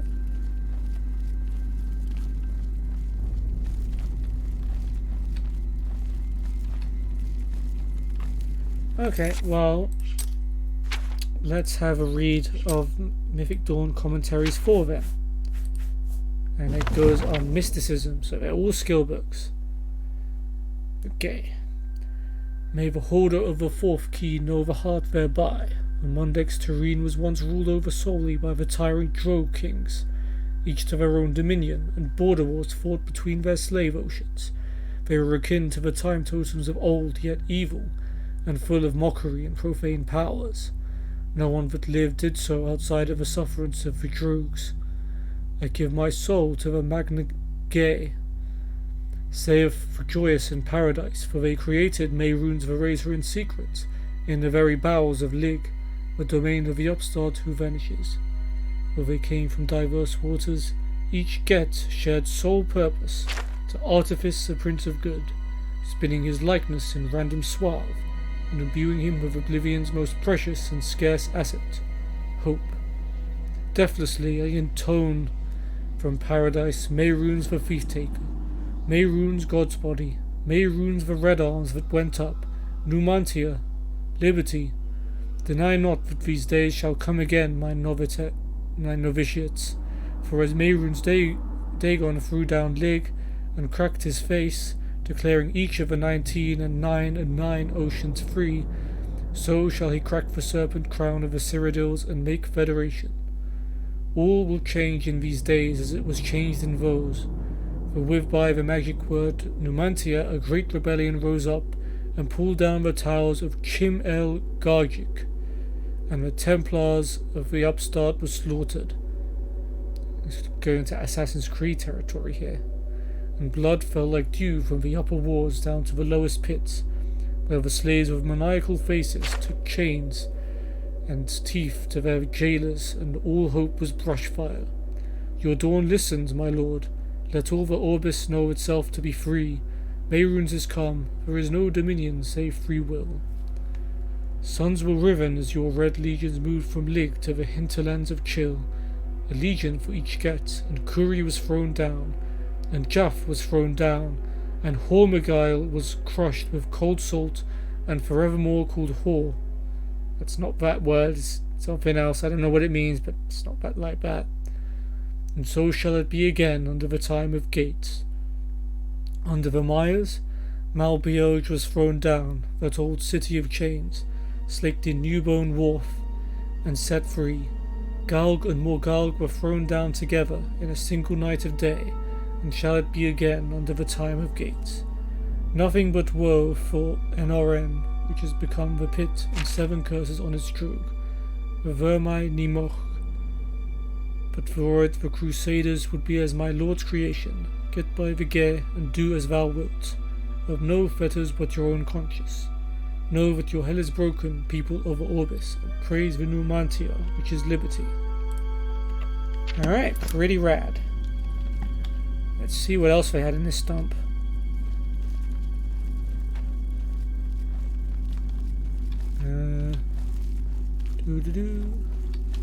Nope.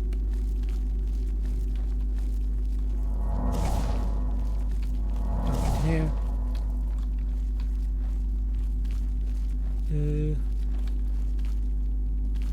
Maybe up here? Could still be more of them around here, so I should be careful. Oh look, some bedding area. Chance for me to sleep and level up. Oh look, and a bunch of beer too.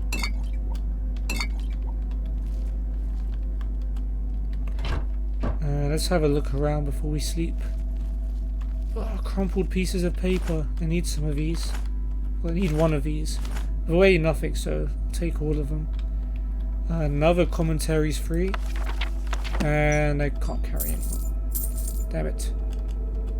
Gold and lockpicks. Gotta drop something. Not sure what I do have and I don't have.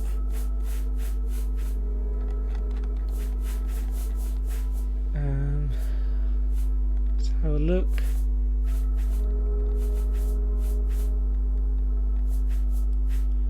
Rough leather shoes I could probably ditch.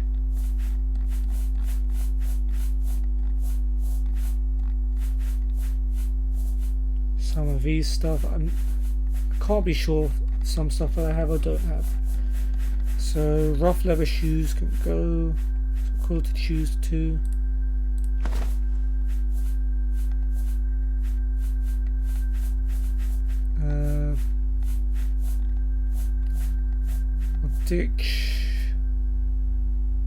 Ditch an iron mace as well, I think. Not sure. Let's just not risk it. Okay, what else do we have here? Oh, commentaries, number 1, number 2. Another chest, we'll come back to that. Another robe. Base ring of freedom, resist paralysis. Cool, you're allowed to wear 2 rings in this game, so 2 enchanted rings already is pretty solid. And a bit of money too. Yeah, just put it on. Not many enemies paralyzed in this game. Spider Daedra, probably the main ones. Okay, and this is where I was waiting, so there's nothing new here.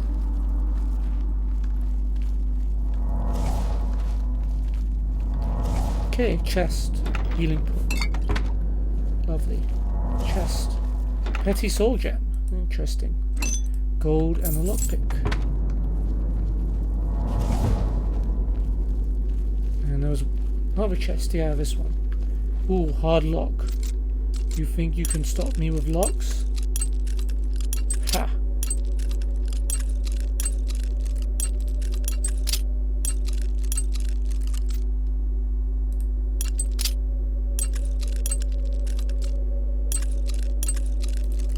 There we go. Just for 10 gold and a repair hammer. Alright, fine. Let's take a nap now. Okay, you have ascended to level 4. You've done things the hard way, but without taking risks, taking responsibility for failure. How could you have understood? Hey man, I've taken plenty of risks. Right, personality +4. Let's go intelligence +3. And speed +2. I know it's not efficient, I know this is just based on what my character's doing. The game makes me level up, not the other way around. That's how I'm playing this. Okay, well there seems to be nothing else around. Don't know why I healed. Okay, Sun Consumer's key.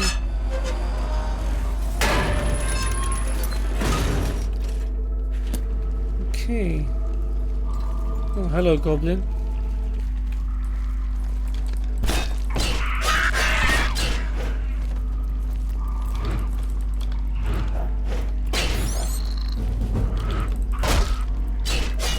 Oh, this is a tough little goblin.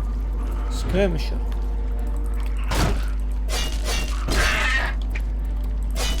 Let's get the crab out of the way.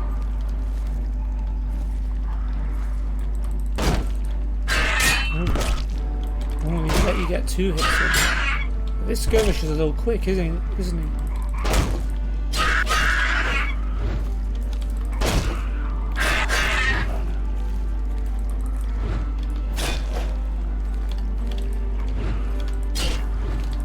Range you. Should be using that.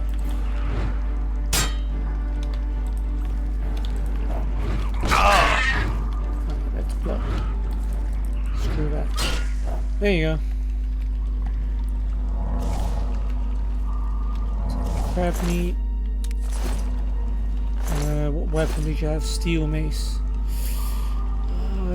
Taking it. I don't know. Drop a bow. Anything else I have? Multiple of. Beers. I don't need any more. Ales. Cheap wines.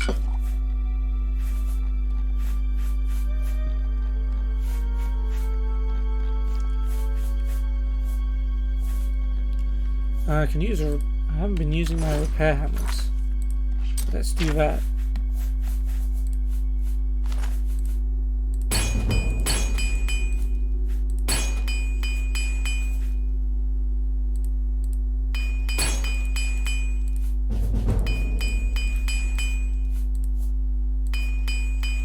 Hey, managed to keep one around. So we've got enough room now. Where's the other goblin we killed? Over here, right? Yeah. Rusty iron short sword, got one of those. What's our one like? 100. Unused. Got a lot of bone and bones. Had that. Base ring of light. Oh, no way. It's a good ring, it's worth money, but I don't want to light myself up. Brass pearl ring, there's a soul gem and some gold. Some sorcery potions.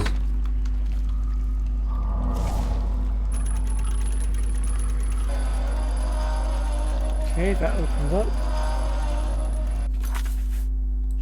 What way am I supposed to go? This way. Let's see what's in here then.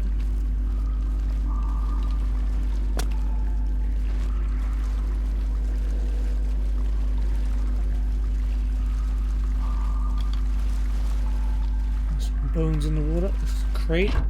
Tan plate. Don't think we have that, which means I have to drop more stuff. I think I can drop these arrows. Right. Nice double wrap. Damn.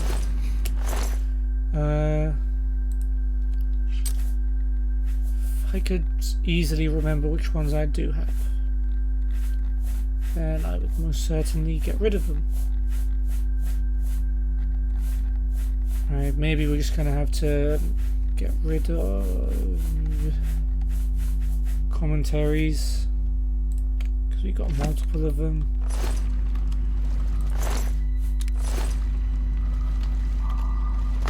Coated doublet, thick cowhide shoes. Carrying books already on time. Maybe not. Doublet I am.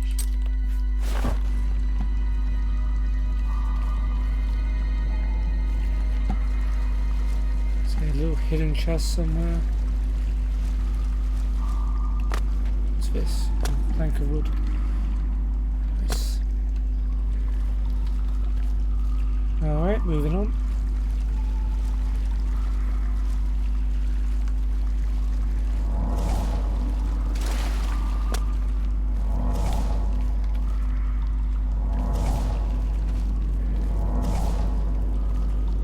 Bones. These aren't bones, it's wood. Going crazy. Been streaming for way too long. Right, another rat. Hello.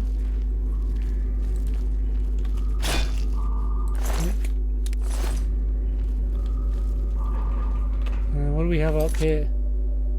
Denari Amnes's basement. Oh. This is a bit of a weird way out.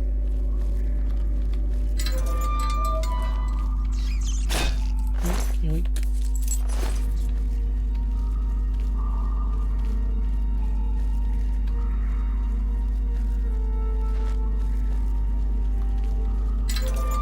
Okay.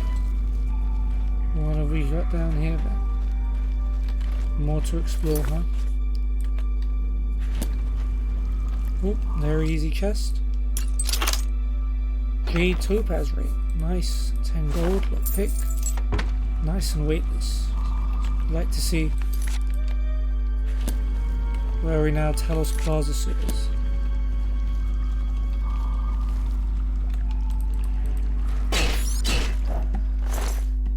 And more crab meat.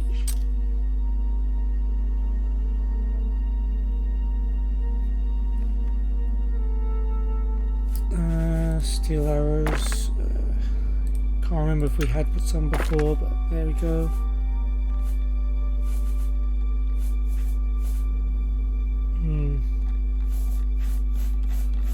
Maybe we could just get rid of another commentaries. I think we definitely have all of those.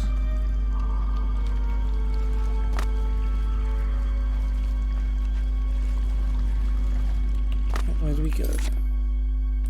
Let's go left.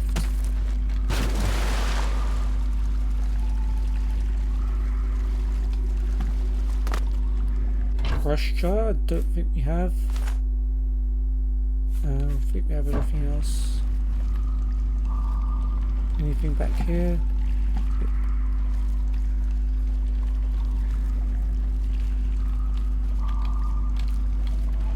Some crates over here too. Patched vest, don't think I have. Pigskin and rustle felt. Pigskin I might not have.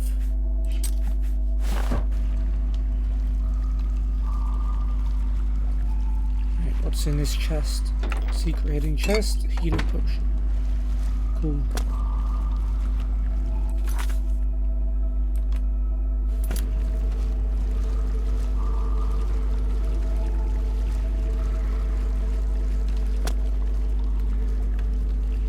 Oh, crap.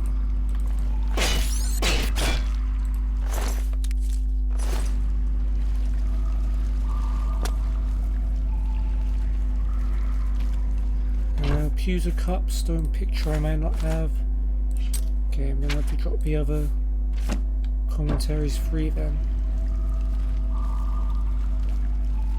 Oh, another crab here. Oh no, that's the dead crab. For some reason it was moving. Please do not move dead crabs.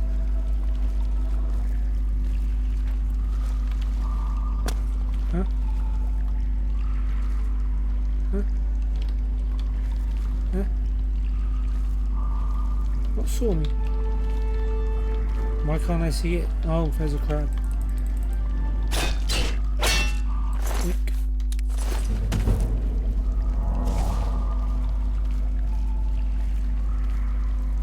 Okay, I think there's nothing else here. Okay, let's loop back around this way.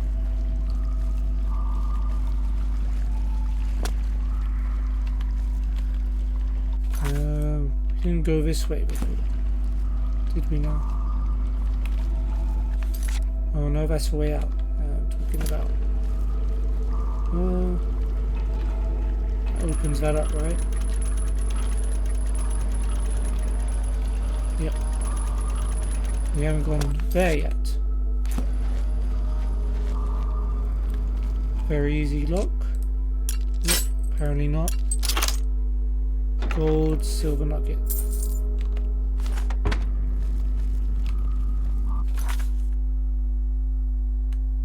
Alright, we came... I can't even remember what we came from. Is that a dead crab? I don't think so. Could be. Where does this go? Talos Plaza District. Apparently I should be going to the southwest tunnel. Let me just double check. Alright, it's not dead. Oh, it's dead.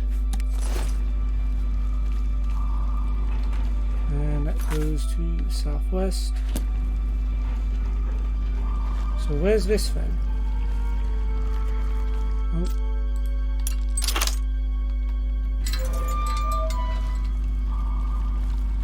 This, okay. I've been here.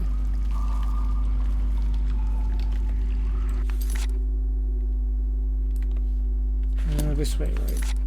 Yep, have to go all the way back round.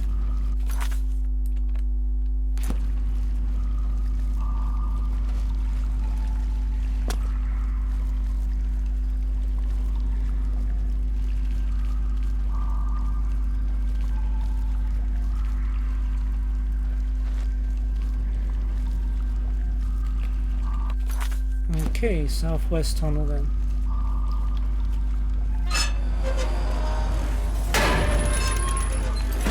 Apparently we just go straight across to the temple sewers. We can explore this place as well.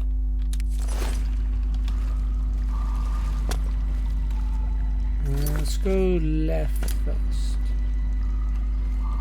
There's nothing here. Oop.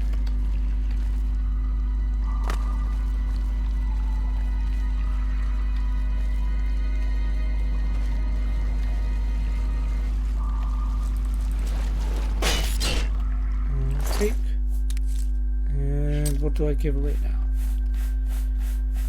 now? Probably just potions. I'm not going to use.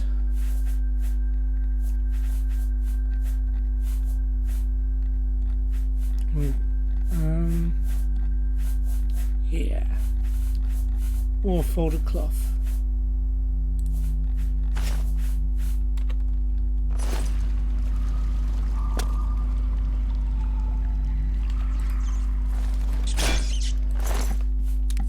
Alright, what's in the barrel? Dark green shirt. Do I have that? Nope. Gimme. Cloth and shears. Don't need. You can take. I'm pretty sure I have an iron bow. No, I'm only pretty sure. I'm not completely sure, so that's not. Get rid of that. We got.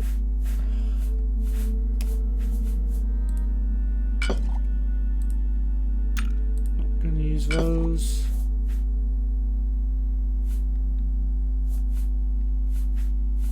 Potion of respite, probably get rid of.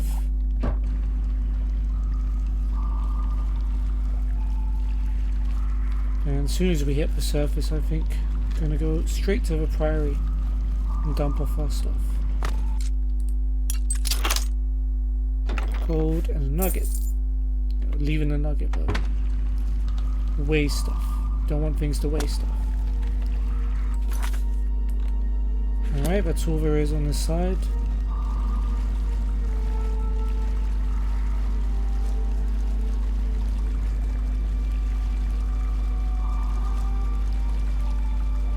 And what do we have on the right?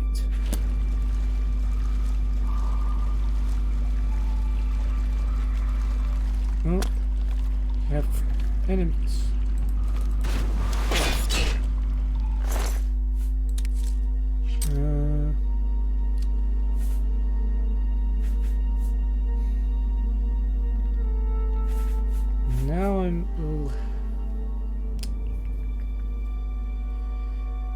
Now I'm thinking I can drop this Akaviri katana, right? Because I can just use Baurus's one. Maybe I should have realized that a while ago. So I think we'll have to eventually give this one away, like we did with Captain Renault's one. But we have another Akaviri katana at home, so shouldn't be a problem.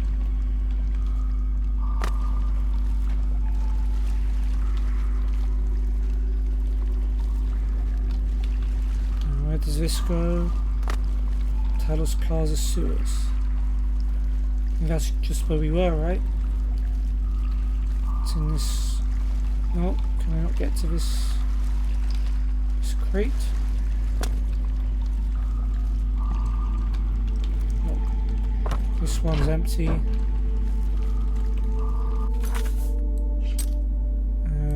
Okay, now the game's telling me I can go this way. To the temple sewers. Ooh, one hell of an adventure.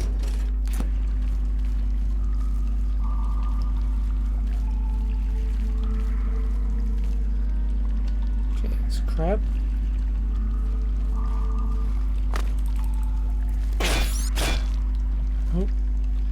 just a crab.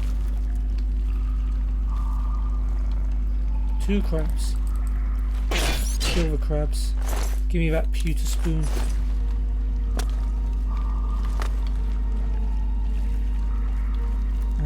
Crab. Don't know what this does. That lettuce on the floor. Let's take that. I swear there was more than one. Yeah, there we go.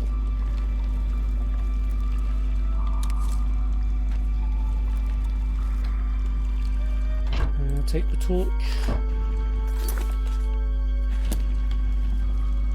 I mean, what the heck?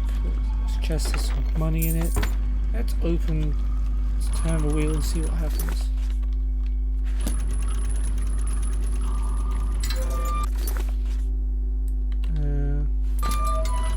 Let's go this way. Oh, did I just close this? Probably.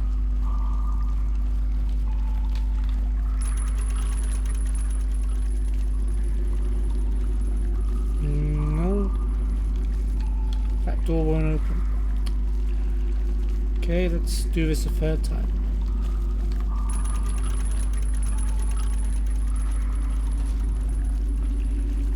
Ooh, goblin.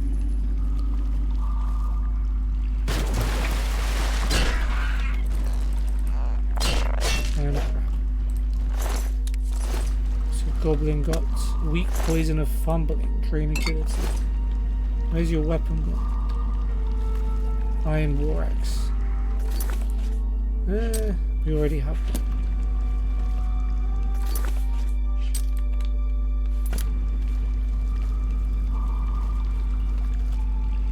Got all of this stuff.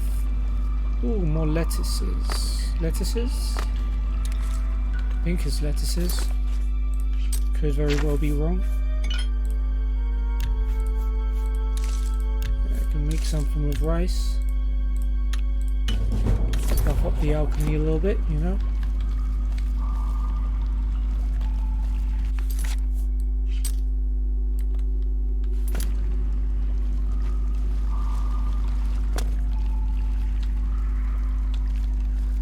And this side. Okay. Oh.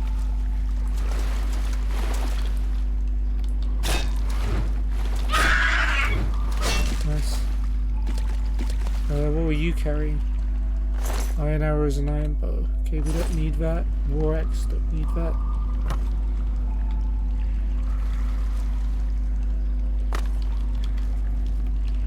What's this one do? This surely closes up right. Okay, let's not do that. No hidden sunken chests.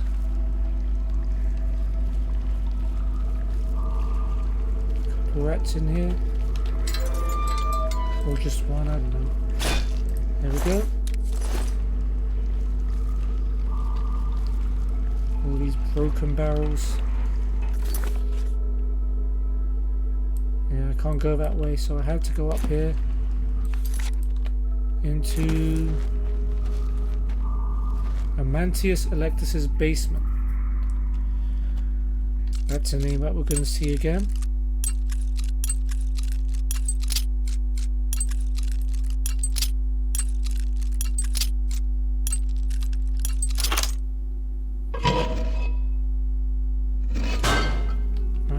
Restricted area now, so I'm gonna save it.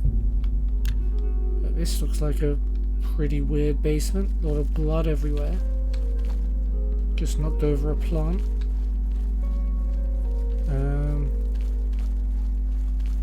Okay, so gonna have to get into his house. Hopefully we don't get spotted. What time is it? 2 p.m. Greetings. Good thing we have the Black Horse Courier. I don't know how we'd get our news without it. I prefer to just listen to people talk. Some of the conversations they have are truly remarkable. They say that when you murder someone, the Dark Brotherhood comes to you in your sleep. It's how they recruit new... Let's look at something. Okay. members. I've heard others say the same. Have you ever been to the King and Queen Tavern? The King and Queen is a nice place. The Mirillans treat everyone well. What's the news from the other parts of Tamriel? I understand Daedra worship has become increasingly prevalent in the Somerset Isle. The Altmer have powerful wizards. Could be a dangerous situation. Be seeing you. I need you to leave now. I'm leaving. Sorry. Got no bounty, that's fine. Okay.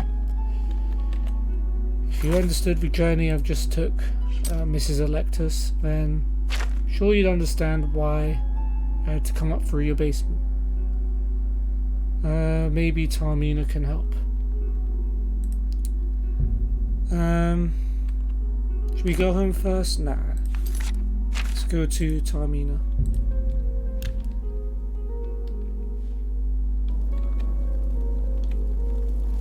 What is it, citizen? I'm just grateful to be seeing the country out again. Or the city out. Greetings. Hi there. They say that when you murder someone, the Dark Brotherhood comes to you in your sleep. It's how they recruit new members. I see. Take care. Goodbye. Right, Tarmina. Good day. Got all 4 of them. Now tell me where the Mythic Dawn at. Things in the guild have been different. You told me that earlier.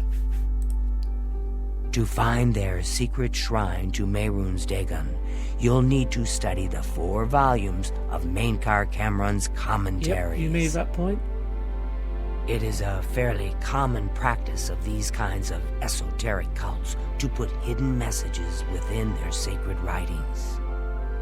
In effect, simply by finding their way to the shrine, prospective members have already passed the first test on the road to enlightenment. All right. Consider me unenlightened. You've piqued my curiosity about this puzzle. I will think on it myself and let you know if I have any ideas. Check back with me tomorrow after I've given this matter some thought. Okay. So because I've played this game before, I know what the puzzle is and I could skip all of that, but nah, we're playing this game as if we haven't played it before. I'll keep studying the first 2 volumes of the commentaries. Who knows? I might turn up something before you do. Yeah, unlikely. I already know what to do. Okay, what time is it? 3 PM. So you have to give her 24 hours before she helps you with the puzzle. But in the meantime, we're just gonna head home. Oh, what the hell? Random conjurer alert. Hello? Can't you settle this peacefully? Oh, he attacked me first. Please tell me I didn't get a bounty. Okay. Oh, well, I'm gonna put all this stuff away, but I'm gonna come back and jack your stuff, okay? Damn. Random conjurer attack. Doesn't happen too often. Wait. Okay, haven't leveled up. Never mind.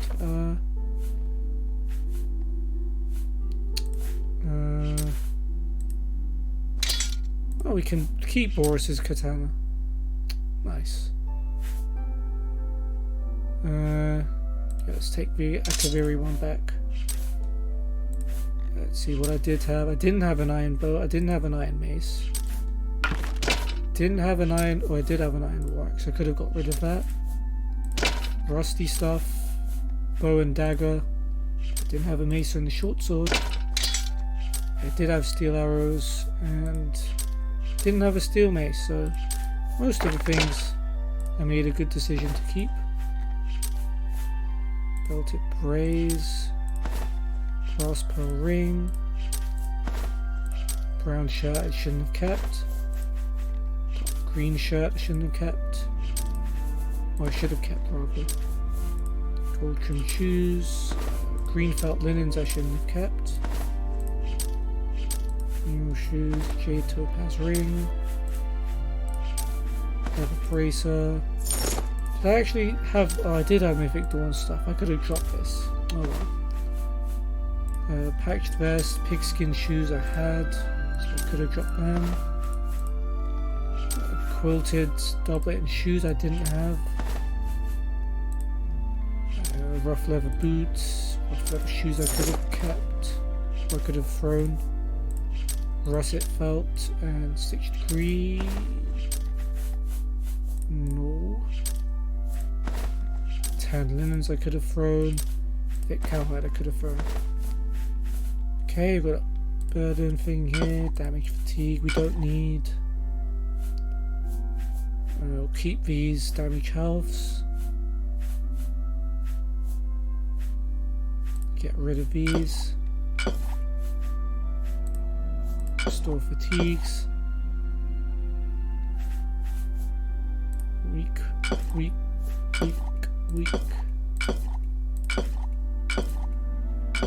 Don't know how many of these we already had, but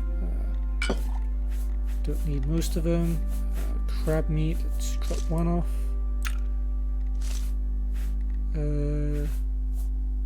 One of these. Sacred lotus. Or rat meat, we need to drop one off. Sacred lotus, herbalet, venison. We'll keep the commentaries for now because I think we need to give those to Tarmina so she can finish the puzzle. Soul gems, all of this stuff.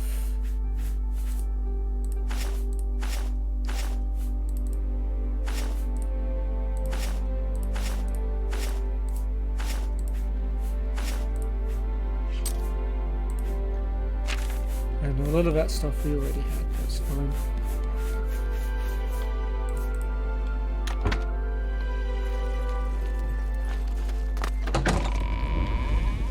See what this guy had. Iron dagger,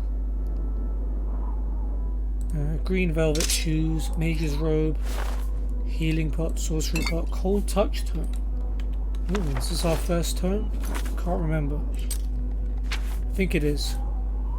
Cold touch, frost damage, 15 points on touch. It's a pretty handy one actually. It's one I can use already. Right, let's put all of that away.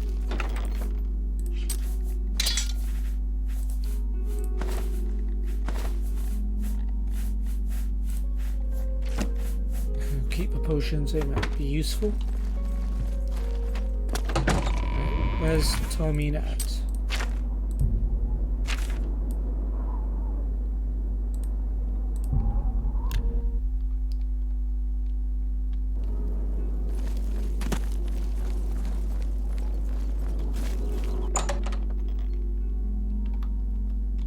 Okay, so it was at about 3 PM, right?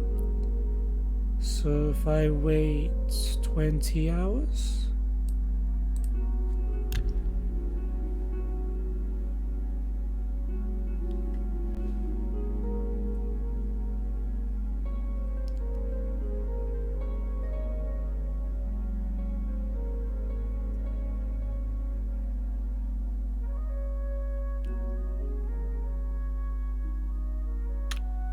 All right. Well met. Rumors. Archmage Traven is the first to take such a hard stance on necromancy. It upset more than a few people. Interesting. What have you found out about the books? I turned up copies of the first 2 volumes from my colleagues, and I spent a little time rereading them.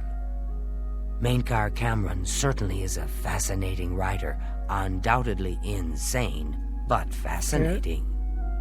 Ah, but more to the point, it appears to me that the first words of each paragraph may be significant. A message may be hidden there. I'll continue to study the problem. Come by tomorrow if you like. I may think of something else. Okay, well, I'll wait. The first words Fantastic. of each paragraph Thanks are for the key. asking. I'm sure of it. I don't know that Well, anyone I in shouldn't Cyrodiil keep. drives a harder Goodbye. bargain than Do you Palmyra at mind? Divine Elegance. She's the best I know. Luckily, she'll teach you some of her tricks. Wow, cough in his face, why don't you? Isn't there something just wrong about buying discount spells? Discount spells? I'd just as soon buy a slightly used shield. So I've heard. Goodbye. Bye. Alright, so I'm going to tell you now, so while this loads. So the puzzle, so the first word of each paragraph in the Mythic Dawn commentaries spells out a sentence. It's Green Emperor Way, touches where some Green Emperor Way, where tomb touches the midday sun, I think. Something very close to that. But I know exactly where it is. Greetings. A pleasure to speak with Done you. yet? Not only has necromancy been banned from practice in the Mages Guild, but the guild won't deal with anyone who openly uses it. Fair enough. Mythic Dawn, got any updates? I think I may have figured out the hidden message in Mainkar Cameron's books. Do you have the 3rd and 4th volumes with you? Excellent. Let's see. Yes. The first letter of each paragraph spells out a Tower message. touches a midday sun. Write this down. I said that before it Green came up. Emperor Way, where tower touches midday sun. Are you familiar with Green Emperor Way? The gardens around the Imperial Palace? Nope. Something must be revealed there at noon. How exciting. Go straight there then. Thank you for your help. I've half a mind to go down to Green Emperor Way myself and see what's there. Well, good luck. I hope you find what you're looking Thank you. for. We're at a bit of a weird time in the day. It's 4 p.m. and what we want will only show up at 12. So I'm gonna take this opportunity to go back to Wayne and Priory. Hopefully there's no more rogue conjurers just lying around. Developing quite a collection of naked men here. And then we just put the Mythic Dawn commentary books back, because I don't think we need them anymore. That's 20 weight off our back. Oh, commentaries 4 is a quest item. Alright, well, we'll keep that then. Let's head back to... let's go to the palace now.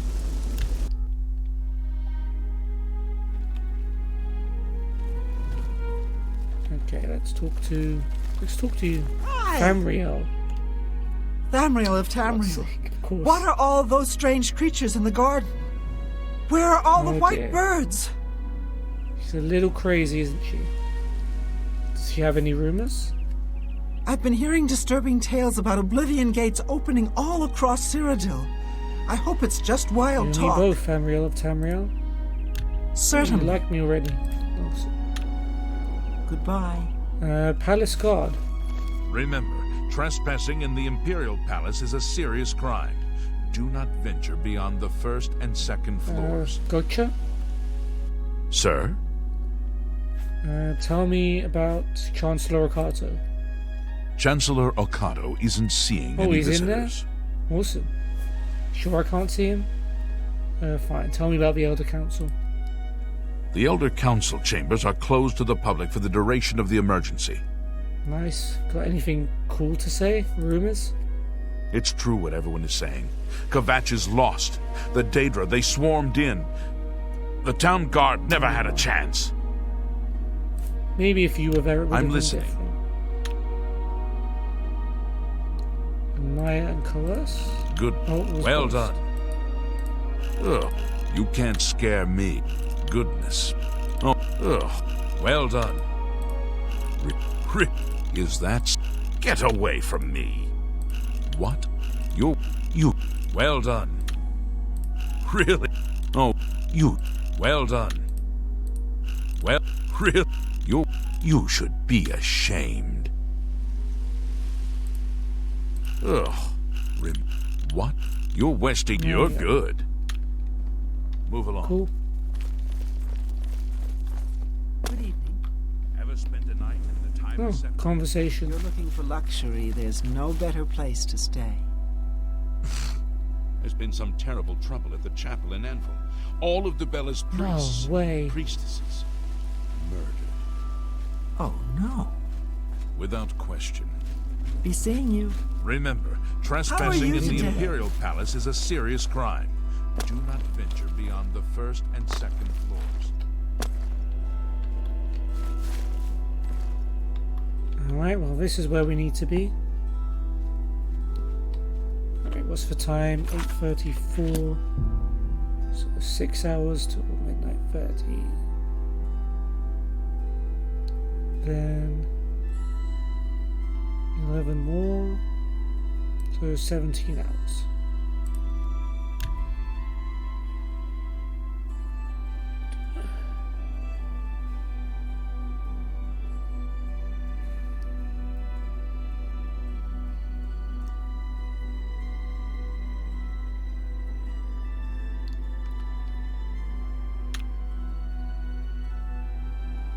Okay, any moment now this little bit of art will light up.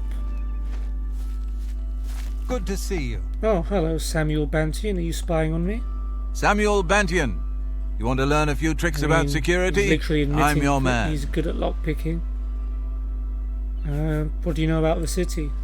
I only do the training anymore. None of the rigs and tricks. Rochelle and me just want the settled life nowadays. Fair enough. Rumours? The feedback is... Got that. please, go like on. me.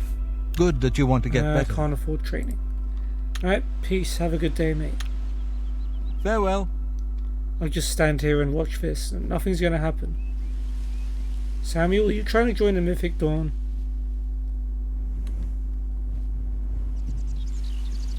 Samuel? Come on, man. Like, I'm not trying to join him, but I'm just saying, like... What is it?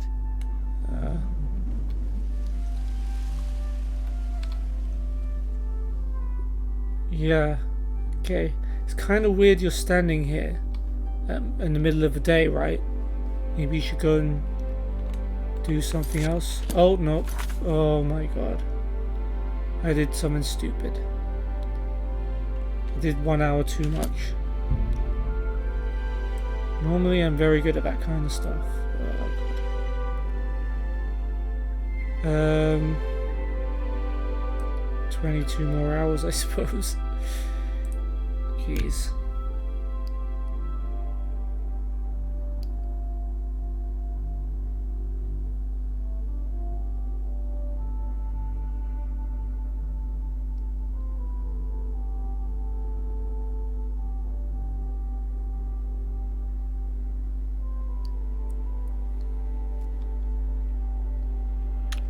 Alright, Samuel's gone.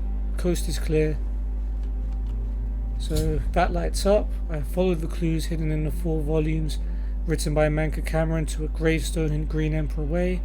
At noon, a map of Cyrodiil appeared on the gravestone with a location of a Mythic Dawn shrine marked on it. I need to find my way into the shrine and locate the Amulet of Kings. Alright, and is that gonna complete the quest? Yes. Path of Dawn has been completed, and I think I am exhausted because I've been streaming both this and before this NBA 2K for a total of 7 hours straight. So definitely time for me to retire for the night, but I hope you've enjoyed. I don't think anyone's still around, but if you're watching this later in a video, hope you've enjoyed. If you did, feel free to take a look at my social media links below, especially my Discord, where I will let you know when I'm going live. But before I run out of words to say, I'm just going to say goodbye and hope you have a good day or night or whatever time you're watching this in. Peace.